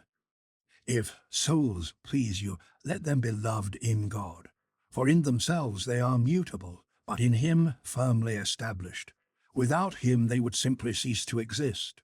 In Him then let them be loved, and bring along to Him with yourself as many souls as you can, and say to Him, let us love Him, for He Himself created all these, and He is not far away from them. For He did not create them, and then go away. They are of Him and in Him. Behold, there He is wherever truth is known. He is within the inmost heart, yet the heart has wandered away from Him. Return to your heart, O you transgressors, and hold fast to Him who made you. Stand with Him, and you shall stand fast. Rest in Him, and you shall be at rest. Where do you go along these rugged paths? Where are you going? The good that you love is from Him, and in so far as it is also for Him, it is both good and pleasant. But it will rightly be turned to bitterness if whatever comes from Him is not rightly loved, and if He is deserted for the love of the creature. Why then will you wander farther and farther in these difficult and toilsome ways? There is no rest where you seek it. Seek what you seek, but remember that it is not where you seek it. You seek for a blessed life in the land of death. It is not there. For how can there be a blessed life where life itself is not? But our very life came down to earth and bore our death, and slew it with the very abundance of His own life. And, thundering, He called us to return to Him into that secret place from which He came forth to us, coming first into the virginal womb, where the human creature, our mortal flesh, was joined to Him that it might not be forever mortal, and came as a bridegroom coming out of his chamber, rejoicing as a strong man to run a race. For He did not delay, but ran through the world, crying out by words, deeds, death, life, descent, ascension, crying aloud to us to return to Him. And He departed from our sight, that we might return to our hearts and find Him there. For He left us, and behold, He is here. He could not be with us long, yet He did not leave us. He went back to the place that He never left, for the world was made by Him. In this world He was, and into this world He came to save sinners. To Him my soul confesses, and He heals it, because it had sinned against Him. O sons of men, how long will you be so slow of heart? Even now, after life itself has come down to you, will you not ascend and live? But where will you climb, if you are already on a pinnacle and have set your mouth against the heavens? First, come down, that you may climb up to God. for you have fallen by trying to climb against him. Tell this to the souls you love, that they may weep in the valley of tears, and so bring them along with you to God, because it is by his Spirit that you speak thus to them, if, as you speak, you burn with the fire of love. Chapter 13. These things I did not understand at that time, and I loved those inferior beauties, and I was sinking down to the very depths, and I said to my friends, do we love anything but the beautiful? What then is the beautiful? And what is beauty? What is it that allures and unites us to the things we love? For unless there were a grace and beauty in them, they could not possibly attract us to them. And I reflected on this, and saw that in the objects themselves there is a kind of beauty which comes from their forming a whole, and another kind of beauty that comes from mutual fitness, as the harmony of one part of the body with its whole, or a shoe with a foot, and so on. And this idea sprang up in my mind out of my inmost heart, and I wrote some books, 2 or 3, I think, on the beautiful and the fitting. Thou knowest them, O Lord. They have escaped my memory. I no longer have them. Somehow they have been mislaid. Chapter 14. What was it, O Lord my God, that prompted me to dedicate these books to Hierius, an orator of Rome, a man I did not know by sight, but whom I loved for his reputation of learning, in which he was famous, and also for some words of his that I had heard which had pleased me. But he pleased me more because he pleased others, who gave him high praise, and expressed amazement that a Syrian, who had first studied Greek eloquence, should thereafter become so wonderful a Latin orator, and also so well versed in philosophy. Thus a man we have never seen is commended and loved. Does a love like this come into the heart of the hearer from the mouth of him who sings the other's praise? Not so. Instead, one catches the spark of love from one who loves. This is why we love one who is praised, when the eulogist is believed to give his praise from an unfeigned heart, that is, when he who loves him praises him. Thus it was that I loved men on the basis of other men's judgment, and not thine, O my God, in whom no man is deceived.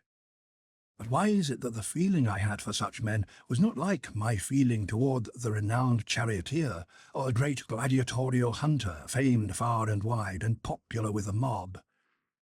Actually, I admired the orator in a different and more serious fashion, as I would myself desire to be admired.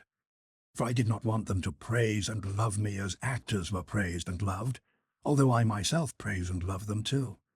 I would prefer being unknown than known in that way, or even being hated than loved that way. How are these various influences and diverse sorts of loves distributed within one soul?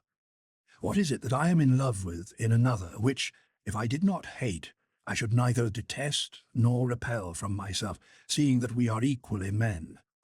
For it does not follow that because the good horse is admired by a man who would not be that horse, even if he could, the same kind of admiration should be given to an actor who shares our nature. Do I then love that in a man which I also, a man, would hate to be? Man is himself a great deep. Thou dost number his very hairs, O Lord, and they do not fall to the ground without thee, and yet the hairs of his head are more readily numbered than are his affections and the movements of his heart. But that orator whom I admired so much was the kind of man I wished myself to be. Thus I erred through a swelling pride, and was carried about with every wind. But through it all I was being piloted by thee, though most secretly. And how is it that I know, whence comes my confident confession to thee, that I loved him more because of the love of those who praised him than for the things they praised him in? Because if he had gone unpraised, and these same people had criticized him, and had spoken the same things of him in a tone of scorn and disapproval, I should never have been kindled and provoked to love him. And yet his qualities would not have been different, nor would he have been different himself, only the appraisals of the spectators. See where the helpless soul lies prostrate that is not yet sustained by the stability of truth. Just as the breezes of speech blow from the breast of the opinionated, so also the soul is tossed this way and that, driven forward and backward, and the light is obscured to it and the truth not seen. And yet there it is in front of us. And to me it was a great matter that both my literary work and my zest for learning should be known by that man. For if he approved them, I would be even more fond of him. But if he disapproved, this vain heart of mine, devoid of thy steadfastness, would have been offended. And so I meditated on the problem of the beautiful and the fitting, and dedicated my essay on it to him. I regarded it admiringly, though no one else joined me in doing so. Chapter 15. But I had not seen how the main point in these great issues concerning the nature of beauty lay really in thy craftsmanship, O omnipotent one, who alone doest great wonders. And so my mind ranged through the corporeal forms, and I defined and distinguished as beautiful that which, and as fit that which is beautiful in relation to some other thing. This argument I supported by corporeal examples, and I turned my attention to the nature of the mind. But the false opinions which I held concerning spiritual things prevented me from seeing the truth. Still, the very power of truth forced itself on my gaze, and I turned my throbbing soul away from incorporeal substance to qualities of line and colour and shape. And because I could not perceive these with my mind, I concluded that I could not perceive my mind.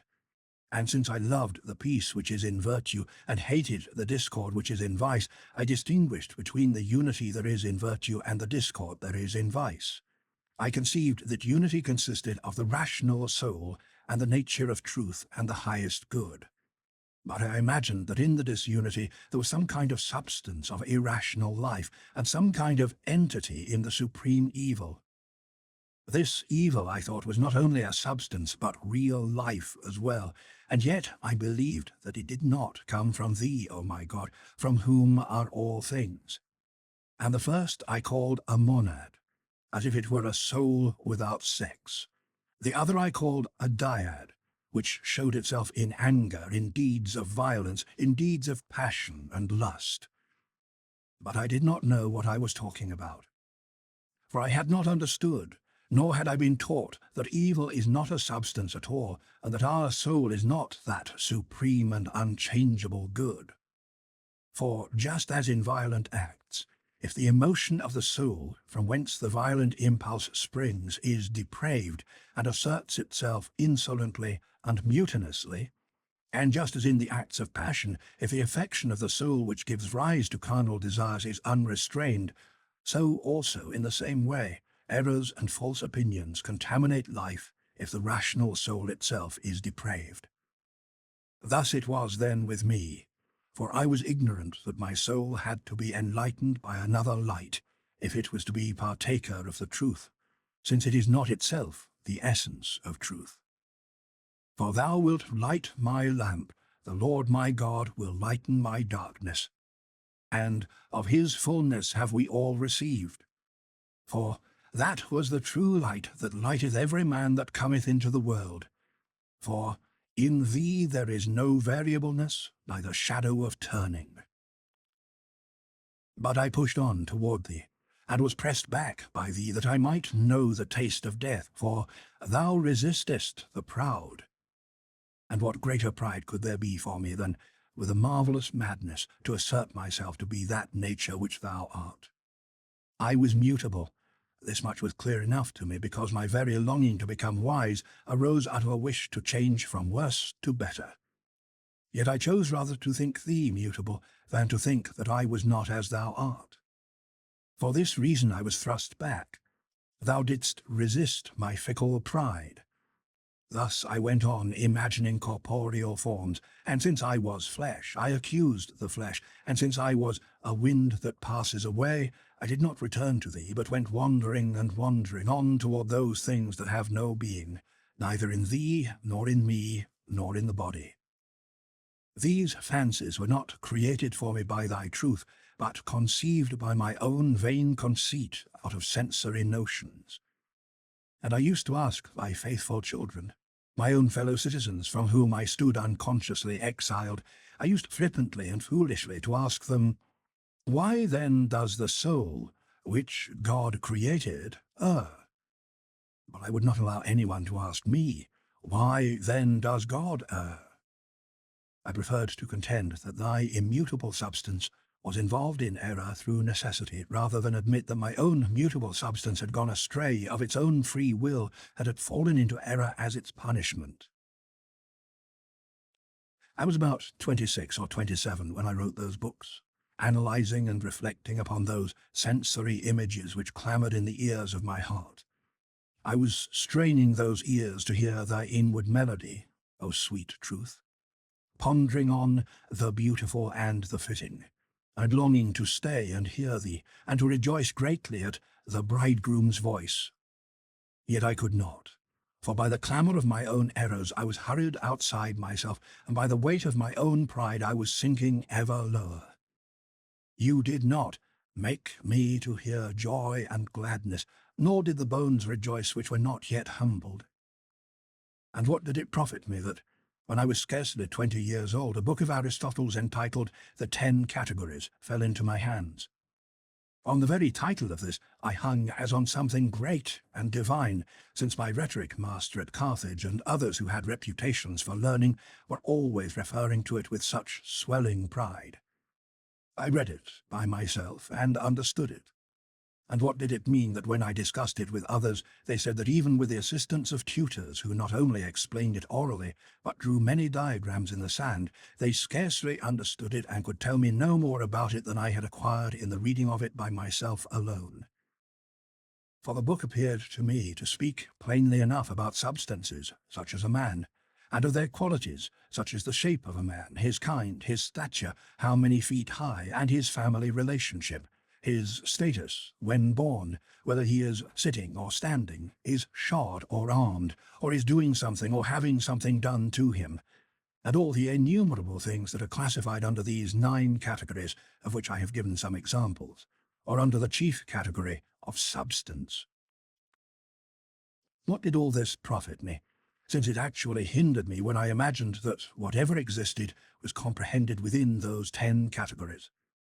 I tried to interpret them, O my God, so that even thy wonderful and unchangeable unity could be understood as subjected to thy own magnitude or beauty, as if they existed in thee as their subject, as they do in corporeal bodies, whereas thou art thyself thy own magnitude and beauty.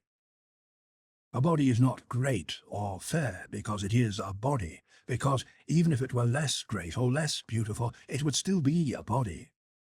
But my conception of thee was falsity, not truth. It was a figment of my own misery, not the stable ground of thy blessedness. For thou hadst commanded, and it was carried out in me, that the earth should bring forth briars and thorns for me, and that with heavy labour I should gain my bread.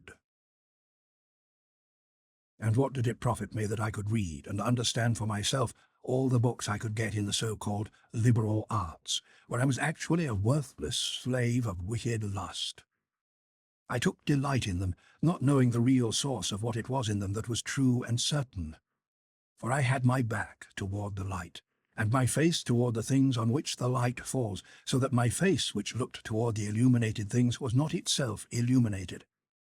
Whatever was written in any of the fields of rhetoric or logic, geometry, music, or arithmetic, I could understand without any great difficulty and without the instruction of another man. All this thou knowest, O Lord my God, because both quickness in understanding and acuteness in insight are thy gifts. Yet for such gifts I made no thank-offering to thee. Therefore my abilities served not my profit, but rather my loss, since I went about trying to bring so large a part of my substance into my own power, and I did not store up my strength for thee, but went away from thee into the far country to prostitute my gifts in disordered appetite. And what did these abilities profit me, if I did not put them to good use? I did not realize that those arts were understood with great difficulty, even by the studious and the intelligent, until I tried to explain them to others, and discovered that even the most proficient in them followed my explanations all too slowly. And yet what did this profit me, since I still supposed that thou, O Lord God, the truth, wert a bright and vast body, and that I was a particle of that body? Oh, perversity gone too far! But so it was with me, and I do not blush, O my God, to confess thy mercies to me in thy presence, or to call upon thee, any more than I did not blush when I openly avowed my blasphemies before men and bayed hound-like against thee. What good was it for me that my nimble wit could run through those studies and disentangle all those knotty volumes without help from a human teacher, since all the while I was erring so hatefully and with such sacrilege as far as the right substance of pious faith was concerned?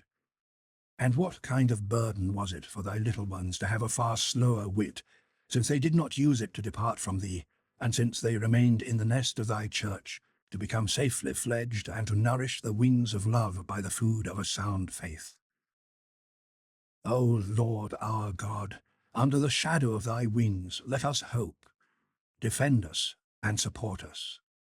Thou wilt bear us up when we are little, and even down to our stability when it is in thee is stability indeed, but when it is in ourselves, then it is all unstable. Our good lives forever with thee, and when we turn from thee with aversion, we fall into our own perversion.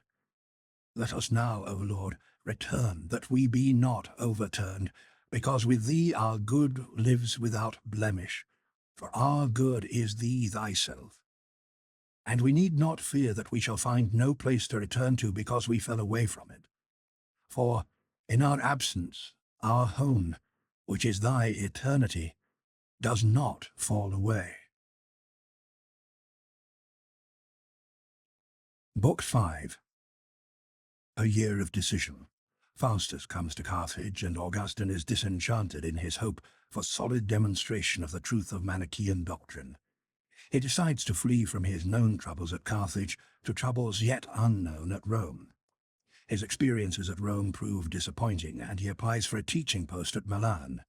Here he meets Ambrose, who confronts him as an impressive witness for Catholic Christianity, and opens out the possibilities of the allegorical interpretation of Scripture. Augustine decides to become a Christian catechumen. Chapter 1. Accept this sacrifice of my confessions from the hand of my tongue. Thou didst form it and hast prompted it to praise thy name. Heal all my bones, and let them say, O Lord, who is like unto thee? It is not that one who confesses to thee instructs thee as to what goes on within him, for the closed heart does not bar thy sight into it, nor does the hardness of our heart hold back thy hands, for thou canst soften it at will, either by mercy or in vengeance, and there is no one who can hide himself from thy heat. But let my soul praise thee, that it may love thee, and let it confess thy mercies to thee, that it may praise thee. Thy whole creation praises thee without ceasing, the spirit of man by his own lips, by his own voice, lifted up to thee, animals and lifeless matter by the mouths of those who meditate upon them. Thus our souls may climb out of their weariness toward thee, and lean on those things which thou hast created, and pass through them to thee, who didst create them in a marvelous way. With thee there is refreshment and true strength. Chapter 2. Let the restless and the unrighteous depart and flee away from thee. Even so thou seest them, and thy eye pierces through the shadows in which they run. For lo, they live in a world of beauty, and yet are themselves most foul. And how have they harmed thee? Or in what way have they discredited thy power, which is just and perfect in its rule, even to the last item in creation? Indeed, where would they fly when they fled from thy presence? Wouldst thou be unable to find them? But they fled, that they might not see thee, who sawest them, that they might be blinded and stumble into thee. But thou forsakest nothing that thou hast made. The unrighteous stumble against thee, that they may be justly plagued, fleeing from thy gentleness, and colliding with thy justice, and falling on their own rough paths. For in truth they do not know that thou art everywhere, that no place contains thee, and that only thou art near even to those who go farthest from thee. Let them therefore turn back and seek thee, because even if they have abandoned thee, their Creator, thou hast not abandoned thy creatures. Let them turn back and seek thee, and lo, thou art there in their hearts, there in the hearts of those who confess to thee.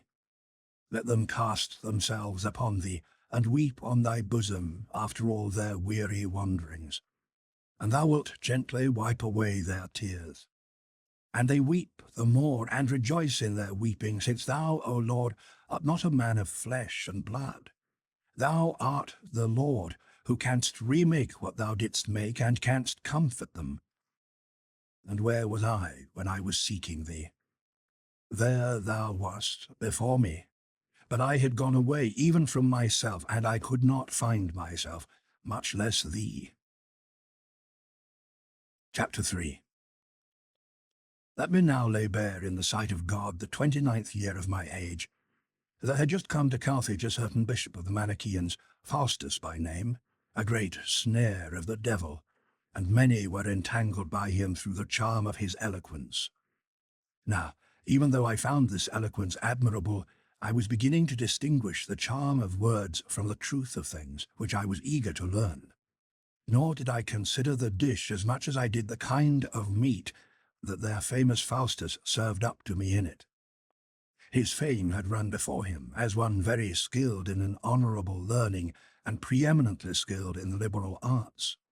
And as I had already read and stored up in memory many of the injunctions of the philosophers, I began to compare some of their doctrines with the tedious fables of the Manichaeans, and it struck me that the probability was on the side of the philosophers, whose power reached far enough to enable them to form a fair judgment of the world, even though they had not discovered the sovereign Lord of it all. For thou art great, O Lord, and thou hast respect unto the lowly, but the proud thou knowest afar off. Thou drawest near to none but the contrite in heart, and canst not be found by the proud, even if in their inquisitive skill they may number the stars and the sands, and map out the constellations, and trace the courses of the planets. For it is by the mind and the intelligence which thou gavest them that they investigate these things. They have discovered much, and have foretold many years in advance the day, the hour, and the extent of the eclipses of those luminaries, the sun and the moon. Their calculations did not fail, and it came to pass as they predicted. And they wrote down the rules they had discovered, so that to this day they may be read, and from them may be calculated in what year and month and day and hour of the day, and at what quarter of its light either the moon or the sun will be eclipsed. And it will come to pass, just as predicted.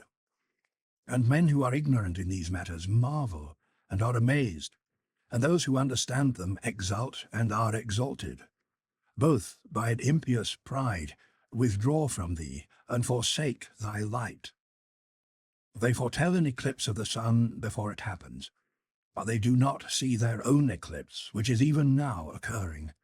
For they do not ask, as religious men should, what is the source of the intelligence by which they investigate these matters. Moreover, when they discover that thou didst make them, they do not give themselves up to thee, that thou mightest preserve what thou hast made, nor do they offer as sacrifice to thee what they have made of themselves. For they do not slaughter their own pride, as they do the sacrificial fowls, nor their own curiosities, by which, like the fishes of the sea, they wander through the unknown paths of the deep. Nor do they curb their own extravagances, as they do those of the beasts of the field. So that thou, O Lord, a consuming fire, mayest burn up their mortal cares, and renew them unto immortality. They do not know the way which is thy word, by which thou didst create all the things that are, and also the men who measure them, and the senses by which they perceive what they measure, and the intelligence whereby they discern the patterns of measure. Thus they know not that thy wisdom is not a matter of measure. But the only begotten hath been made unto us wisdom and righteousness and sanctification, and hath been numbered among us, and paid tribute to Caesar. And they do not know this way by which they could descend from themselves to him, in order to ascend through him to him. They did not know this way, and so they fancied themselves exalted to the stars and the shining heavens. And lo, they fell upon the earth, and their foolish heart was darkened. They saw many true things about the creature, but they do not seek with true piety for the truth, the architect of creation, and hence they do not find him. Or if they do find him, and know that he is God, they do not glorify him as God. Neither are they thankful, but become vain in their imagination, and say that they themselves are wise, and attribute to themselves what is thine. At the same time, with the most perverse blindness, they wish to attribute to thee their own quality, so that they load their lies on thee who art the truth, changing the glory of the incorruptible God for an image of corruptible man, and birds, and four-footed beasts, and creeping things. They exchanged thy truth for a lie, and worshipped and served the creature rather than the Creator. Yet I remembered many a true saying of the philosophers about the creation, and I saw the confirmation of their calculations in the orderly sequence of seasons, and in the and I compared this with the doctrines of Mani, who in his voluminous folly wrote many books on these subjects. But I could not discover there any account of either the solstices, or the equinoxes, or the eclipses of the sun and moon, or anything of the sort that I had learned in the books of secular philosophy. But still I was ordered to believe, even where the ideas did not correspond with, even when they contradicted the rational theories established by mathematics and my own eyes, but were very different. Chapter 4. Yet, O Lord God of truth, is any man pleasing to thee because he knows these things? No, for surely that man is unhappy who knows these things and does not know thee.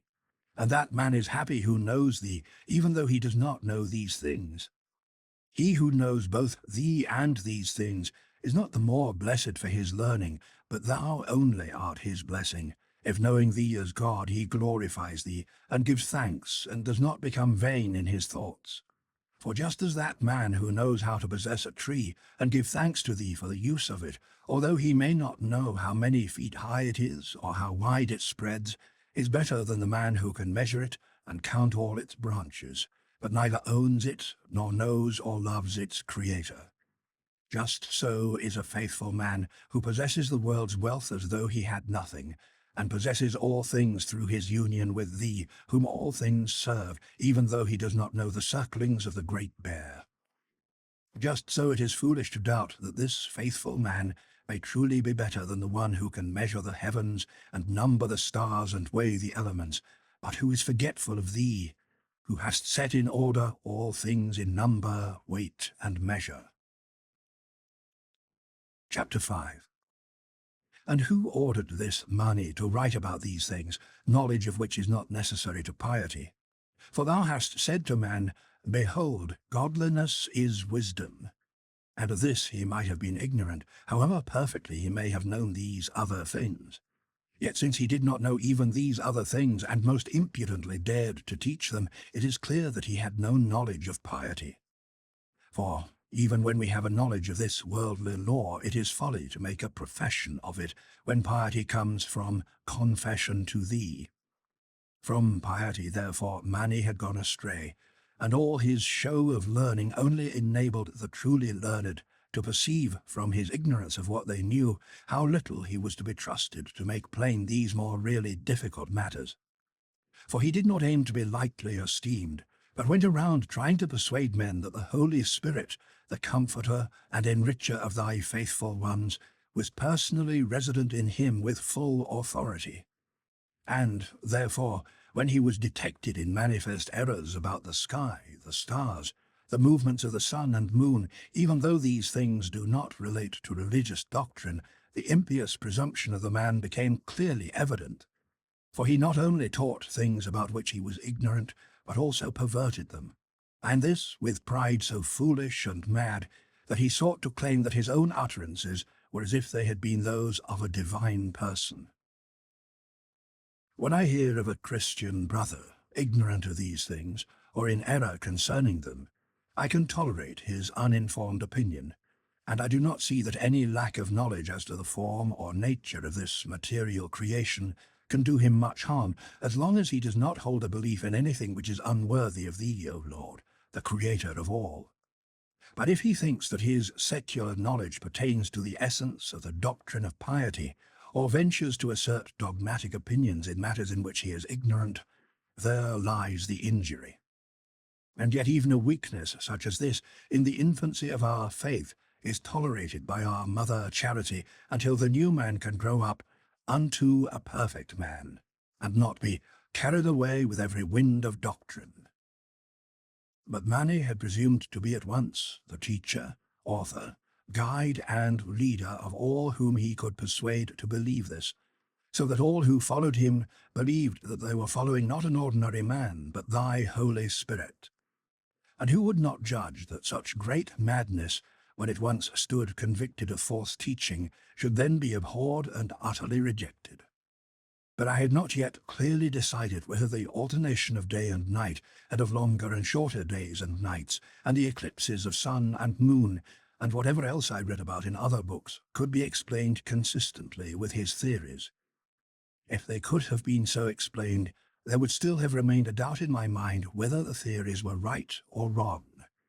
Yet I was prepared, on the strength of his reputed godliness, to rest my faith on his authority. Chapter 6. For almost the whole of the 9 years that I listened with unsettled mind to the Manichaean teaching, I had been looking forward with unbounded eagerness to the arrival of this Faustus. For all the other members of the sect that I happened to meet, when they were unable to answer the questions I raised, always referred me to his coming. They promised that, in discussion with him, these and even greater difficulties, if I had them, would be quite easily and amply cleared away. When at last he did come, I found him to be a man of pleasant speech, who spoke of the very same things they themselves did, although more fluently and in a more agreeable style. But what profit was there to me in the elegance of my cup-bearer, since he could not offer me the more precious draught for which I thirsted? My ears had already had their fill of such stuff, and now it did not seem any better because it was better expressed, nor more true because it was dressed up in rhetoric, nor could I think the man's soul necessarily wise, because his face was comely and his language eloquent. But they who extolled him to me were not competent judges. They thought him able and wise because his eloquence delighted them. At the same time I realized that there is another kind of man who is suspicious even of truth itself, if it is expressed in smooth and flowing language. But thou, O my God, hadst already taught me in wonderful and marvelous ways, and therefore I believed, because it is true, that thou didst teach me, and that beside thee there is no other teacher of truth, wherever truth shines forth. Already I had learned from thee that because a thing is eloquently expressed, it should not be taken to be as necessarily true, nor because it is uttered with stammering lips should it be supposed false. Nor, again, is it necessarily true because rudely uttered, nor untrue because the language is brilliant. Wisdom and folly both are like meats that are wholesome and unwholesome, and courtly or simple words are like town-made or rustic vessels. Both kinds of food may be served in either kind of dish. That eagerness, therefore, with which I had so long awaited this man, was in truth delighted with his action and feeling in a disputation, and with the fluent and apt words with which he clothed his ideas. I was delighted, therefore, and I joined with others, and even exceeded them in exalting and praising him.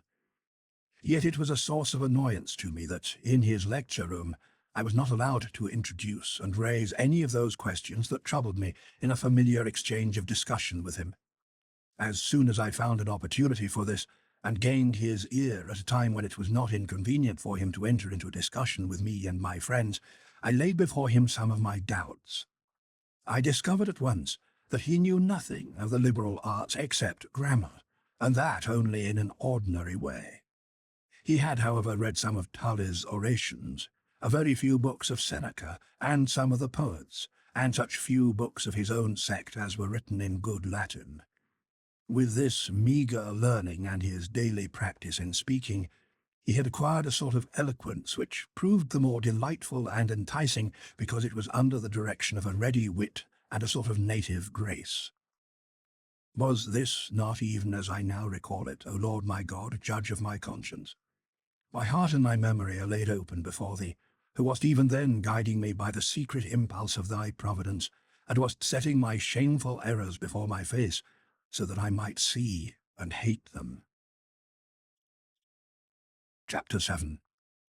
For as soon as it became plain to me that Faustus was ignorant in those arts in which I had believed him eminent, I began to despair of his being able to clarify and explain all these perplexities that troubled me, though I realized that such ignorance need not have affected the authenticity of his piety if he had not been a Manichaean.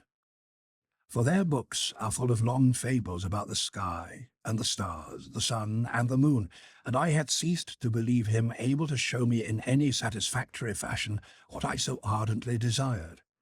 Whether the explanations contained in the Manichaean books were better or at least as good as the mathematical explanations I had read elsewhere.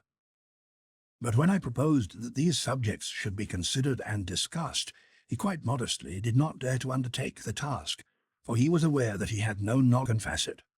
For he was not one of those talkative people from whom I had endured so much, who undertook to teach me what I wanted to know and then said nothing. Faustus had a heart which, if not right toward thee, was at least not altogether false toward himself. For he was not ignorant of his own ignorance, and he did not choose to be entangled in a controversy from which he could not draw back or retire gracefully. For this I liked him all the more, for the modesty of an ingenious mind is a finer thing than the acquisition of that knowledge I desired, and this I found to be his attitude toward all abstruse and difficult questions. Thus the zeal with which I had plunged into the Manichaean system was checked, and I despaired even more of their other teachers, because Faustus, who was so famous among them, had turned out so poorly in the various matters that puzzled me. And so I began to occupy myself with him in the study of his own favourite pursuit, that of literature, in which I was already teaching a class as a professor of rhetoric among the young Carthaginian students. With Faustus, then, I read whatever he himself wished to read, or what I judged suitable to his bent of mind. But all my endeavours to make further progress in Manichaeism came completely to an end through my acquaintance with that man. I did not wholly separate myself from them, but as one who had not yet found anything better, I decided to content myself for the time being with what I had stumbled upon one way or another, until by chance something more desirable should present itself. Thus that Faustus who had entrapped so many to their death, though neither willing nor witting it, now began to loosen the snare in which I had been caught. For thy hands, O my God, in the hidden design of thy providence, did not desert my soul, and out of the blood of my mother's heart, through the tears that she poured out by day and by night, there was a sacrifice offered to thee for me, and by marvellous ways thou didst deal with me. For it was thou, O my God, who didst it. For the steps of a man are ordered by the Lord, and he shall choose his way. How shall we attain salvation without thy hand remaking what it had already made? Chapter 8. Thou didst so deal with me, therefore, that I was persuaded to go to Rome and teach there what I had been teaching at Carthage. And how I was persuaded to do this I will not omit to confess to thee, for in this also the profoundest workings of thy wisdom and thy constant mercy toward us must be pondered and acknowledged. I did not wish to go to Rome because of the richer fees and the higher dignity which my friends promised me there, though these considerations did affect my decision. My principal and almost sole motive was that I had been informed that the students there studied more quietly and were better kept under the control of stern discipline, so that they did not capriciously and impudently rush into the classroom of a teacher not their own.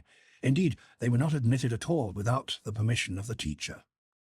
At Carthage, on the contrary, there was a shameful and intemperate license among the students. They burst in rudely and, with furious gestures, would disrupt the discipline which the teacher had established for the good of his pupils. Many outrages they perpetrated with astounding effrontery, things that would be punishable by law if they were not sustained by custom. Thus custom makes plain that such behaviour is all the more worthless, because it allows men to do what thy eternal law never will allow. They think that they act thus with impunity, though the very blindness with which they act is their punishment, and they suffer far greater harm than they inflict. The manners that I would not adopt as a student I was compelled as a teacher to endure in others, and so I was glad to go where all who knew the situation assured me that such conduct was not allowed. But thou, O my refuge and my portion in the land of the living, didst goad me thus at Carthage, so that I might thereby be pulled away from it, and change my worldly habitation for the preservation of my soul.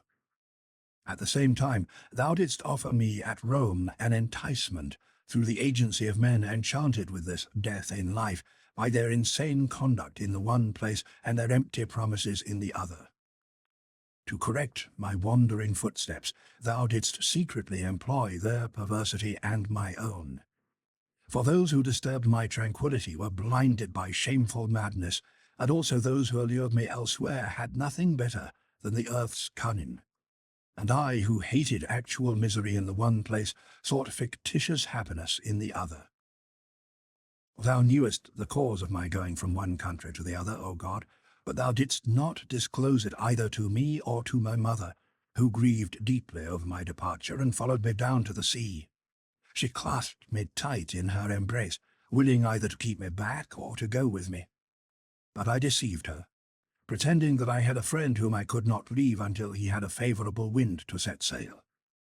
Thus I lied to my mother, and such a mother, and escaped. For this too thou didst mercifully pardon me, fool that I was, and didst preserve me from the waters of the sea for the water of thy grace, so that, when I was purified by that, the fountain of my mother's eyes, from which she had daily watered the ground for me as she prayed to thee, should be dried. And, since she refused to return without me, I persuaded her with some difficulty to remain that night at a place quite close to our ship, where there was a shrine in memory of the blessed Cyprian. That night I slipped away secretly, and she remained to pray and weep. And what was it, O Lord, that she was asking of thee in such a flood of tears, but that thou wouldst not allow me to sail? But thou, taking thy own secret counsel, and noting the real point to her desire, didst not grant what she was then asking, in order to grant to her the thing that she had always been asking. The wind blew and filled our sails, and the shore dropped out of sight. Wild with grief, she was there the next morning, and filled thy ears with complaints and groans, which thou didst disregard, although at the very same time thou wast using my longings as a means, and wast hastening me on to the fulfilment of all longing. Thus the earthly part of her love to me was justly purged by the scourge of sorrow. Still, like all mothers, though even more than others, she loved to have me with her, and did not know what joy thou wast preparing for her through my going away. Not knowing this secret end, she wept and mourned, and saw in her agony the inheritance of Eve, seeking in sorrow what she had brought forth in sorrow. And yet, after accusing me of perfidy and cruelty, she still continued her intercessions for me to thee. She returned to her home, and I went to Rome. Chapter 9. And lo, I was received in Rome by the scourge of bodily sickness, and I was very near to falling into hell, burdened with all the many and grievous sins I had committed against thee, myself, and others, all over and above that fetter of original sin whereby we all die in Adam. For thou hadst forgiven me none of these things in Christ, neither had he abolished by his cross the enmity that I had incurred from thee through my sins. For how could he do so by the crucifixion of a phantom, which was all I supposed him to be? The death of my soul was as real then as the death of his flesh appeared to me unreal. And the life of my soul was as false, because it was as unreal as the death of his flesh was real, though I believed it not. My fever increased, and I was on the verge of passing away and perishing. For if I had passed away then, where should I have gone but into the fiery torment which my misdeeds deserved, measured by the truth of thy rule? My mother knew nothing of this, yet far away she went on praying for me. And thou, present everywhere, didst hear her where she was, and had pity on me where I was, so that I regained my bodily health, although I was still disordered in my sacrilegious heart. For that peril of death did not make me wish to be baptized. I was even better when, as a lad, I entreated baptism of my mother's devotion, as I have already related and confessed. But now I had since increased in dishonour, and I madly scoffed at all the purposes of thy medicine, which would not have allowed me, though a sinner such as I was, to die a double death. Had my mother's heart been pierced with this wound, it never could have been cured. For I cannot adequately tell of the love she had for me, or how she still travailed for me in the spirit with a far keener anguish than when she bore me in the flesh. I cannot conceive, therefore, how she could have been healed if my death, still in my sins, had pierced her inmost love. Where, then, would have been all her earnest, frequent, and ceaseless prayers to thee? Nowhere but with thee. But couldst thou, O merciful God, despise the contrite and humble heart, of who is so constant in her alms, so gracious and attentive to thy saints, never missing a visit to church twice a day, morning and evening, and this not for vain gossiping, nor old wives' fables, but in order that she might listen to thee in thy sermons, and thou to her in her prayers? Couldst thou, by whose gifts she was so inspired, despise and disregard the tears of such a one without coming to her aid? Those tears by which she entreated thee, not for gold or silver, and not for any changing or fleeting good, but for the salvation of the soul of her Son. By no means, O Lord. It is certain that thou wast near, and wast hearing, and wast carrying out the plan by which thou hadst predetermined it should be done. Far be it from thee that thou shouldst have deluded her in those visions and the answers she had received from thee, some of which I have mentioned, and others not, which she kept in her faithful heart, and, forever beseeching, urged them on thee as if they had thy own signature. For thou, because thy mercy endureth forever, hast so condescended to those whose debts thou hast pardoned, that thou likewise dost become a debtor by thy promises. Chapter 10. Thou didst restore me then from that illness, and didst heal the son of thy handmaid in his body, that he might live for thee, and that thou mightest endow him with a better and more certain health. After this, at Rome, I again joined those deluding and deluded saints, and not their hearers only, such as the man was in whose house I had fallen sick, but also with those whom they called the elect. For it still seemed to me that it is not we who sin, but some other nature sinned in us. And it gratified my pride to be beyond blame, and when I did anything wrong, not to have to confess that I had done wrong, that thou mightest heal my soul because it had sinned against thee. And I loved to excuse my soul, and to accuse something else inside me, I knew not what, but which was not I. But assuredly it was I, and it was my impiety that had divided me against myself. That sin then was all the more incurable, because I did not deem myself a sinner. It was an execrable iniquity, O God omnipotent, that I would have preferred to have thee defeated in me to my destruction, than to be defeated by thee to my salvation. Not yet, therefore, hadst thou set a watch upon my mouth, and a door around my lips, that my heart might not incline to evil speech, to make excuse for sin with men that work iniquity. And therefore I continued still in the company of their elect. But now, hopeless of gaining any profit from that false doctrine, I began to hold more loosely and negligently, even to those points which I had decided to rest content with, if I could find nothing better. I was now half inclined to believe that those philosophers whom they call the academics were wiser than the rest in holding that we ought to doubt everything, and in maintaining that man does not have the power of comprehending any certain truth, for, although I had not yet understood their meaning, I was fully persuaded that they thought just as they are commonly reputed to do. And I did not fail openly to dissuade my host from his confidence, which I observed that he had in those fictions of which the works of Mani are full. For all this, I was still on terms of more intimate friendship with these people than with others who were not of their heresy. I did not indeed defend it with my former ardour, but my familiarity with that group, and there were many of them concealed in Rome at that time, made me slower to seek any other way. This was particularly easy, since I had no hope of finding in thy church the truth from which they had turned me aside, O Lord of heaven and earth, Creator of all things visible and invisible. And it still seemed to me most unseemly to believe that thou couldst have the form of human flesh, and be bounded by the bodily shape of our limbs. And when I desired to meditate on my God, I did not know what to think of but a huge extended body, for what did not have bodily extensions did not seem to me to exist. And this was the greatest and almost the sole cause of my unavoidable errors.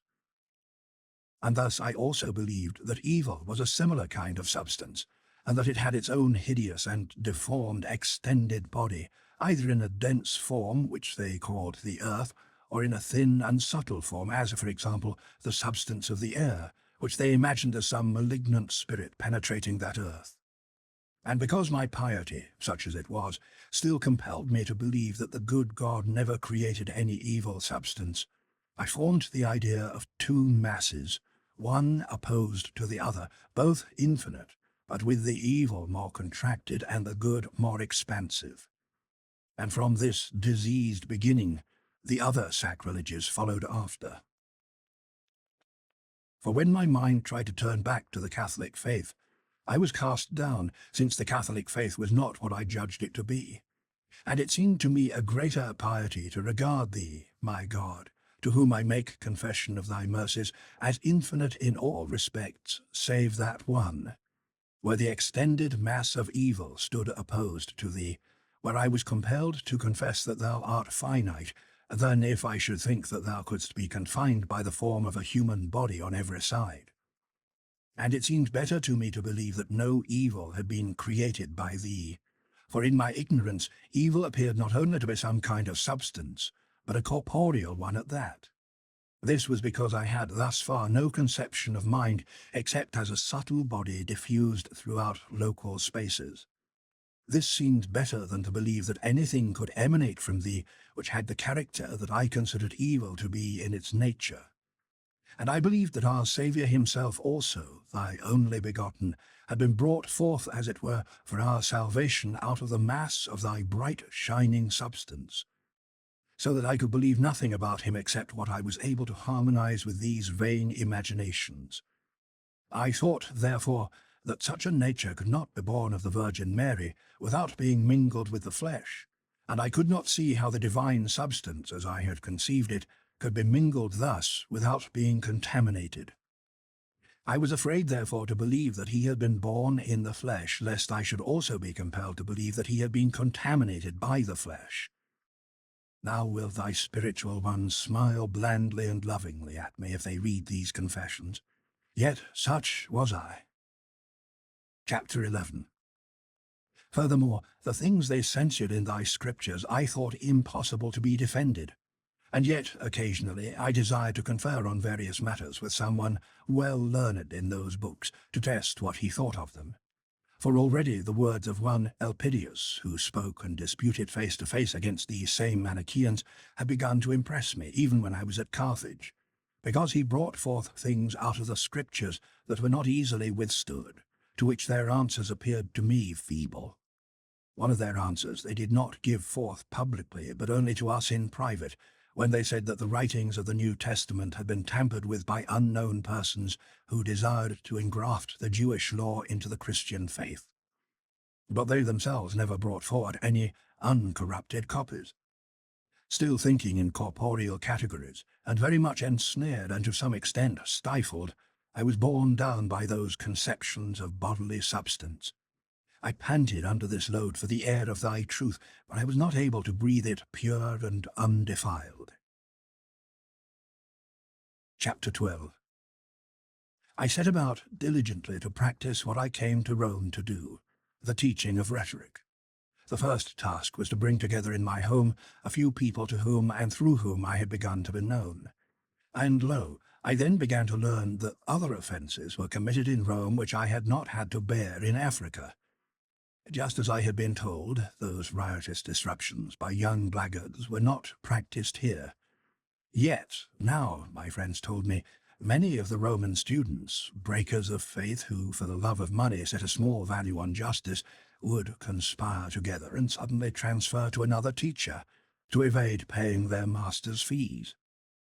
My heart hated such people, though not with a perfect hatred, for doubtless I hated them more because I was to suffer from them than on account of their own illicit acts. Still such people are base indeed. They fornicate against thee, for they love the transitory mockeries of temporal things, and the filthy gain which begrimes the hand that grabs it. They embrace the fleeting world and scorn thee, who abidest and invitest us to return to thee, and who pardonest the prostituted human soul when it does return to thee. Now I hate such crooked and perverse men, although I love them if they will be corrected and come to prefer the learning they obtain to money, and above all to prefer thee to such learning, O God, the truth and fullness of our positive good, and our most pure. But then the wish was stronger in me for my own sake, not to suffer evil from them, than was my desire that they should become good for thy sake. Chapter 13. When, therefore, the officials of Milan sent to Rome, to the prefect of the city, to ask that he provide them with a teacher of rhetoric for their city, and to send him at the public expense, I applied for the job through those same persons, drunk with the Manichaean vanities, to be freed from whom I was going away, though neither they nor I were aware of it at the time. They recommended that Symmachus, who was then prefect, after he had proved me by audition, should appoint me. And to Milan I came, to Ambrose the bishop, famed through the whole world as one of the best of men, thy devoted servant. His eloquent discourse in those times abundantly provided thy people with the flour of thy wheat, the gladness of thy oil, and the sober intoxication of thy wine. To him I was led by thee without my knowledge, that by him I might be led to thee in full knowledge. That man of God received me as a father would, and welcomed my coming as a good bishop should. And I began to love him, of course, not at the first as a teacher of the truth, for I had entirely despaired of finding that in thy church, but as a friendly man. And I studiously listened to him, though not with the right motive, as he preached to the people. I was trying to discover whether his eloquence came up to his reputation, and whether it flowed fuller or thinner than others said it did. And thus I hung on his words intently. But as to his subject matter, I was only a careless and contemptuous listener. I was delighted with the charm of his speech, which was more erudite, though less cheerful and soothing, than Faustus's style. As for subject matter, however, there could be no comparison, for the latter was wandering around in Manichaean deceptions, while the former was teaching salvation most soundly. But salvation is far from the wicked, such as I was then when I stood before him. Yet I was drawing nearer, gradually and unconsciously. Chapter 14. For although I took no trouble to learn what he said, but only to hear how he said it, for this empty concern remained foremost with me as long as I despaired of finding a clear path from man to thee, yet, along with the eloquence I prized, there also came into my mind the ideas which I ignored, for I could not separate them. And while I opened my heart to acknowledge how skilfully he spoke, there also came an awareness of how truly he spoke, but only gradually. First of all, his ideas had already begun to appear to me defensible, and the Catholic faith, for which I supposed that nothing could be said against the onslaught of the Manichaeans, I now realized could be maintained without presumption. This was especially clear after I had heard one or two parts of the Old Testament explained allegorically, whereas before this, when I had interpreted them literally, they had killed me spiritually. However, when many of these passages in those books were expounded to me thus, I came to blame my own despair for having believed that no reply could be given to those who hated and scoffed at the law and the prophets. Yet I did not see that this was reason enough to follow the Catholic way, just because it had learned advocates who could answer objections adequately and without absurdity. Nor could I see that what I had held to heretofore should now be condemned, because both sides were equally defensible. For that way did not appear to me yet vanquished, but neither did it seem yet victorious. But now I earnestly bent my mind to require, if there was possible, any way to prove the Manichaeans guilty of falsehood. If I could have conceived of a spiritual substance, all their strongholds would have collapsed and been cast out of my mind. But I could not. Still, concerning the body of this world, nature as a whole, now that I was able to consider and compare such things more and more, I now decided that the majority of the philosophers held the more probable views. So, in what I thought was the method of the academics, doubting everything and fluctuating between all the options, I came to the conclusion that the Manichaeans were to be abandoned. For I judged, even in that period of doubt, that I could not remain in a sect to which I preferred some of the philosophers. But I refused to commit the cure of my fainting soul to the philosophers, because they were without the saving name of Christ. I resolved, therefore, to become a catechumen in the Catholic Church, which my parents had so much urged upon me, until something certain shone forth, by which I might guide my course. Book 6. Turmoil in the 20s. Monica follows Augustine to Milan and finds him a catechumen in the Catholic Church. Both admire Ambrose, but Augustine gets no help from him on his personal problems. Ambition spurs, and Alypius and Nebridius join him in a confused quest for the happy life. Augustine becomes engaged, dismisses his first mistress, takes another, and continues his fruitless search for truth. Chapter 1. O hope from my youth, where wast thou to me, and where hadst thou gone away? For hadst thou not created me, and differentiated me from the beasts of the field and the birds of the air, making me wiser than they? And yet I was wandering about in a dark and slippery way, seeking thee outside myself, and thus not finding the God of my heart. I had gone down into the depths of the sea, and had lost faith, and had despaired of ever finding the truth. By this time my mother had come to me, having mustered the courage of piety, following over sea and land, secure in thee through all the perils of the journey. For in the dangers of the voyage she comforted the sailors, to whom the inexperienced voyagers, when alarmed, were accustomed to go for comfort, and assured them of a safe arrival, because she had been so assured by thee in a vision. She found me in deadly peril through my despair of ever finding the truth. But when I told her that I was now no longer a Manichaean, though not yet a Catholic Christian, she did not leap for joy as if this were unexpected, for she had already been reassured about that part of my misery for which she had mourned me as one dead, but also as one who would be raised to thee. She had carried me out on the bier of her thoughts, that thou mightest say to the widow's son, Young man, I say unto you, arise. And then he would revive and begin to speak, and thou wouldst deliver him to his mother. Therefore her heart was not agitated with any violent exultation, when she heard that so great a part of what she daily entreated thee to do had actually already been done, that, though I had not yet grasped the truth, I was rescued from falsehood. Instead, she was fully confident that thou who hadst promised the whole would give her the rest, and thus, most calmly and with a fully confident heart, she replied to me that she believed in Christ, that before she died she would see me a faithful Catholic. And she said no more than this to me. But to thee, O fountain of mercy, she poured out still more frequent prayers and tears, that thou wouldst hasten thy aid and enlighten my darkness, And she hurried all the more zealously to the church, and hung upon the words of Ambrose, praying for the fountain of water that springs up into everlasting life. For she loved that man as an angel of God, since she knew that it was by him that I had been brought thus far to that wavering state of agitation I was now in, through which she was fully persuaded I should pass from sickness to health, even though it would be after a still sharper convulsion, which physicians call the crisis. Chapter 2. So also my mother brought to certain oratories erected in the memory of the saints offerings of porridge, bread, and wine, as had been her custom in Africa, and she was forbidden to do so by the doorkeeper.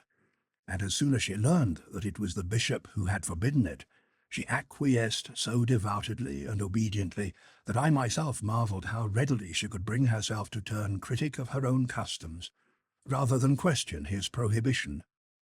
For wine-bibbing had not taken possession of her spirit, nor did the love of wine stimulate her to hate the truth, as it does too many, both male and female, who turn as sick at a hymn to sobriety as drunkards do at a draught of water. So when she had brought her basket with the festive gifts, which she would taste first herself and give the rest away, she would never allow herself more than one little cup of wine, diluted according to her own temperate palate, which she would taste out of courtesy. And if there were many oratories of departed saints that ought to be honoured in the same way, she still carried around with her the same little cup to be used everywhere. This became not only very much watered, but also quite tepid with carrying it about. She would distribute it by small to stimulate their devotion, not pleasure.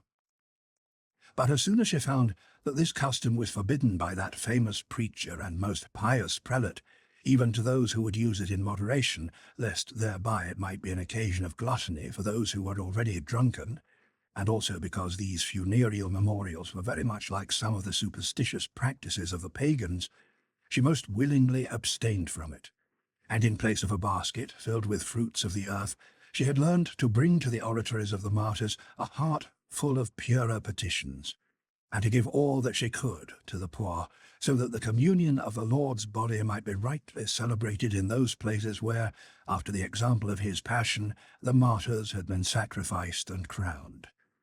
But yet it seems to me, O Lord my God, and my heart thinks of it this way in thy sight, that my mother would probably not have given way so easily to the rejection of this custom if it had been forbidden by another, whom she did not love as she did Ambrose.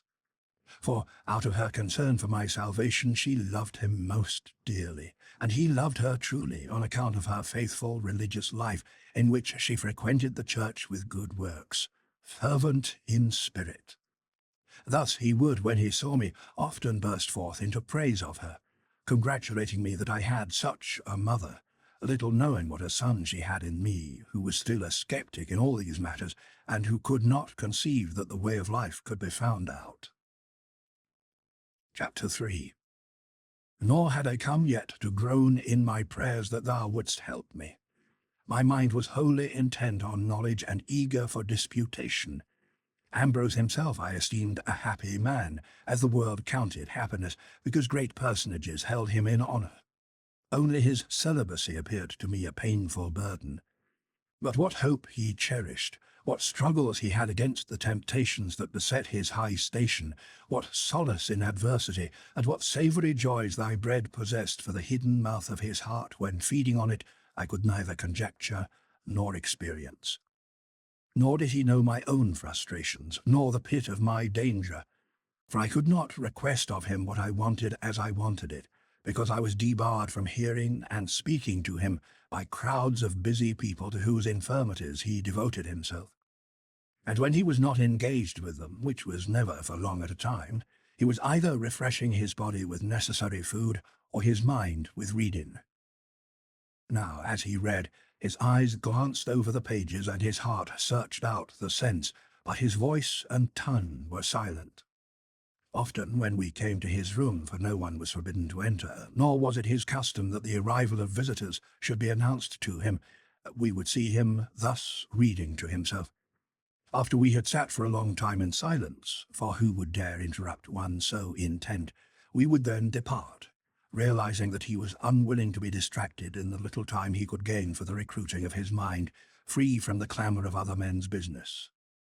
Perhaps he was fearful lest, if the author he was studying should express himself vaguely, some doubtful and attentive hearer would ask him to expound it or discuss some of the more abstruse questions, so that he could not get over as much material as he wished if his time was occupied with others.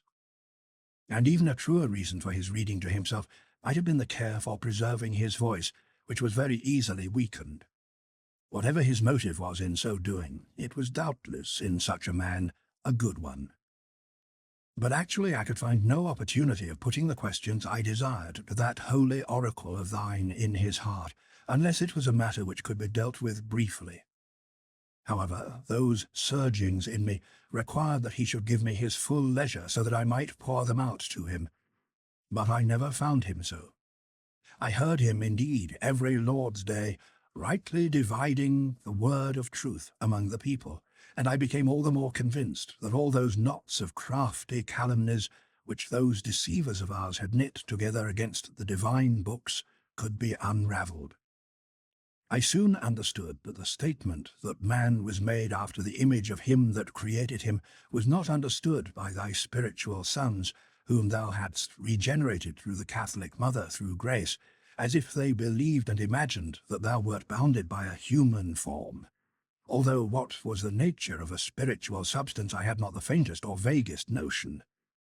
Still rejoicing, I blushed that for so many years I had bayed not against the Catholic faith, but against the fables of fleshly imagination. For I had been both impious and rash in this, that I had condemned by pronouncement what I ought to have learned by inquiry. For thou, O Most High, and most near, most secret, yet most present, who dost not have limbs, some of which are larger and some smaller, but who art wholly everywhere and nowhere in space, and art not shaped by some corporeal form, thou didst create man after thy own image, and see, he dwells in space, both head and feet. Chapter 4. Since I could not then understand how this image of thine could subsist, I should have knocked on the door and propounded the doubt as to how it was to be believed, and not have insultingly opposed it as if it were actually believed. Therefore, my anxiety as to what I could retain as certain gnawed all the more sharply into my soul, and I felt quite ashamed because during the long time I had been deluded and deceived by the Manichaean promises of certainties, I had, with childish petulance, prated of so many uncertainties as if they were certain. That they were falsehoods became apparent to me only afterward. However, I was certain that they were uncertain, and since I had held them as certainly uncertain, I had accused thy Catholic Church with a blind contentiousness. I had not yet discovered that it taught the truth, but I now knew that it did not teach what I had so vehemently accused it of. In this respect, at least, I was confounded and converted, and I rejoiced, O my God, that the one church, the body of thy only Son, in which the name of Christ had been sealed upon me as an infant, did not relish these childish trifles, and did not maintain in its sound doctrine any tenet that would involve pressing thee, the Creator of all, into space, which, however extended and immense, would still be bounded on all sides, like the shape of a human body. I was also glad that the old scriptures of the law and the prophets were laid before me to be read, not now with an eye to what had seemed absurd in them, when formerly I censured thy holy ones for thinking thus, when they actually did not think in that way. And I listened with delight to Ambrose in his sermons to the people, often recommending this text most diligently as a rule. The letter kills, but the spirit gives life, while at the same time he drew aside the mystic veil and opened to view the spiritual meaning of what seemed to teach perverse doctrine if it were taken according to the letter. I found nothing in his teachings that offended me, though I could not yet know for certain whether what he taught was true. For all this time I restrained my heart from assenting to anything, fearing to fall headlong into error. Instead, by this hanging in suspense, I was being strangled. For my desire was to be as certain of invisible things as I was that 7 and 3 are 10. I was not so deranged as to believe that this could not be comprehended, but my desire was to have other things as clear as this, whether they were physical objects which were not present to my senses, or spiritual objects which I did not know how to conceive of except in physical terms.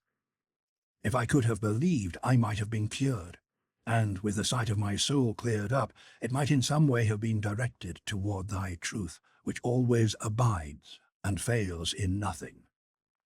But just as it happens that a man who has tried a bad physician fears to trust himself with a good one, so it was with the health of my soul, which could not be healed except by believing. But lest it should believe falsehoods, it refused to be cured, resisting thy hand, who hast prepared for us the medicines of faith, and applied them to the maladies of the whole world, and endowed them with such great efficacy. Chapter 5. Still, from this time forward, I began to prefer the Catholic doctrine. I felt that it was with moderation and honesty that it commanded things to be believed that were not demonstrated, whether they could be demonstrated, but not to everyone, or whether they could not be demonstrated at all. This was far better than the method of the Manichaeans, in which our credulity was mocked by an audacious promise of knowledge, and then many fabulous and absurd things were forced upon believers because they were incapable of demonstration.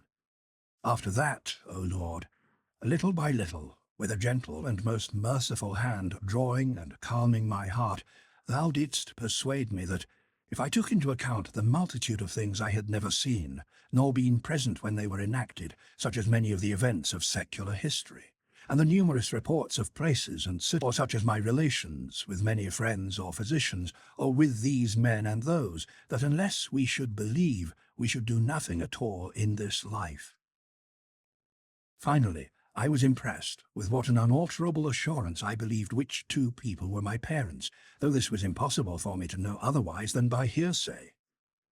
By bringing all this into my consideration, thou didst persuade me that it was not the ones who believed thy books, which with so great authority thou hast established among nearly all nations, but those who did not believe them who were to be blamed. Moreover, those men were not to be listened to who would say to me, "How do you know that those scriptures were imparted to mankind by the Spirit of the one and most true God?"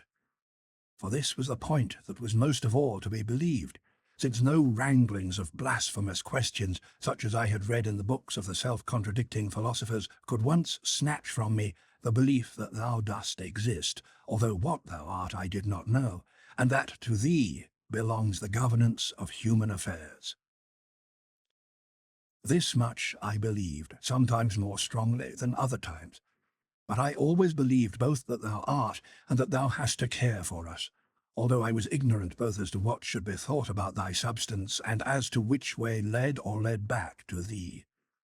Thus, since we are too weak by unaided reason to find out truth, and since, because of this, we need the authority of the holy writings, I had now begun to believe that thou wouldst not, under any circumstances, have given such eminent authority to those scriptures throughout all lands, if it had not been that through them thy will may be believed in, and that thou mightest be sought.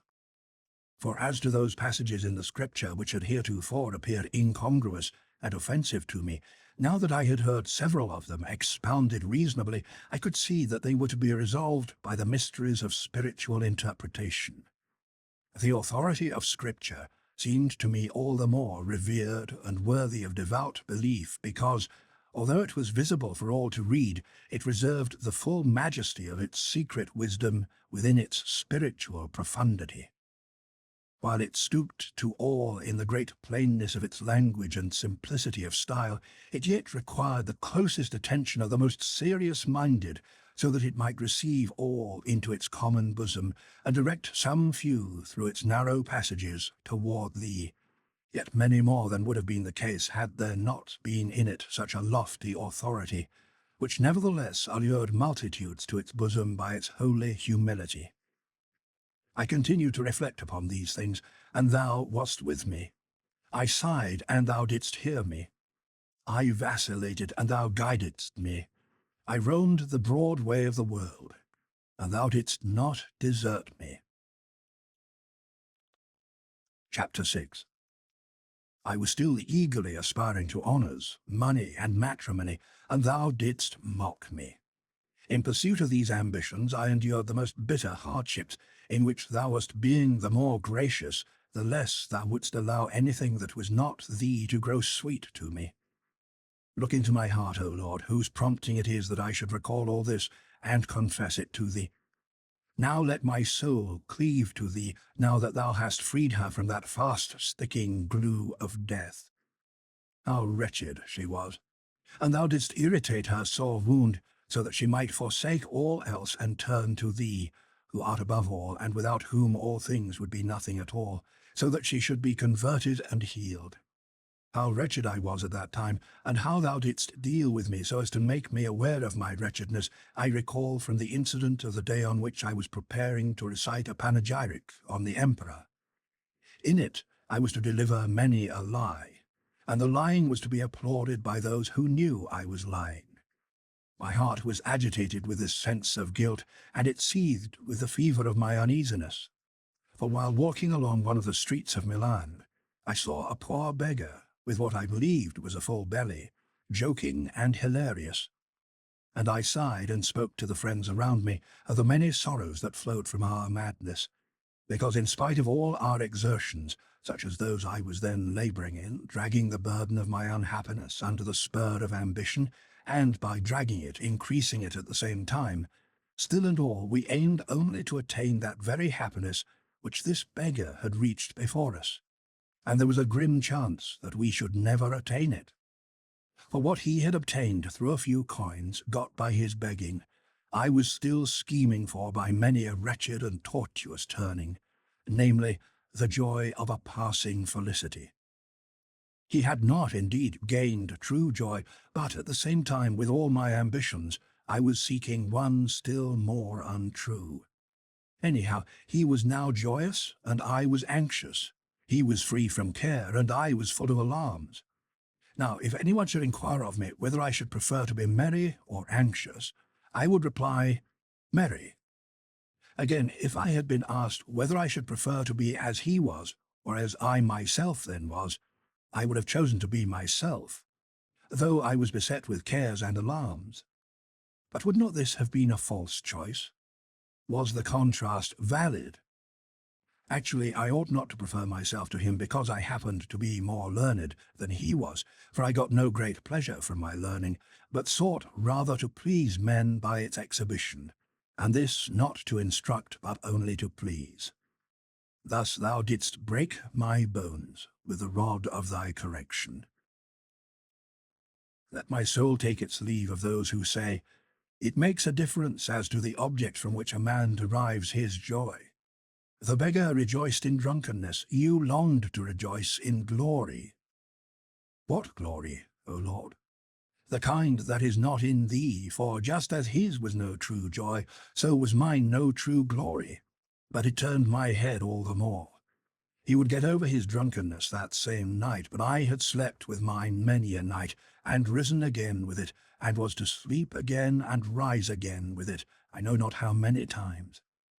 It does indeed make a difference as to the object from which a man's joy is gained.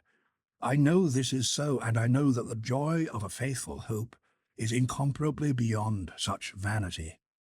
Yet at the same time this beggar was beyond me, for he truly was the happier man, not only because he was thoroughly steeped in his mirth, while I was torn to pieces with my cares, but because he had gotten his wine by giving good wishes to the passers-by, while I was following after the ambition of my pride by lying. Much to this effect I said to my good companions, and I saw how readily they reacted pretty much as I did. Thus I found that it went ill with me, and I fretted and doubled that very ill. And if any prosperity smiled upon me, I loathed to seize it, for almost before I could grasp it, it would fly away. Chapter 7. Those of us who were living like friends together used to bemoan our lot in our common talk, but I discussed it with Alypius and Nebridius more especially and in very familiar terms. Alypius had been born in the same town as I. His parents were of the highest rank there, but he was a bit younger than I. He had studied under me when I first taught in our town, and then afterward at Carthage. He esteemed me highly because I appeared to him good and learned, and I esteemed him for his inborn love of virtue, which was uncommonly marked in a man so young. But in the whirlpool of Carthaginian fashion, where frivolous spectacles are hotly followed, he had been inveigled into the madness of the gladiatorial games. While he was miserably tossed about in this fad, I was teaching rhetoric there in a public school. At that time he was not attending my classes because of some ill feeling that had arisen between me and his father. I then came to discover how fatally he doted upon the circus, and I was deeply grieved, for he seemed likely to cast away his very great promise, if, indeed, he had not already done so. Yet I had no means of advising him or any way of reclaiming him through restraint, either by the kindness of a friend or by the authority of a teacher. For I imagined that his feelings toward me were the same as his father's. But this turned out not to be the case. Indeed, disregarding his father's will in the matter, he began to be friendly and to visit my lecture room, to listen for a while, and then depart. But it slipped my memory to try to deal with his problem, to prevent him from ruining his excellent mind in his blind and headstrong passion for frivolous sport. But thou, O Lord, who holdest the helm of all that thou hast created, thou hadst not forgotten him who was one day to be numbered among thy sons, a chief minister of thy sacrament. And in order that his amendment might plainly be attributed to thee, thou broughtest it about through me while I knew nothing of it. One day, when I was sitting in my accustomed place with my scholars before me, he came in, greeted me, sat himself down, and it so happened that I had a passage in hand, and while I was interpreting it, a simile occurred to me, taken from the gladiatorial games.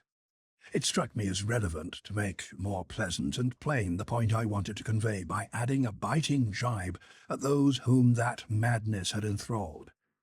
Thou knowest, O our God, that I had no thought at that time of curing Alypius of that plague, but he took it to himself and thought that I would not have said it but for his sake.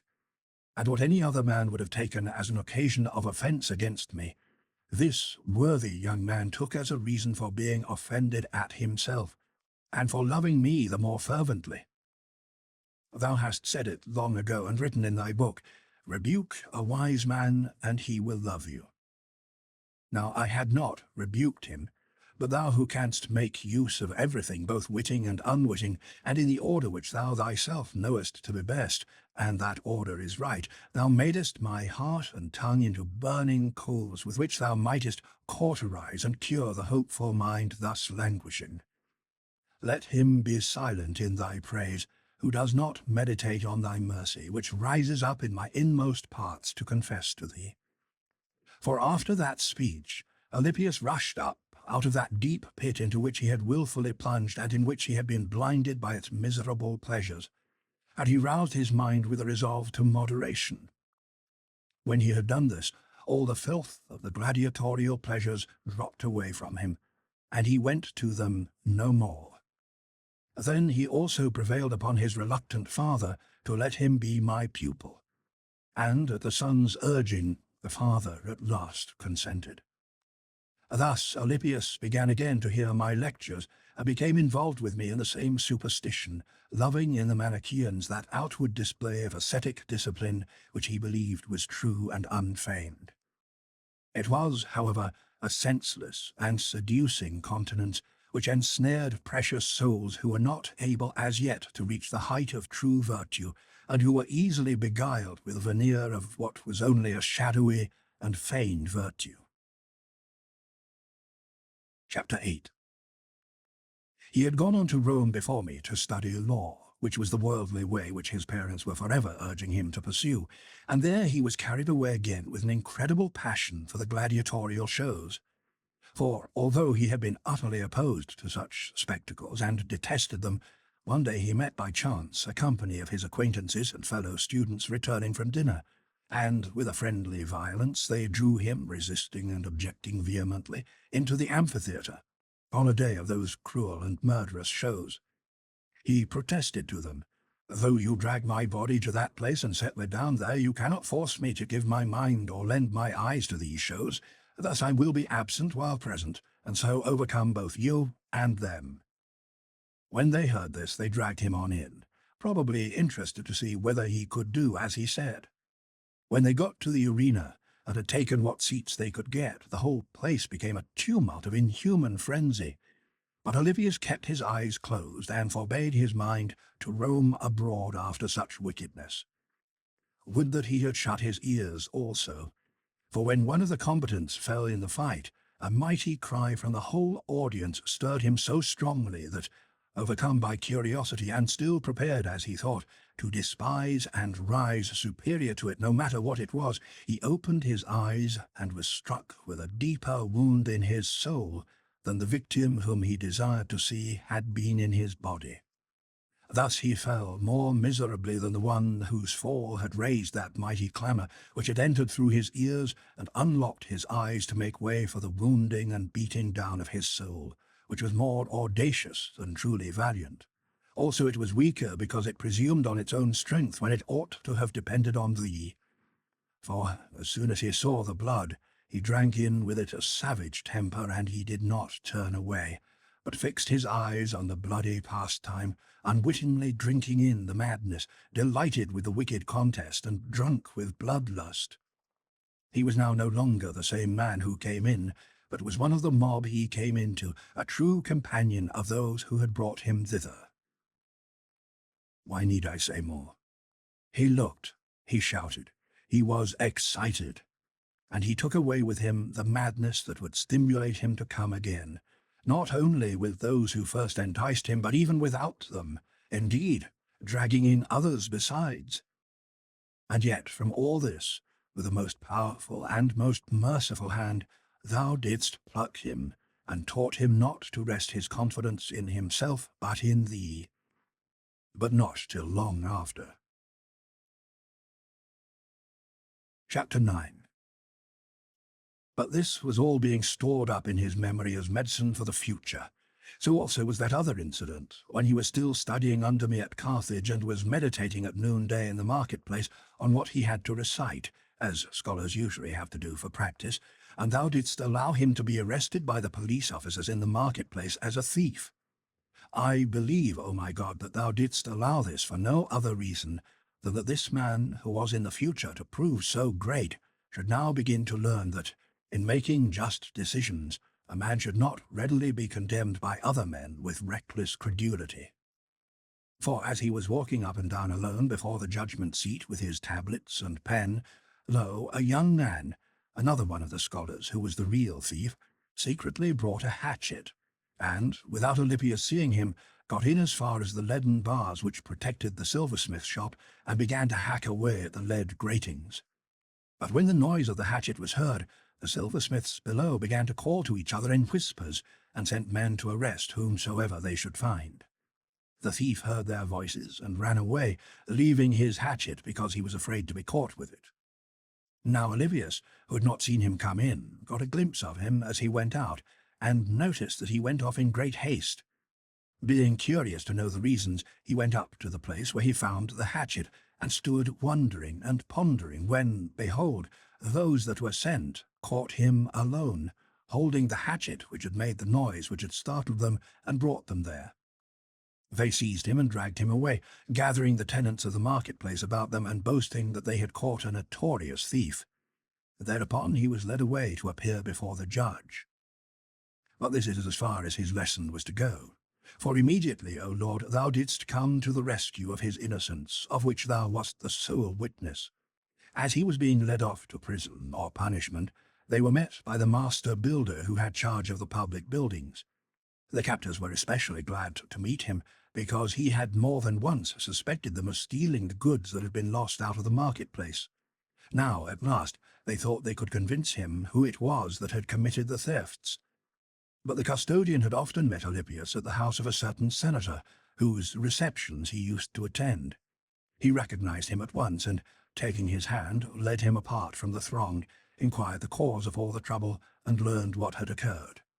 He then commanded all the rabble still around, and very uproarious and full of threatenings they were, to come along with him, and they came to the house of the young man who had committed the deed. There, before the door, was a slave boy so young that he was not restrained from telling the whole story by fear of harming his master. And he had followed his master to the marketplace. Alypius recognized him and whispered to the architect, who showed the boy the hatchet and asked whose it was. Ours, he answered directly, and being further questioned, he disclosed the whole affair. Thus the guilt was shifted to that household, and the rabble who had begun to triumph over Alypius were shamed. And so he went away home, this man who was to be the future steward of thy word and judge of so many causes in thy church, a wiser and more experienced man. Chapter 10. I found him at Rome, and he was bound to me with the strongest possible ties, and he went with me to Milan in order that he might not be separated from me, and also that he might obtain some law practice for which he had qualified with a view to pleasing his parents more than himself. He had already sat 3 times as assessor, showing an integrity that seemed strange to many others, though he thought them strange who could prefer gold to integrity. His character had also been tested, not only by the bait of covetousness, but by the spur of fear. At Rome he was assessor to the secretary of the Italian treasury. There was at that time a very powerful senator to whose favours many were indebted, and of whom many stood in fear. In his usual high-handed way, he demanded to have a favour granted him that was forbidden by the laws. This Alypius resisted. A bribe was promised, but he scorned it with all his heart. Threats were employed, but he trampled them underfoot, so that all men marvelled at so rare a spirit, which neither coveted the friendship nor feared the enmity of a man at once so powerful and so great resources of helping his friends and doing harm to his enemies. Even the official whose counsellor Alypius was, although he was unwilling that the favour should be granted, would not openly refuse the request, but passed the responsibility on to Alypius, alleging that he would not permit him to give his assent. And the truth was that even if the judge had agreed, Alypius would have simply left the court. There was one matter, however, which appealed to his love of learning, in which he was very nearly led astray. He found out that he might have books copied for himself at praetorian rates, that is, at public expense. But his sense of justice prevailed, and he changed his mind for the better, thinking that the rule that forbade him was still more profitable than the privilege that his office would have allowed him.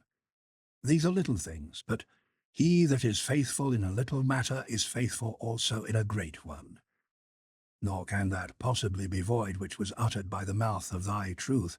If therefore you have not been faithful in the unrighteous mammon, who will commit to your trust the true riches?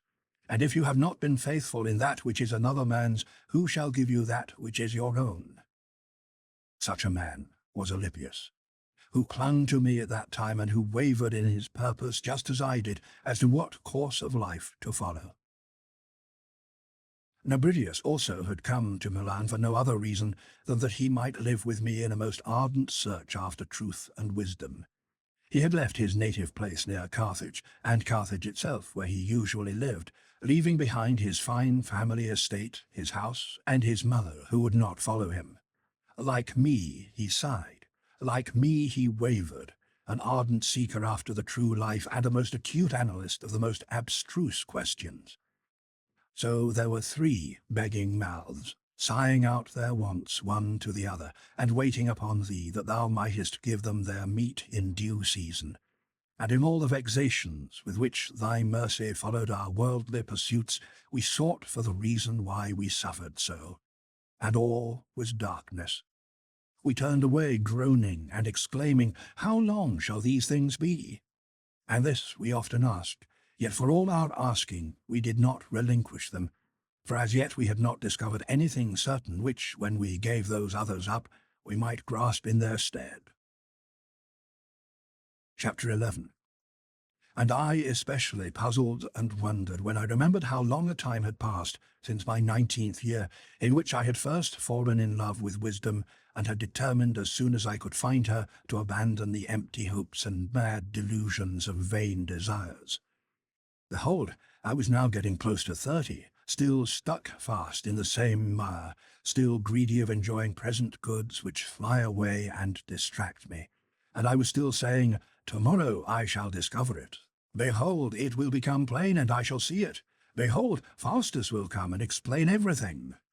Or I would say, "Oh, you mighty academics, is there no certainty that man can grasp for the guidance of his life? No, let us search the more diligently, and let us not despair. See, the things in the Church's books that appeared so absurd to us before do not appear so now, and may be otherwise and honestly interpreted. I will set my feet upon that step where, as a child, my parents placed me, until the clear truth is discovered. But where and when shall it be sought? Ambrose has no leisure, we have no leisure to read. Where are we to find the books? How or where could I get hold of them? From whom could I borrow them? Let me set a schedule for my days, and set apart certain hours for the health of the soul. A great hope has risen up in us, because the Catholic faith does not teach what we thought it did, and vainly accused it of. Its teachers hold it as an abomination to believe that God is limited by the form of a human body. And do I doubt that I should knock in order for the rest also to be opened unto me? My pupils take up the morning hours. What am I doing with the rest of the day? Why not do this? But then, when am I to visit my influential friends whose favours I need? When am I to prepare the orations that I sell to the class?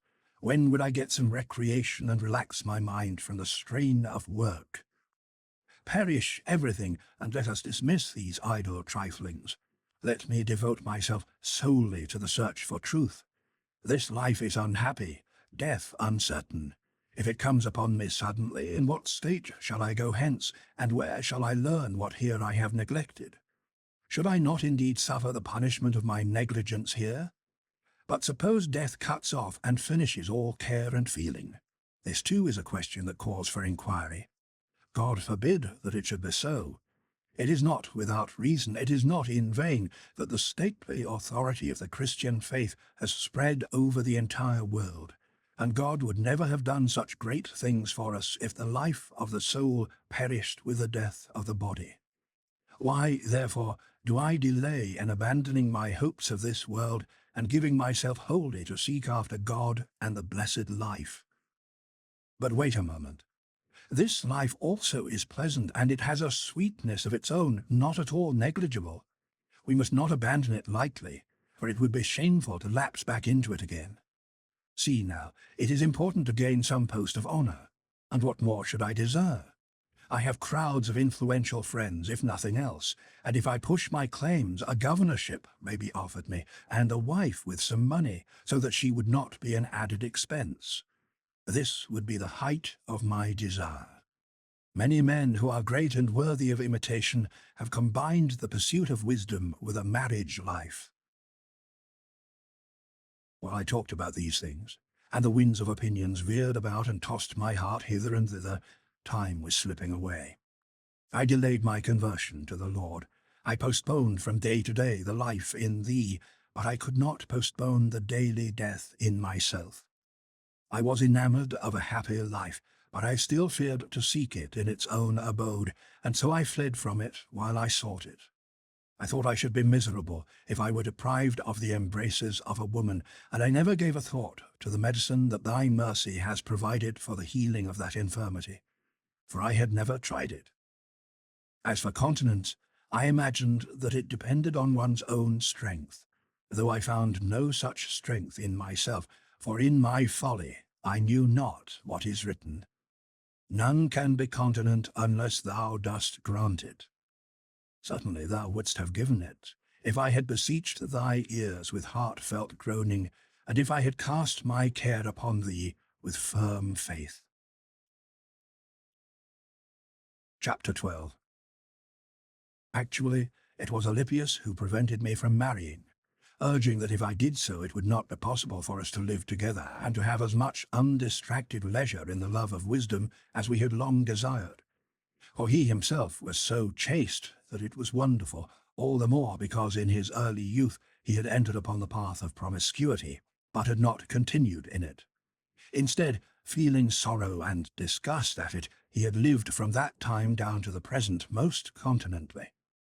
I quoted against him the examples of men who had been married and still lovers of wisdom, who had pleased God and had been loyal and affectionate to their friends. I fell far short of them in greatness of soul, and, enthralled with the disease of my carnality and its deadly sweetness, I dragged my chain along, fearing to be loosed of it. Thus I rejected the words of him who counselled me wisely, as if the hand that would have loosed the chain only hurt my wound. Moreover, the serpent spoke to Alypius himself by me, weaving and lying in his path, by my tongue to catch him with pleasant snares in which his honourable and free feet might be entangled.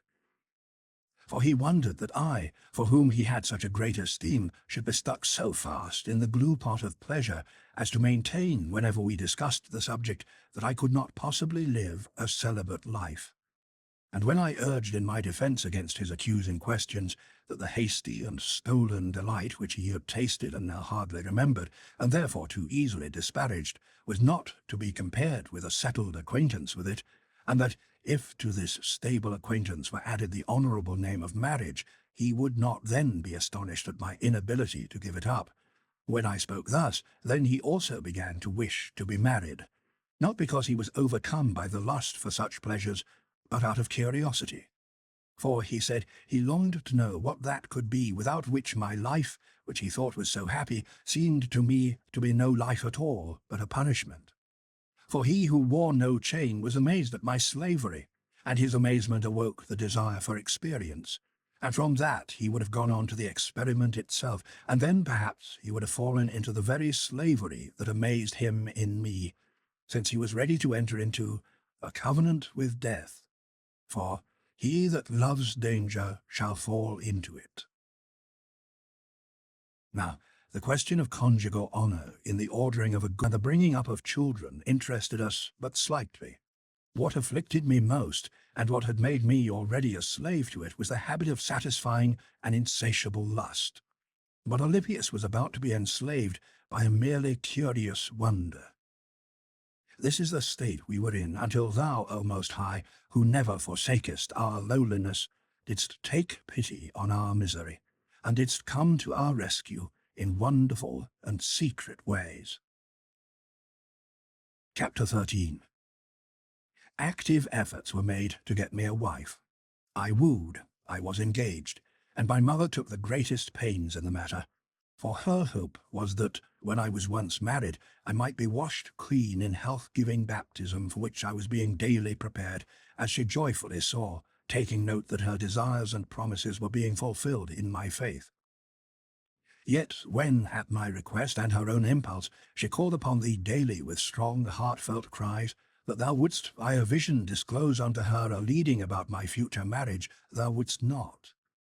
She did indeed see certain vain and fantastic things, such as are conjured up by the strong preoccupation of the human spirit, and these, she supposed, had some reference to me, and she told me about them, but not with the confidence she usually had when thou hadst shown her anything. For she always said that she could distinguish, by a certain feeling impossible to describe, between thy revelations and the dreams of her own soul. Yet the matter was pressed forward, and the proposals were made for a girl who was as yet some 2 years too young to marry. And because she pleased me, I agreed to wait for her. Chapter 14.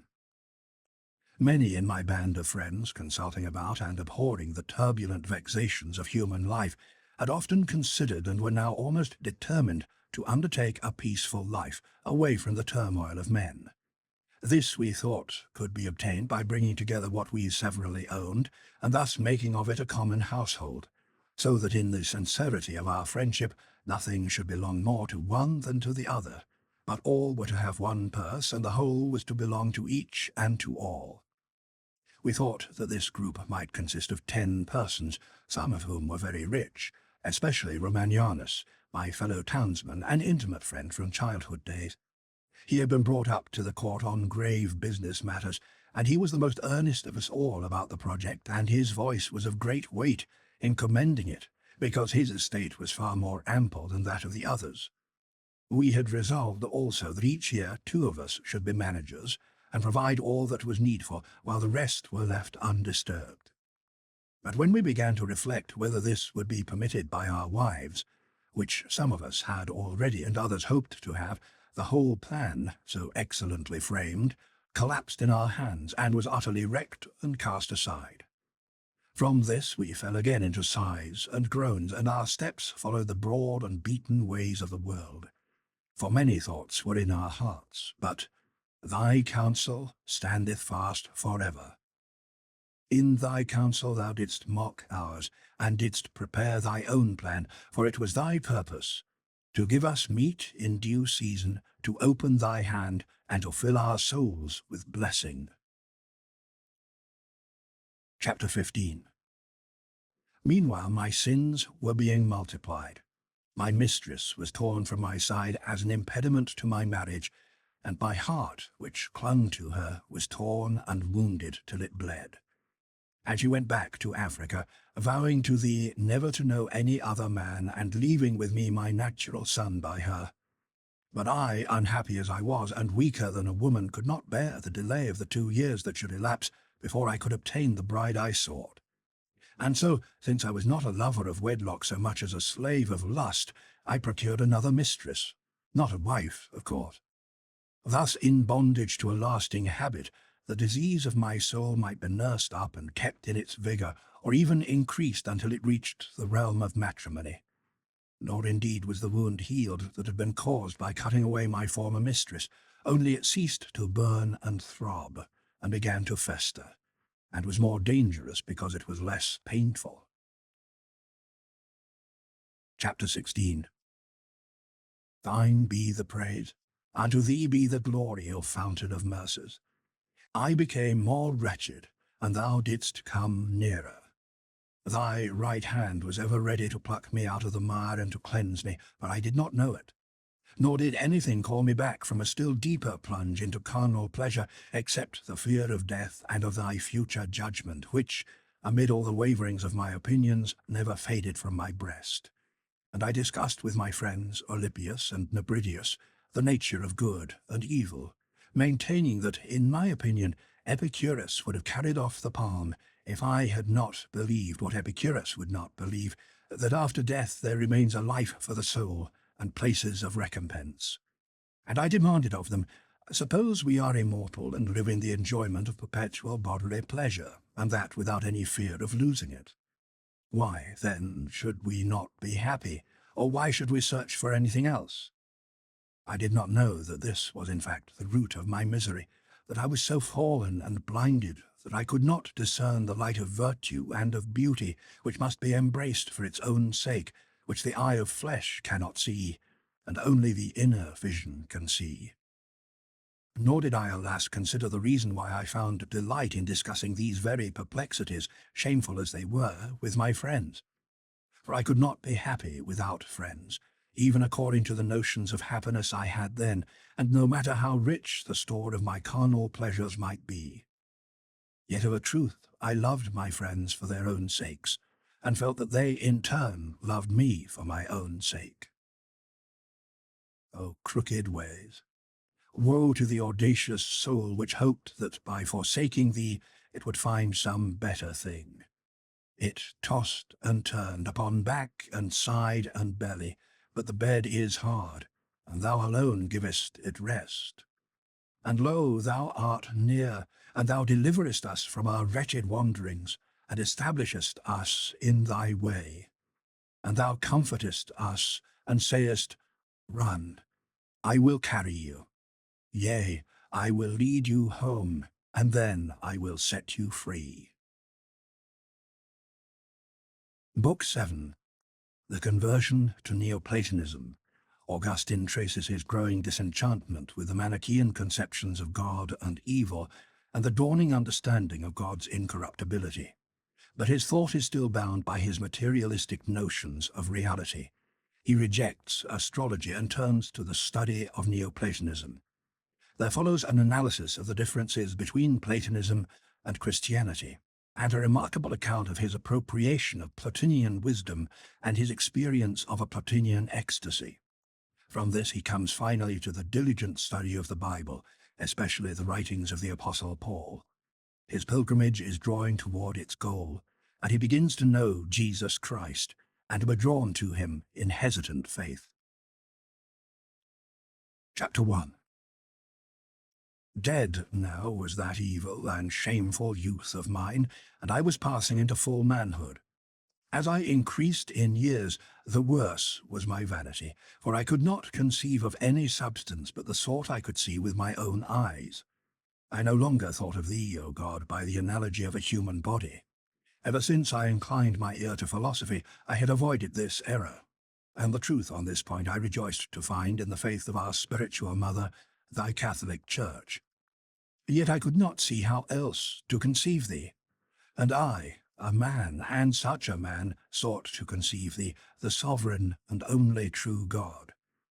In my inmost heart I believed that thou art incorruptible, and inviolable, and unchangeable, because, though I knew not how or why, I could still see plainly and without doubt that the corruptible is inferior to the incorruptible, the inviolable obviously superior to its opposite, and the unchangeable better than the changeable. My heart cried out violently against all phantasms, and with this one clear certainty I endeavoured to brush away the swarm of unclean flies that swarmed around the eyes of my mind. But behold, they were scarcely scattered before they gathered again, buzzed against my face, and beclouded my vision. I no longer thought of God in the analogy of a human body, yet I was constrained to conceive thee to be some kind of body in space, either infused into the world or infinitely diffused beyond the world. And this was the incorruptible, inviolable, unchangeable substance which I thought was better than the corruptible, the violable, and the changeable. For whatever I conceived to be deprived of the dimensions of space appeared to me to be nothing, absolutely nothing, not even a void. For if space is emptied of all its contents, of earth, water, air, or heaven, yet it remains an empty space, a spacious nothing, as it were.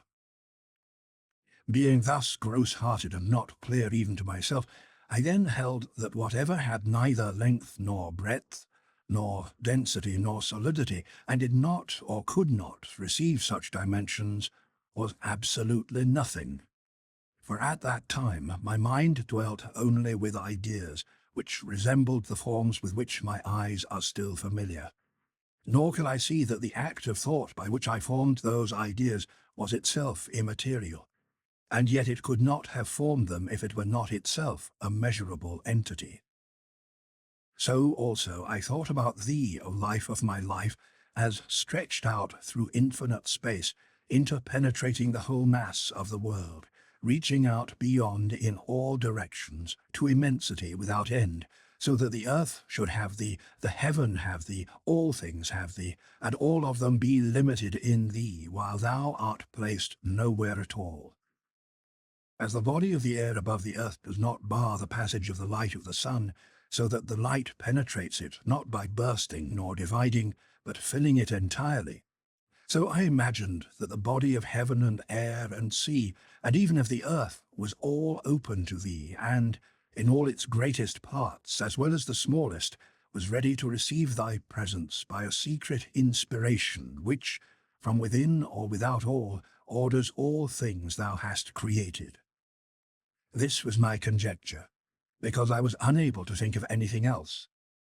Yet it was untrue. For in this way a greater part of the earth would contain a greater part of thee, a smaller part, a smaller fraction of thee. All things would be full of thee in such a sense that there would be more of thee in an elephant than in a sparrow, because one is larger than the other and fills a larger space. And this would make the portions of thyself present in the several portions of the world in fragments, great to the great, small to the small.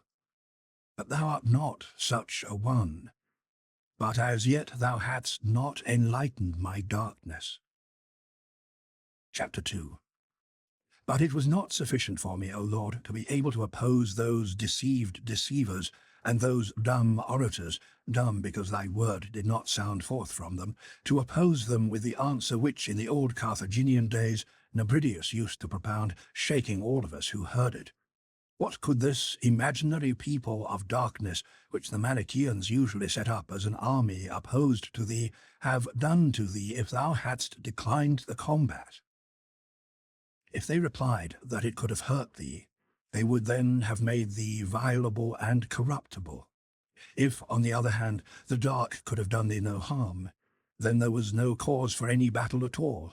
There was less cause for a battle in which a part of thee, one of thy members, a child of thy own substance, should be mixed up with opposing powers, not of thy creation, and should be corrupted and deteriorated and changed by them from happiness into misery, so that it could not be delivered and cleansed without thy help.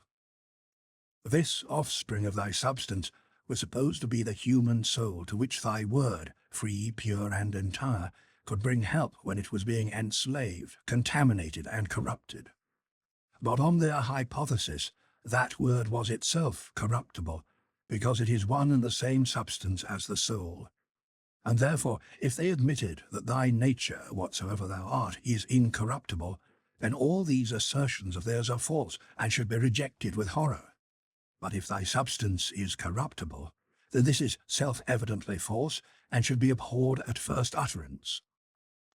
This line of argument then was enough against those deceivers who ought to be cast forth from a surfeited stomach, for out of this dilemma they could find no way of escape without dreadful sacrilege of mind and tongue when they think and speak such things about thee. Chapter 3. But as yet, although I said and was firmly persuaded that thou, our Lord, the true God, who madest not only our souls but our bodies as well, and not only our souls and bodies but all creatures and all things, wast free from stain and alteration, and in no way mutable, yet I could not readily and clearly understand what was the cause of evil. Whatever it was, I realized that the question must be so analyzed as not to constrain me by any answer to believe that the immutable God was mutable, lest I should myself become the thing that I was seeking out. And so I pursued the search with a quiet mind, now in a confident feeling that what had been said by the Manichaeans, and I shrank from them with my whole heart, could not be true. I now realized that when they asked what was the origin of evil, their answer was dictated by a wicked pride, which would rather affirm that thy nature is capable of suffering evil than that their own nature is capable of doing it. And I directed my attention to understand what I now was told, that free will is the cause of our doing evil, and that thy just judgment is the cause of our having to suffer from its consequences. But I could not see this clearly. So then, trying to draw the eye of my mind up out of that pit, I was plunged back into it again, and trying often was just as often plunged back down. But one thing lifted me up toward thy light, and it was that I had come to know that I had a will, as certainly as I knew that I had life. When, therefore, I willed or was unwilling to do something, I was utterly certain that it was none but myself who willed or was unwilling. And immediately I realized that there was the cause of my sin.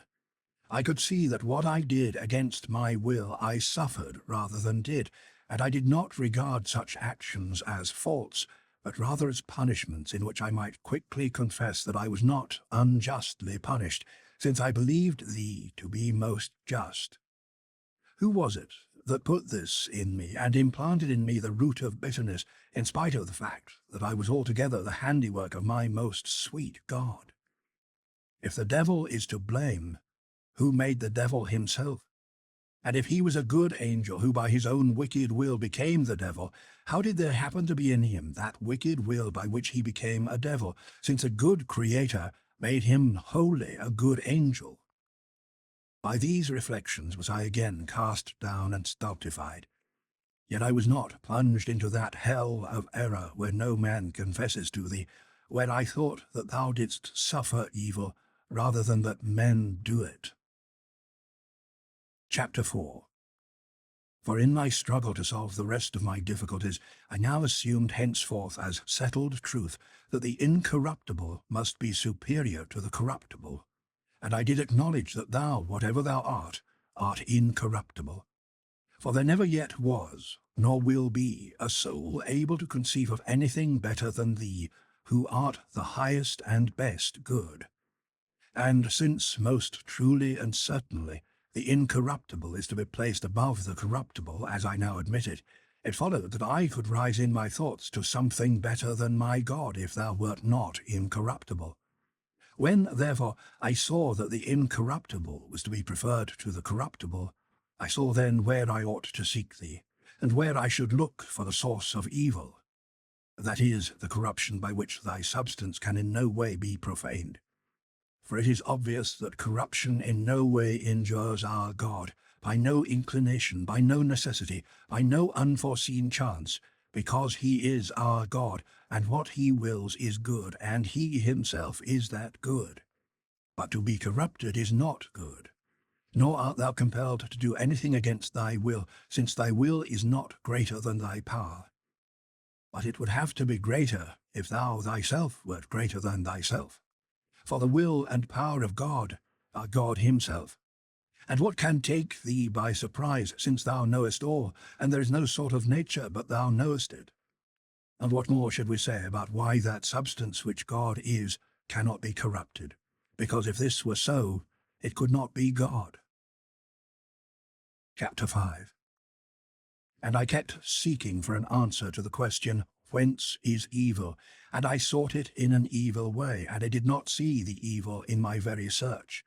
I marshalled before the sight of my spirit all creation, all that we see of earth and sea and air and stars and trees and animals, and all that we do not see, the firmament of the sky above, and all the angels and all spiritual things. For my imagination arranged these also as if they were bodies in this place or that. And I pictured to myself thy creation as one vast mass, composed of various kinds of bodies, some of which were actually bodies, some of those which I imagined spirits were like.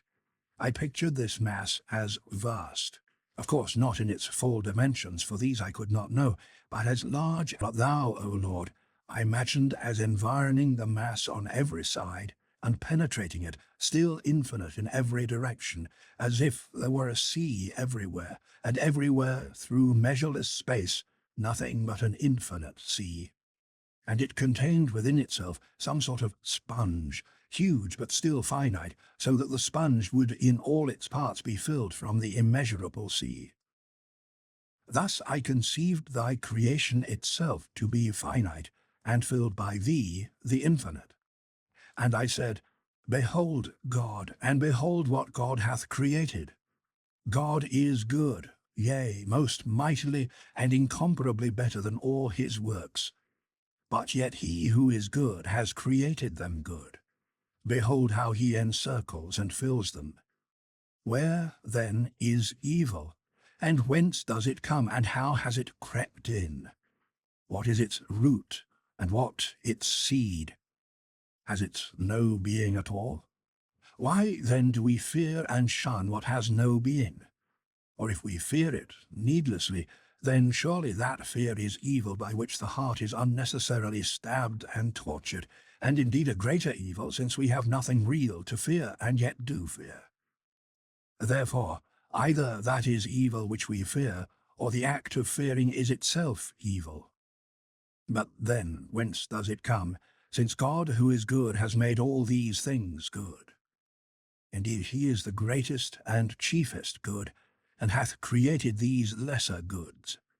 But both creator and created are all good. Whence then is evil? Or again, was there some evil matter out of which he made and formed and ordered it, but left something in his creation that he did not convert into good? But why should this be? Was he powerless to change the whole lump so that no evil would remain in it if he is the omnipotent? Finally, why would he make anything at all out of such stuff? Why did he not rather annihilate it by his same almighty power? Could evil exist contrary to his will? And if it were from eternity, why did he permit it to be non-existent for unmeasured intervals of time in the past? And why, then, was he pleased to make something out of it after so long a time? Or, if he wished now all of a sudden to create something, would not an almighty being have chosen to annihilate this evil matter and live by himself, the perfect, true, sovereign, and infinite good. Or, if it were not good that he who was good should not also be the framer and creator of what was good, then why was that evil matter not removed and brought to nothing, so that he might form good matter, out of which he might then create all things? For he would not be omnipotent if he were not able to create something good without being assisted by that matter which had not been created by himself. Such perplexities I revolved in my wretched breast, overwhelmed with gnawing cares, lest I die before I discovered the truth. And still the faith of thy Christ, our Lord and Saviour, as it was taught me by the Catholic Church, stuck fast in my heart. As yet it was unformed on many points, and diverged from rule of right doctrine, but my mind did not utterly lose it, and every day drank in more and more of it. Chapter 6. By now I had also repudiated the lying divinations and impious absurdities of the astrologers. Let thy mercies out of the depth of my soul confess this to thee also, O my God. For thou only, for who else is it who calls us back from the death of all errors, except the life which does not know how to die, and the wisdom which gives light to minds that need it, although it itself has no need of light, by which the whole universe is governed even to the fluttering leaves of the tree. Thou alone providedst also for my obstinacy with which I struggled against Vindicianus, a sagacious old man, and Nebridius, that remarkably talented young man. The former declared vehemently, and the latter frequently, though with some reservation, that no art existed by which we foresee future things. But men's surmises have oftentimes the help of chance, and out of many things which they foretold, some came to pass unawares to the predictors, who lighted on the truth by making so many guesses. And thou also providedst a friend for me, who was not a negligent consulter of the astrologers, even though he was not thoroughly skilled in the art either, as I said, one who consulted them out of curiosity. He knew a good deal about it, which, he said, he had heard from his father, and he never realized how far his ideas would help to overthrow my estimation of that art. His name was Firminus, and he had received a liberal education and was a cultivated rhetorician. It so happened that he consulted me, as one very dear to him, as to what I thought about some affairs of his in which his worldly hopes had risen, viewed in the light of his so-called horoscope.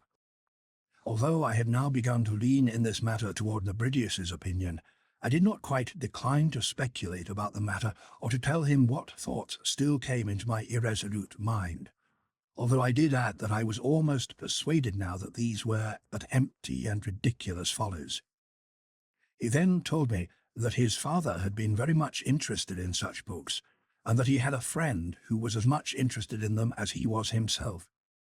They, in combined study and consultation, fanned the flame of their affection for this folly, going so far as to observe the moment when the dumb animals which belonged to their household gave birth to young, and then observed the position of the heavens with regard to them, so as to gather fresh evidence for this so-called art. Moreover, he reported that his father had told me that, at the same time his mother was about to give birth to him, Firminus, a female slave of a friend of his father's was also pregnant. This could not be hidden from her master, who kept records with the most diligent exactness of the birth dates even of his dogs. And so it happened to pass that, under the most careful observations, one for his wife and the other for his servant, with exact calculations of the days, hours, and minutes, both women were delivered at the same moment, so that both were compelled to cast the self-same horoscope down to the minute, the one for his son, the other for his young slave. For as soon as the women began to be in labour, they each sent word to the other as to what was happening in their respective houses, and had messengers ready to dispatch to one another as soon as they had information of the actual birth, and each, of course, knew instantly the exact time. It turned out, Firminus said, that the messengers from the respective houses met one another at a point equidistant from either house, so that neither of them could discern any difference either in the position of the stars or any other of the most minute points. And yet Firminus, born in a higher state in his parents' house, ran his course through the prosperous paths of this world, was increased in wealth and elevated to honours. At the same time, the slave, the yoke of his condition being still unrelaxed, continued to serve his masters, as Firminus, who knew him, was able to report. Upon hearing and believing these things related by so reliable a person, all my resistance melted away. First, I endeavoured to reclaim Firminus himself from his superstition by telling him that after inspecting his horoscope, I ought, if I could foretell truly, to have seen in it parents eminent among their neighbours, a noble family in its own city, a good birth, a proper education, and liberal learning. But if that servant had consulted me with the same horoscope, since he had the same one, I ought again to tell him likewise truly that I saw in it the lowliness of his origin, the abjectness of his condition, and everything else different and contrary to the former prediction. If, then, by casting up the same horoscopes, I should, in order to speak the truth, make contrary analyses, or else speak falsely if I made identical readings, then surely it followed that whatever was truly foretold by the analysis of the horoscopes was not by art, but by chance. And whatever was said falsely was not from incompetence in the art, but from the error of chance. An opening being thus made in my darkness, I began to consider other implications involved here. Suppose that one of the fools, who followed such an occupation, and whom I longed to assail and to reduce to confusion, should urge against me that Firminus had given me false information, or that his father had informed him falsely. I then turned my thoughts to those that are born twins, who generally come out of the womb so near the one to the other that the short interval between them, whatever importance they may ascribe to it in the nature of things, cannot be noted by human observation or expressed in those tables which the astrologer uses to examine when he undertakes to pronounce the truth. But such pronouncements cannot be true, for looking into the same horoscopes, he must have foretold the same future for Esau and Jacob, whereas the same future must therefore speak falsely. If he is to speak truly, then he must read contrary predictions into the same horoscopes. But this would mean that it was not by art but by chance that he would speak truly. For thou, O Lord, most righteous ruler of the universe, dost work by a secret impulse, whether those who inquire or those inquired of know it or not, so that the inquirer may hear what, according to the secret merit of his soul, he ought to hear from the deeps of thy righteous judgment. Therefore let no man say to thee, What is this? Or Why is that? Let him not speak thus, for he is only a man. Chapter 7. By now, O my helper, thou hadst freed me from those fetters. But still I inquired, Whence is evil? And found no answer. But thou didst not allow me to be carried away from the faith by these fluctuations of thought. I still believed both that thou dost exist, and that thy substance is immutable, and that thou dost care for and wilt judge all men, and that in Christ, thy Son, our Lord, and the Holy Scriptures, which the authority of thy Catholic Church pressed on me, thou hast planned the way of man's salvation to that life which is to come after this death. With these convictions safe and immovably settled in my mind, I eagerly inquired, Whence is evil? What torments did my travailing heart then endure? What sighs, O my God! Yet even then thy ears were open, and I knew it not. And when in stillness I sought earnestly, those silent contritions of my soul were loud cries to thy mercy. No man knew, but thou knewest what I endured. How little of it could I express in words to the ears of my dearest friends? How could the whole tumult of my soul, for which neither time nor speech was sufficient, come to them? Yet the whole of it went into thy ears, all of which I bellowed out in the anguish of my heart. My desire was before thee, and the light of my eyes was not with me, for it was within and I was without. Nor was that light in any place, but I still kept thinking only of things that are contained in a place, and could find among them no place to rest in. They did not receive me in such a way that I could say, it is sufficient, it is well. Nor did they allow me to turn back to where it might be well enough with me, for I was higher than they, though lower than thou. Thou art my true joy if I depend upon thee, and thou hadst subjected to me what thou didst create lower than I. And this was the true mean and middle way of salvation for me, to continue in thy image, and by serving thee have dominion over the body. But when I lifted myself proudly against thee, and ran against the Lord, even against his neck, with the thick bosses of my buckler, even the lower things were placed above me and pressed down on me, so that there was no respite or breathing space. They thrust on my sight on every side in crowds and masses, and when I tried to think, the images of bodies obtruded themselves into my way back to thee, as if they would say to me, Where are you going, unworthy and unclean one? And all these had sprung out of my wound, for thou hadst humbled the haughty as one that is wounded. By my swelling pride I was separated from thee, and my bloated cheeks blinded my eyes. Chapter 8. But thou, O Lord, art forever the same, yet thou art not forever angry with us, for thou hast compassion on our dust and ashes.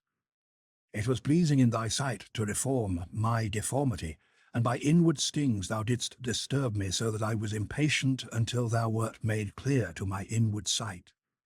By the secret hand of thy healing my swelling was lessened. The disordered and darkened eyesight of my mind was from day to day made whole by the stinging salve of wholesome grief. Chapter 9. And first of all, willing to show me how thou dost resist the proud but give grace to the humble, and how mercifully thou hast made known to men the way of humility, in that thy word was made flesh and dwelt among men, thou didst procure for me, through one inflated with the most monstrous pride, certain books of the Platonists, translated from Greek into Latin. And therein I found, not indeed in the same words, but to the self-same effect, enforced by many and various reasons, that in the beginning was the Word, and the Word was with God, and the Word was God. The same was in the beginning with God. All things were made by him, and without him was not anything made that was made. That which was made by him is life, and the life was the light of men. And the light shined in darkness, and the darkness comprehended it not. Furthermore, I read that the soul of man, though it bears witness to the light, yet itself is not the light, but the Word of God, being God, is that true light that lights every man who comes into the world. And further, that he was in the world, and the world was made by him, and the world knew him not. But that he came unto his own, and his own received him not. And as many as received him, to them gave he power to become the sons of God, even to them that believed on his name. This I did not find there. Similarly, I read there that God the Word was born not of flesh, nor of blood, nor of the will of man, nor the will of the flesh, but of God. But that the Word was made flesh and dwelt among us. I found this nowhere there. And I discovered in those books, expressed in many and various ways, that the Son was in the form of God, and thought it not robbery to be equal in God, for he was naturally of the same substance. But that he emptied himself, and took upon himself the form of a servant, and was made in the likeness of men, and being found in fashion as a man, he humbled himself, and became obedient unto death, even the death of the cross.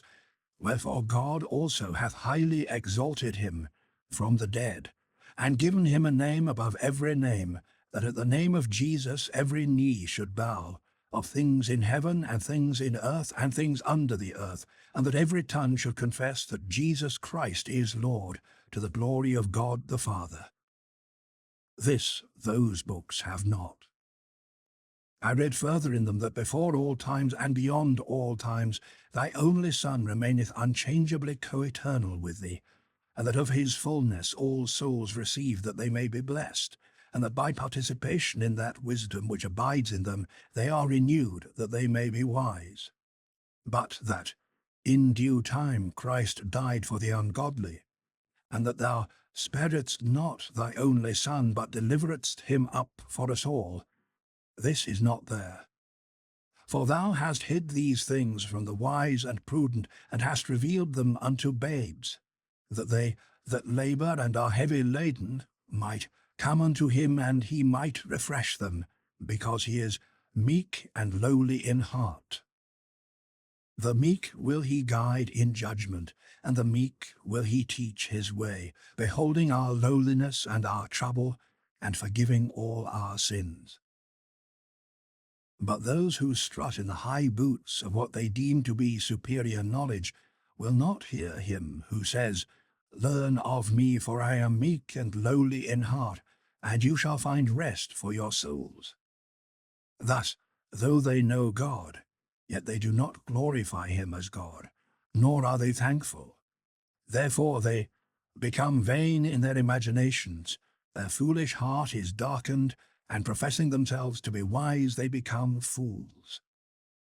And, moreover, I also read there how they changed the glory of their incorruptible nature into idols and various images, into an image made like corruptible man, and to birds and four-footed beasts and creeping things, namely, into that Egyptian food for which Esau lost his birthright, so that thy firstborn people worshipped the head of a four-footed beast instead of thee, turning back in their hearts toward Egypt, and prostrating thy image, their own soul, before the image of an ox that eats grass. These things I found there, but I fed not on them. For it pleased thee, O Lord, to take away the reproach of his minority from Jacob, that the elder should serve the younger, and thou mightest call the Gentiles. And I had sought strenuously after that gold which thou didst allow thy people to take from Egypt, since wherever it was thine. And thou saidst unto the Athenians by the mouth of thy apostle, that in thee we live, as their own poets had said. And truly these books came from there. But I did not set my mind on the idols of Egypt which they fashioned of gold, changing the truth of God into a lie, and worshipping and serving the creature more than the Creator. Chapter 10. And being admonished by these books to return into myself, I entered into my inward soul, guided by thee.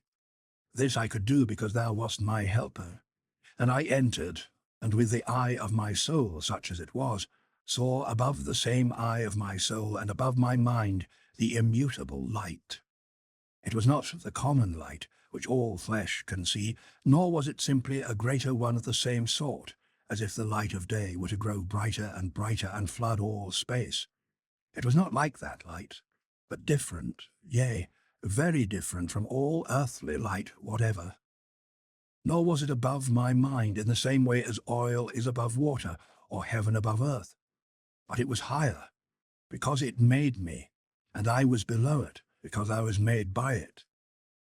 He who knows the truth knows that light, and he who knows it knows eternity. Love knows it, O eternal truth, and true love and beloved eternity. Thou art my God, to whom I sigh both night and day. When I first knew thee, thou didst lift me up, though I might see that there was something to be seen, though I was not yet fit to see it. And thou didst beat back the weakness of my sight, shining forth upon me thy dazzling beams of light, and I trembled with love and fear. I realized that I was far away from thee in the land of unlikeness, as if I heard thy voice from on high. I am the food of strong men. Grow, and you shall feed on me. Nor shall you change me like the food of your flesh into yourself, but you shall be changed into my likeness. And I understood that thou chastenest man for his iniquity, and makest my soul to be eaten away as though by a spider. And I said, Is truth therefore nothing, because it is not diffused through space, neither finite nor infinite? And thou didst cry to me from afar, I am that I am. And I heard this, as things are heard in the heart, and there was no room for doubt. I should have more readily doubted that I am alive than that the truth exists, the truth which is clearly seen, being understood by the things that are made. Chapter 11. And I viewed all the other things that are beneath thee, and I realized that they are neither wholly real nor wholly unreal. They are real insofar as they come from thee, but they are unreal insofar as they are not what thou art. For that is truly real which remains immutable. It is good then for me to hold fast to God, for if I do not remain in him, neither shall I abide in myself. But he, remaining in himself, renews all things. And thou art the Lord my God, since thou standest in no need of my goodness. Chapter 12. And it was made clear to me that all things are good, even if they are corrupted. They could not be corrupted if they were supremely good, but unless they were good, they could not be corrupted. If they were supremely good, they would be incorruptible. If they were not good at all, there would be nothing in them to be corrupted. For corruption harms, but unless it could diminish goodness, it could not harm. Either then corruption does not harm, which cannot be, or, as is certain, all that is corrupted is thereby deprived of good. But if they are deprived of all good, they will cease to be. For if they are at all and cannot be at all corrupted, they will become better because they will remain incorruptible. Now what can be more monstrous than to maintain that by losing all good they have become better? If then they are deprived of all good, they will cease to exist. So long as they are, therefore, they are good. Therefore, whatsoever is good. Evil, then, the origin of which I had been seeking, has no substance at all, for if it were a substance, it would be good. For either it would be an incorruptible substance, and so a supreme good, or a corruptible substance, which could not be corrupted unless it were good. I understood, therefore, and it was made clear to me that thou madest all things good, nor is there any substance at all not made by thee. And because all that thou madest is not equal, each by itself is good, and the sum of all of them is very good, for our God made all things very good. Chapter 13. To thee there is no such thing as evil, and even in thy whole creation taken as a whole there is not, because there is nothing from beyond it that can burst in and destroy the order which thou hast appointed for it. But in the parts of creation some things, because they do not harmonize with others, are considered evil. Yet those same things harmonize with others that are good, and in themselves are good. And all these things which do not harmonize with each other still harmonize with the inferior part of creation which we call the earth, having its own cloudy and windy sky of like nature with itself. Far be it from me, then, to say, these things should not be. For if I could see nothing but these, I should indeed desire something better. But still I ought to praise thee, if only for these created things. For that thou art to be praised is shown from the fact that earth, dragons, and all deeps, fire and hail, snow and vapours, stormy winds fulfilling thy word, mountains and all hills, fruitful trees and all cedars, beasts and all cattle, creeping things and flying fowl, things of the earth and all people, princes and all judges of the earth, both young men and maidens, old men and children, praise thy name. But seeing also that in heaven all thy angels praise thee, O God, praise thee in the heights, and all thy hosts, sun and moon, all stars and light, the heavens of heavens and the waters that are above the heavens, praise thy name. Seeing this, I say, I no longer desire a better world, because my thought ranged over all, and with a sounder judgment I reflected that the things above were better than those below, yet that all creation together was better than the higher things alone. Chapter 14. There is no health in those who find fault with any part of thy creation, as there was no health in me when I found fault with so many of thy works. And because my soul dared not be displeased with my God, it would not allow that the things which displeased me were from thee. Hence it had wandered into the notion of two substances, and could find no rest, but talked foolishly. And turning from that error, it had then made for itself a God extended through infinite space. And it thought this was thou, and set it up in its heart, and it became once more the temple of its own idol, an abomination to thee.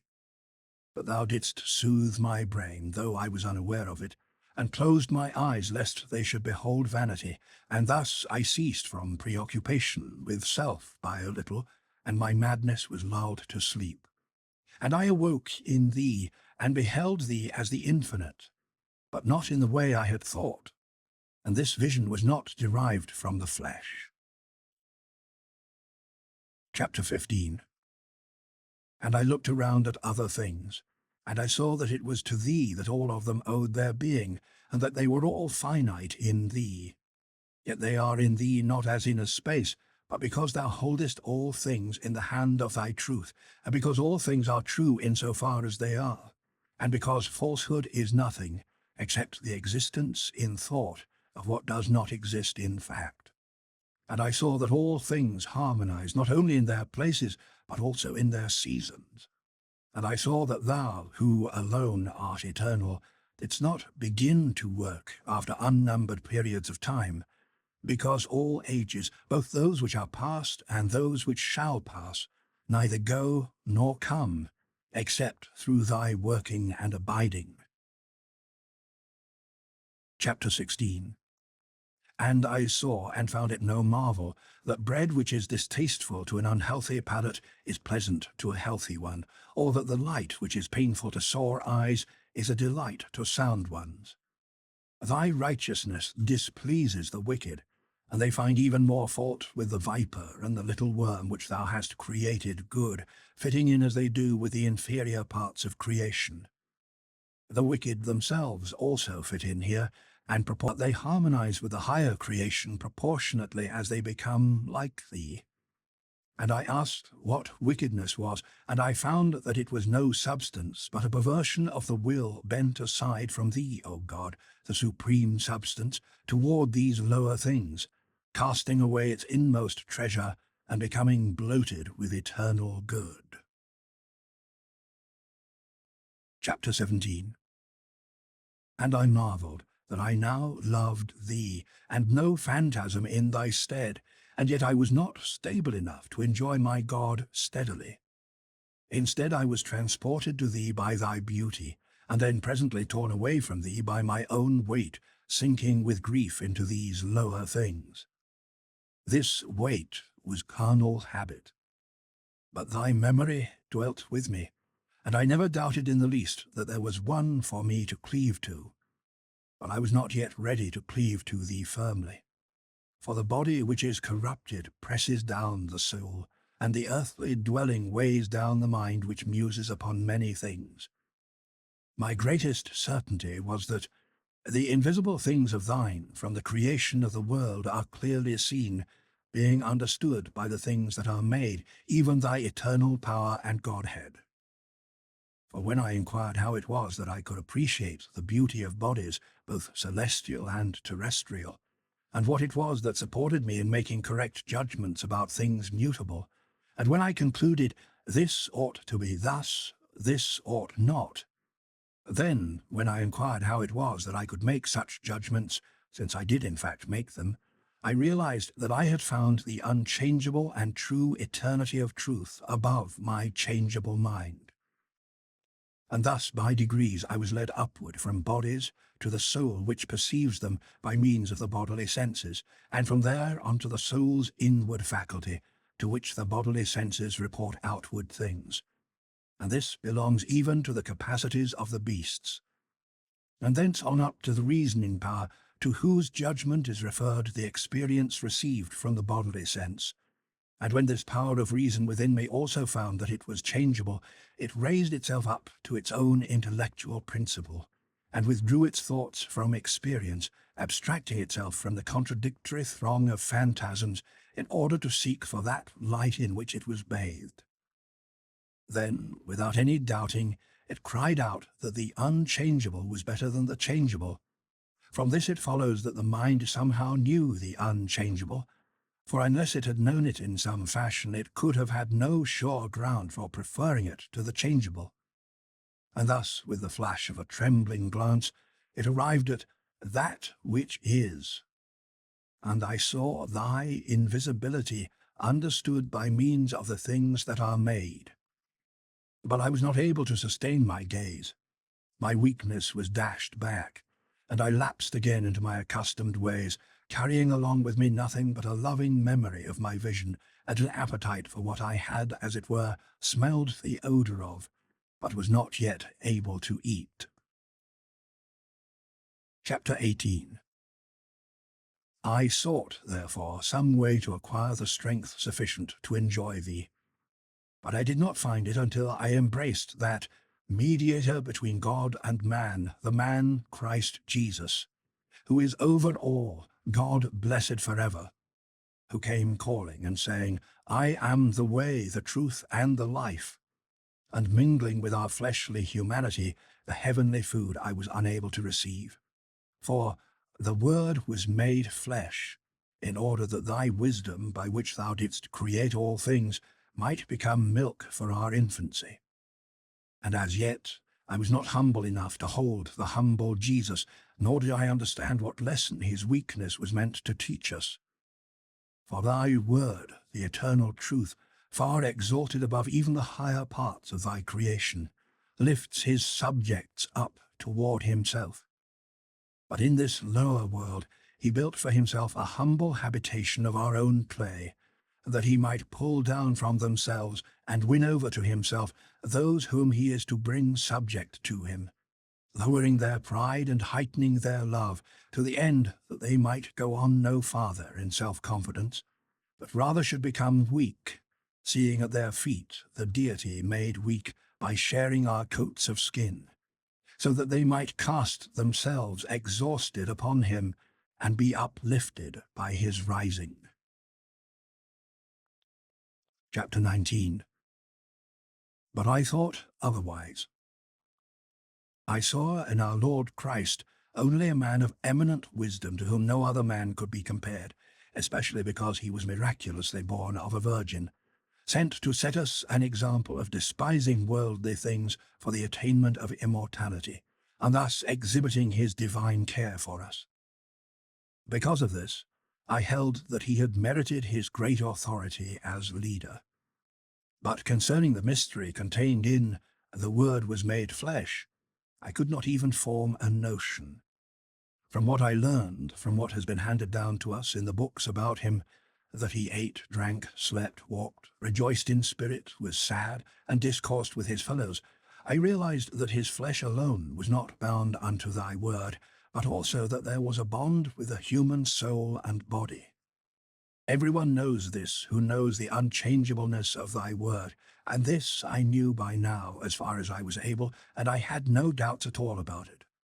For at one time to move the limbs by an act of will, at another time not. At one time to feel some emotion, at another time not. At one time to speak intelligibly through verbal signs, at another not. These are all properties of a soul and mind subject to change. And if these things were falsely written about him, all the rest would risk the imputation of falsehood, and there would remain in those books no saving faith for the human race. Therefore, because they were written truthfully, I acknowledged a perfect man to be in Christ, not the body of a man only, nor in the body an animal soul without a rational one as well, but a true man. And this man I held to be superior to all others, not only because he was a form of the truth, but also because of the great excellence and perfection of his human nature, due to his participation in wisdom. Alypius, on the other hand, supposed the Catholics to believe that God was so clothed with flesh that besides God and the flesh there was no soul in Christ, and he did not think that a human mind was ascribed to him. And because he was fully persuaded that the actions recorded of him could not have been performed except by a living, rational creature, he moved the more slowly toward Christian faith. But when he later learned that this was the error of the Apollinarian heretics, he rejoiced in the Catholic faith and accepted it. For myself, I must confess that it was even later that I learned how, in the sentence, "the Word was made flesh," the Catholic truth can be distinguished from the falsehood of Plotinus. For the refutation of heretics makes the tenets of thy church and sound doctrine to stand out boldly. For there must also be heresies, factions, that those who are approved may be made manifest among the weak. Chapter 20. By having thus read the books of the Platonists, and having been taught by them to search for the incorporeal truth, I saw how thy invisible things are understood through the things that are made. And, even when I was thrown back, I still sensed what it was that the dullness of my soul would not allow me to contemplate. I was assured that thou wast, and wast infinite, though not diffused in finite space or infinity. That thou truly art, who art ever the same, varying neither in part nor motion, and that all things are from thee, as is proved by this sure cause alone, that they exist. Of all this I was convinced, yet I was too weak to enjoy thee. I chattered away as if I were an expert, but if I'd not sought thy way in Christ our Saviour, my knowledge would have turned out to be not instruction but destruction. For now, full of what was in fact my punishment, I had begun to desire to seem wise. I did not mourn my ignorance, but rather was puffed up with knowledge. For where was that love which builds upon the foundation of humility, which is Jesus Christ? Or when would these books teach me this?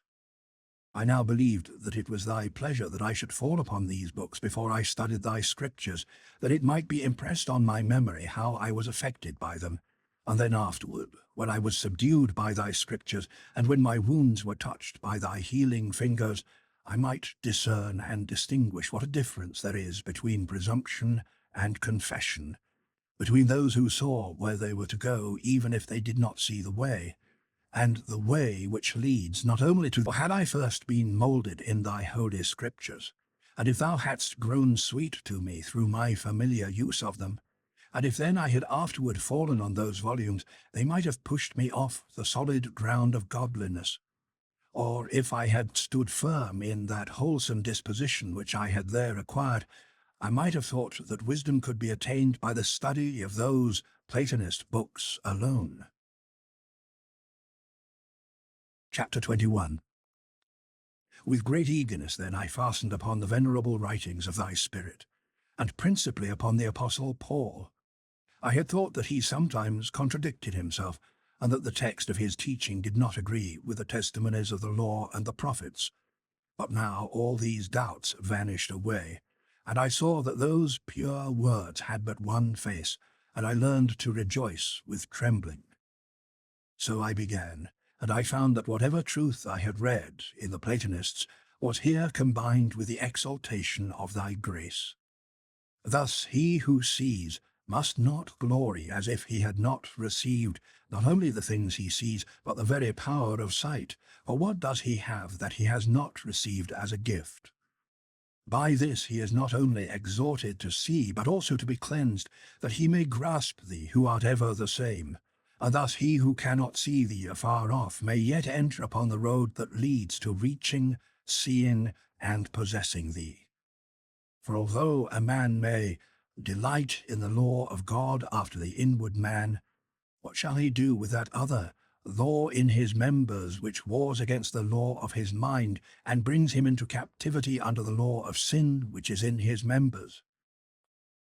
Thou art righteous, O Lord, but we have sinned and committed iniquities, and have done wickedly. Thy hand has grown heavy upon us, and we are justly delivered over to that ancient sinner, the Lord of death. For he persuaded our wills to become like his will, by which he remained not in thy truth. What shall wretched man do? Who shall deliver him from the body of this death, except thy grace through Jesus Christ our Lord, whom thou hast begotten, co-eternal with thyself, and didst create in the beginning of thy ways, in whom the prince of this world found nothing worthy of death, yet he killed him, and so the handwriting which was all against us was blotted out. The books of the Platonists tell nothing of this. Their pages do not contain the expression of this kind of godliness, the tears of confession, thy sacrifice, a troubled spirit, a broken and a contrite heart, the salvation of thy people, the espoused city, the earnest of the Holy Spirit, the cup of our redemption. In them no man sins. Shall not my soul be subject unto God? For from him comes my salvation. He is my God and my salvation, my defender. I shall no more be moved. In them no one hears him calling, Come unto me, all you who labor. They scorn to learn of him, because he is meek and lowly of heart. For thou hast hidden those things from the wise and prudent, and hast revealed them unto babies. For it is one thing to see the land of peace from a wooded mountain top, and fail to find the way thither, to attempt impassable ways in vain, opposed and waylaid by fugitives and deserters under their captain, the lion and dragon.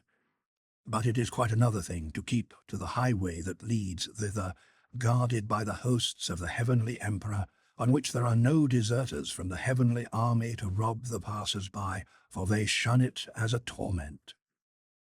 These thoughts sank wondrously into my heart when I read that least of thy apostles, and when I had considered all thy works, and trembled.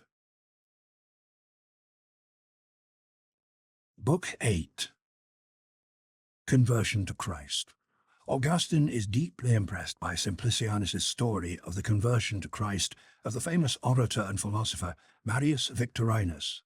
He is stirred to emulate him, but finds himself still enchained by his incontinence and preoccupation with worldly affairs.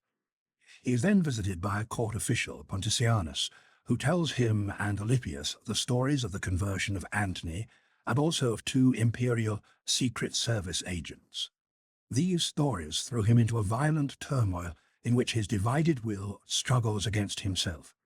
He almost succeeds in making the decision for continence, but is still held back. Finally, a child's song overheard by chance sends him to the Bible. A text from Paul resolves the crisis. The conversion is a fact. Alypius also makes his decision, and the 2 inform the rejoicing Monica. Chapter 1. O my God, let me remember with gratitude, and confess to thee thy mercies toward me. Let my bones be bathed in thy love, and let them say, Lord, who is like unto thee? Thou hast broken my bonds in sunder. I will offer unto thee the sacrifice of thanksgiving. And how thou didst break them I will declare, and all who worship thee shall say when they hear these things, Blessed be the Lord in heaven and earth, great and wonderful is his name. Thy words had stuck fast in my breast, and I was hedged round about by thee on every side. Of thy eternal life I was now certain, although I had seen it through a glass darkly, and I had been relieved of all doubt that there is an incorruptible substance, and that it is the source of every other substance. Nor did I any longer crave greater certainty about thee, but rather greater steadfastness in thee.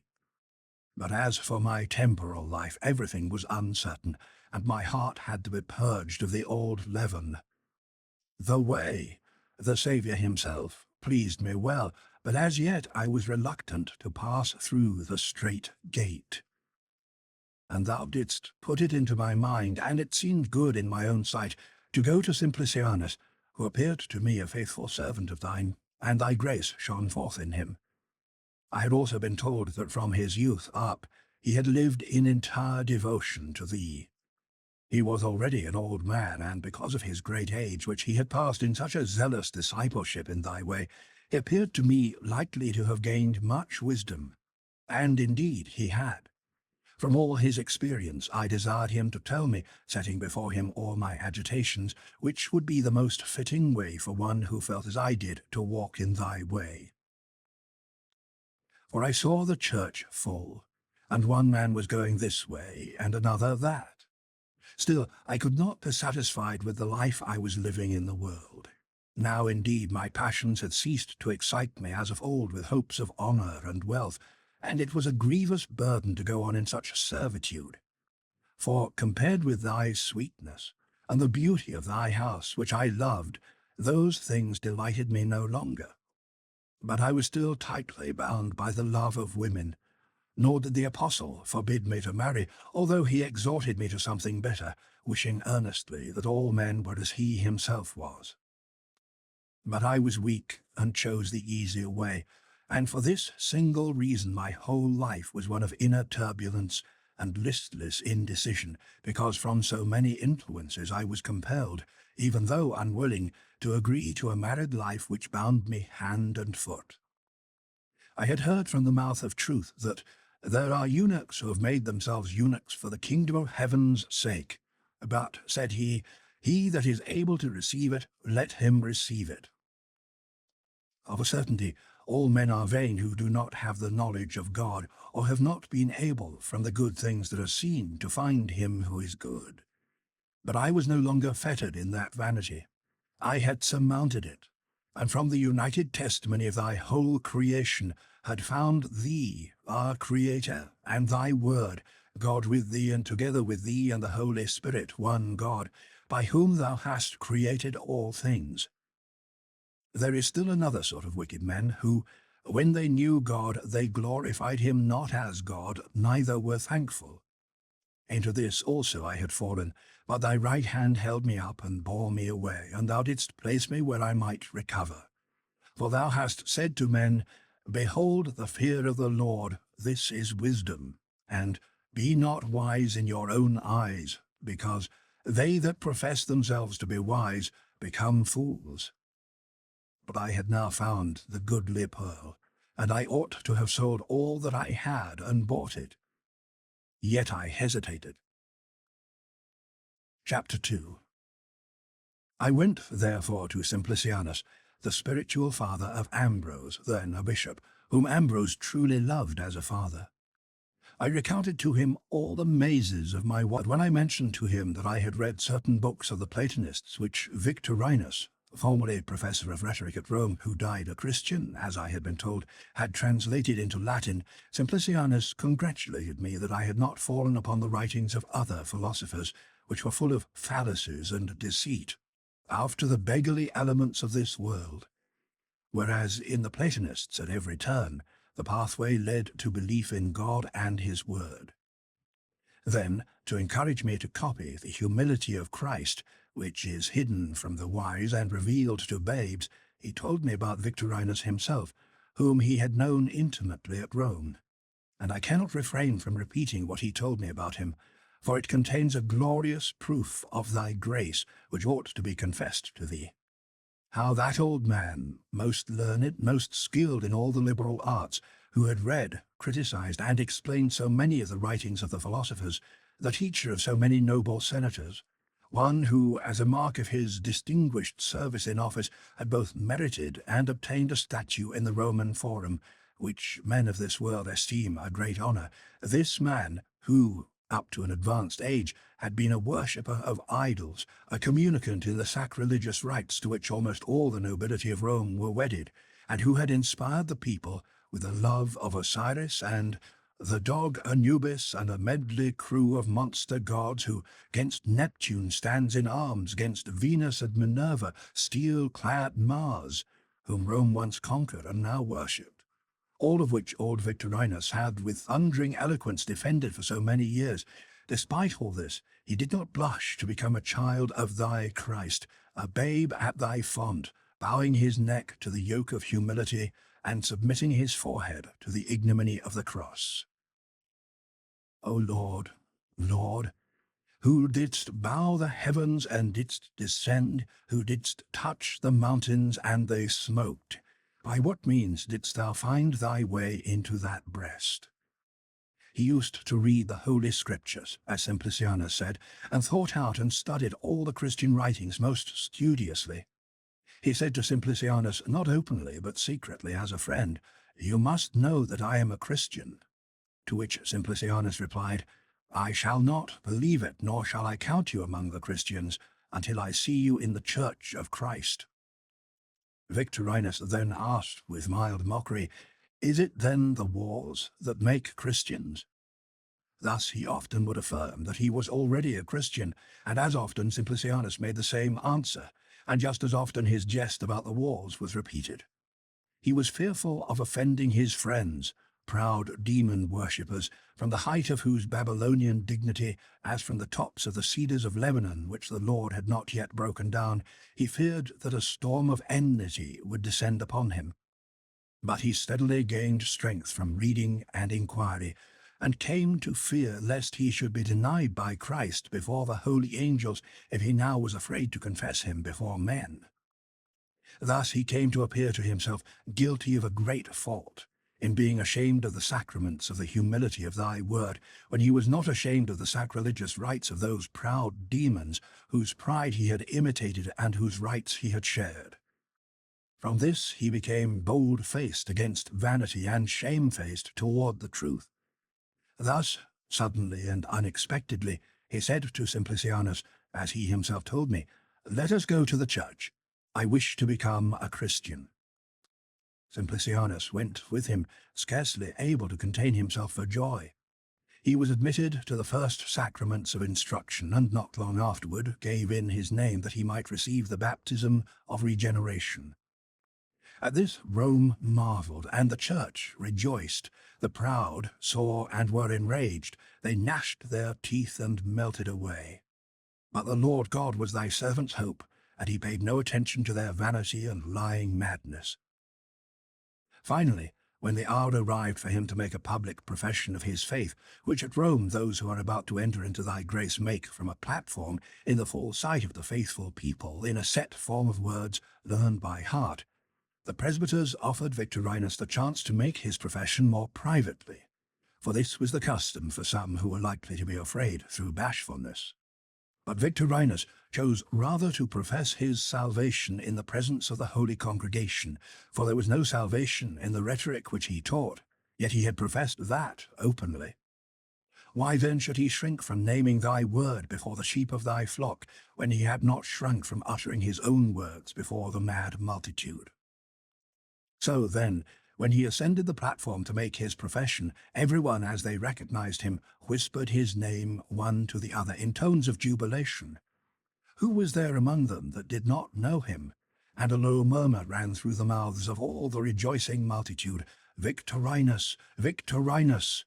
There was a sudden burst of exultation at the sight of him, and suddenly they were hushed that they might hear him.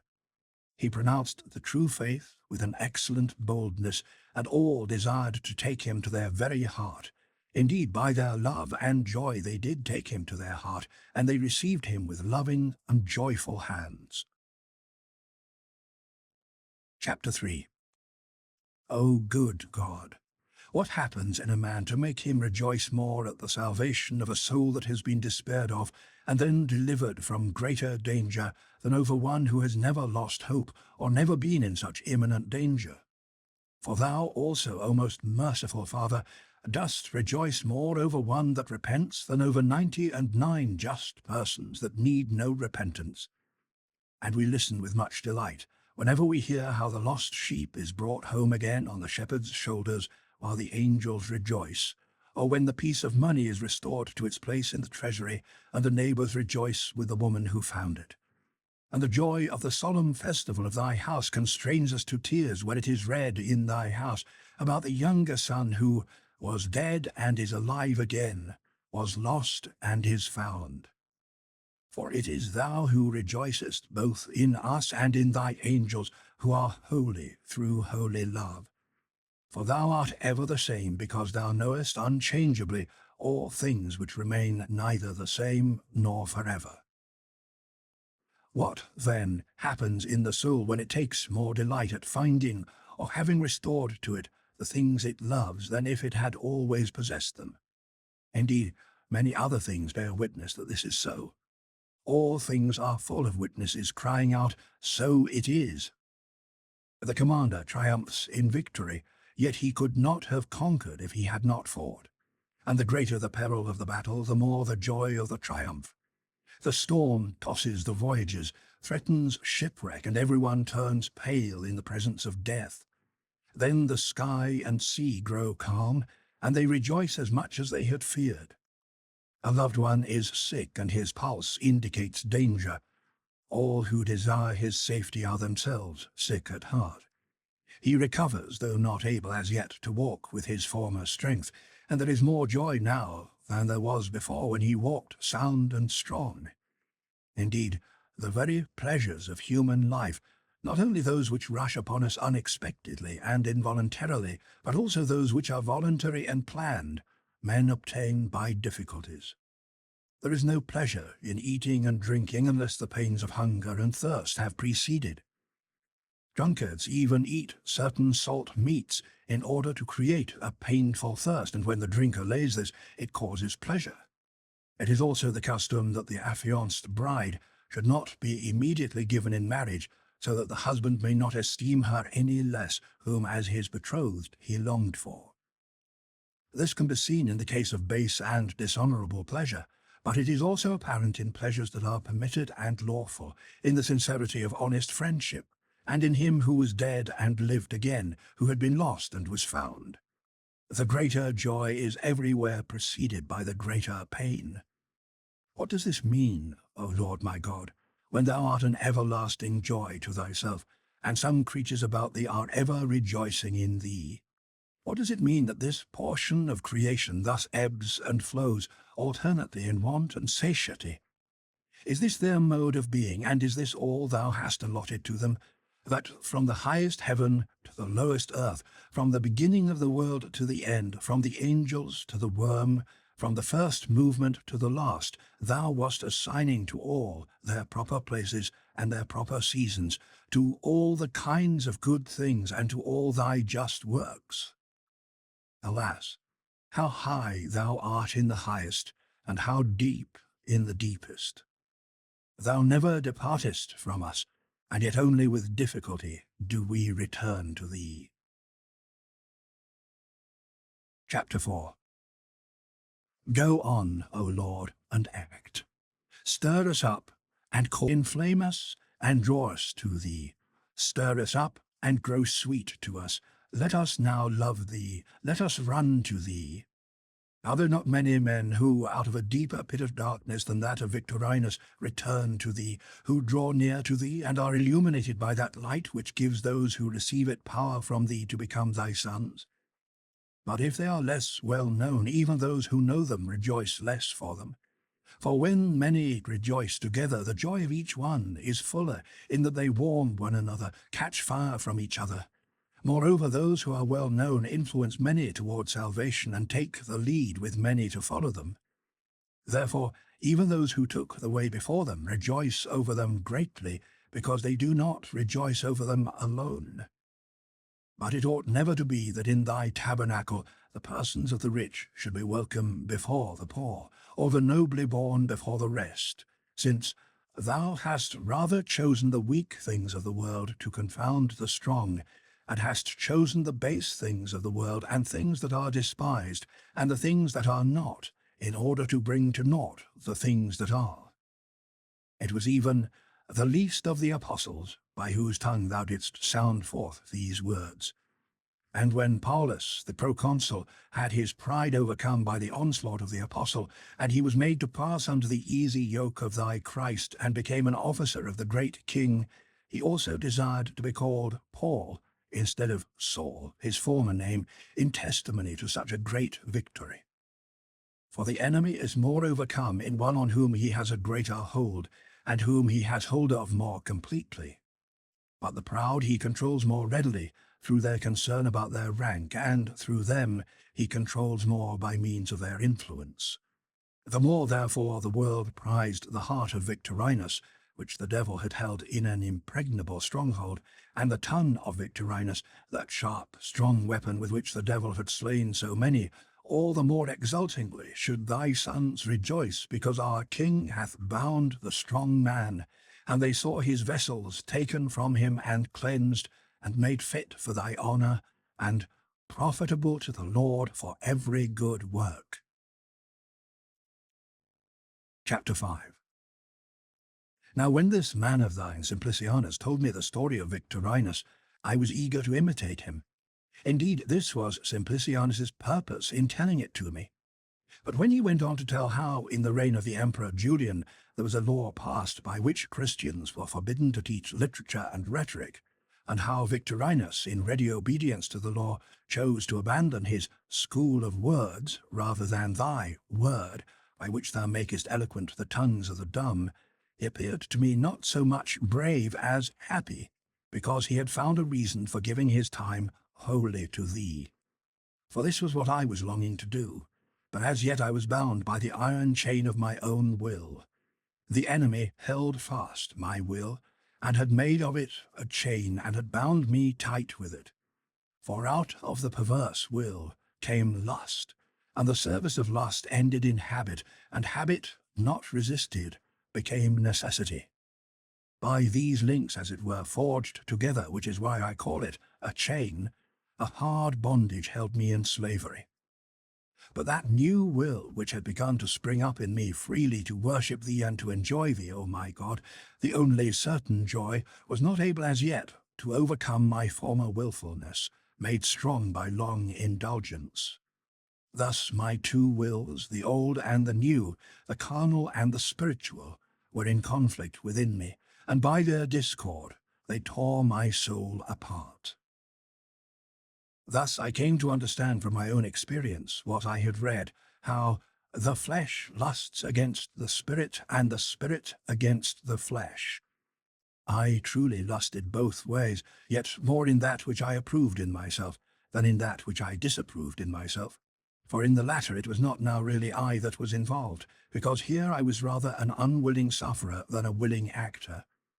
And yet it was through me that habit had become an armed enemy against me, because I had willingly come to be what I unwillingly found myself to be. Who then can with any justice speak against it, when just punishment follows the sinner? I had now no longer my accustomed excuse that as yet I hesitated to forsake the world and serve thee, because my perception of the truth was uncertain. For now it was certain. But still bound to the earth, I refused to be thy soldier, and was as much afraid of being freed from all entanglements as we ought to fear to be entangled.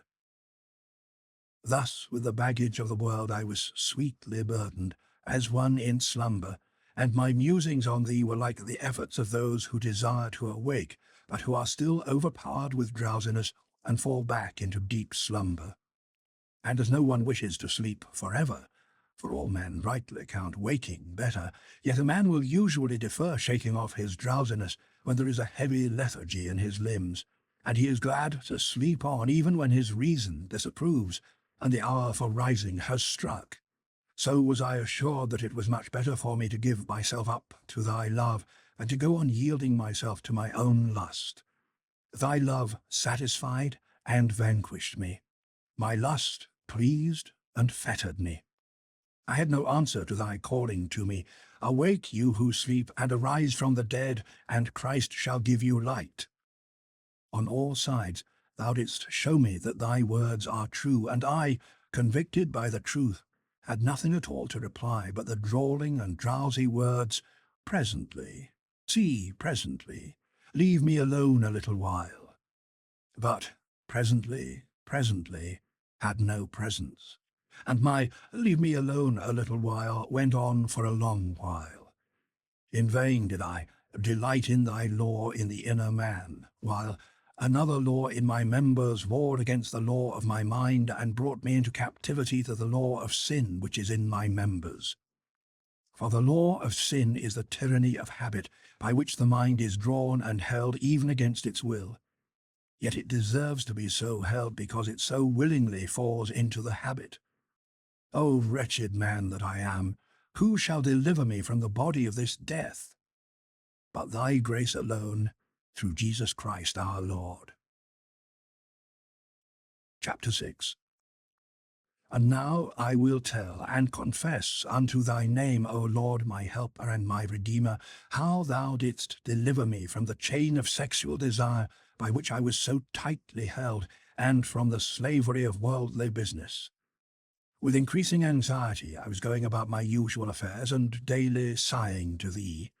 I attended thy church as frequently as my business, under the burden of which I groaned, left me free to do so. Alypius was with me, disengaged at last from his legal post after a third term as assessor, and now waiting for private clients to whom he might sell his legal advice, as I sold the power of speaking, as if it could be supplied by teaching. But Nebridius had consented, for the sake of our friendship, to teach under Verecundus, a citizen of Milan and professor of grammar, and a very intimate friend of us all, who ardently desired and by right of friendship demanded from us the faithful aid he greatly needed. Nebridius was not drawn to this by any desire of gain, for he could have made much more out of his learning had he been so inclined, but as he was a most sweet and kindly friend, he was unwilling, out of respect for the duties of friendship, to slight our request. But in this he acted very discreetly, taking care not to become known to those persons who had great reputations in the world. Thus he avoided all distractions of mind, and reserved as many hours as possible to pursue, or read, or listen to discussions about wisdom. On a certain day, then, when Nebridius was away, for some reason I cannot remember, there came to visit Alypius and me at our house one Pontitianus, a fellow countryman of ours from Africa, who held high office in the emperor's court. What he wanted with us I do not know, but we sat down to talk together, and it chanced that he noticed a book on a game table before us. He took it up, opened it, and, contrary to his expectation, found it to be the Apostle Paul, for he imagined that it was one of my wearisome rhetoric textbooks. At this he looked up at me with a smile, and expressed his delight and wonder that he had so unexpectedly found this book, and only this one, lying before my eyes. For he was indeed a Christian, and a faithful one at that, and often he prostrated himself before thee, our God, in the church, in constant daily prayer. When I told him that I had given much attention to these writings, a conversation followed in which he spoke of Antony, the Egyptian monk, whose name was in high repute among thy servants, although up to that time not familiar to me. When he learned this, he lingered on the topic, giving us an account of this eminent man, and marvelling at our ignorance. We in turn were amazed to hear of thy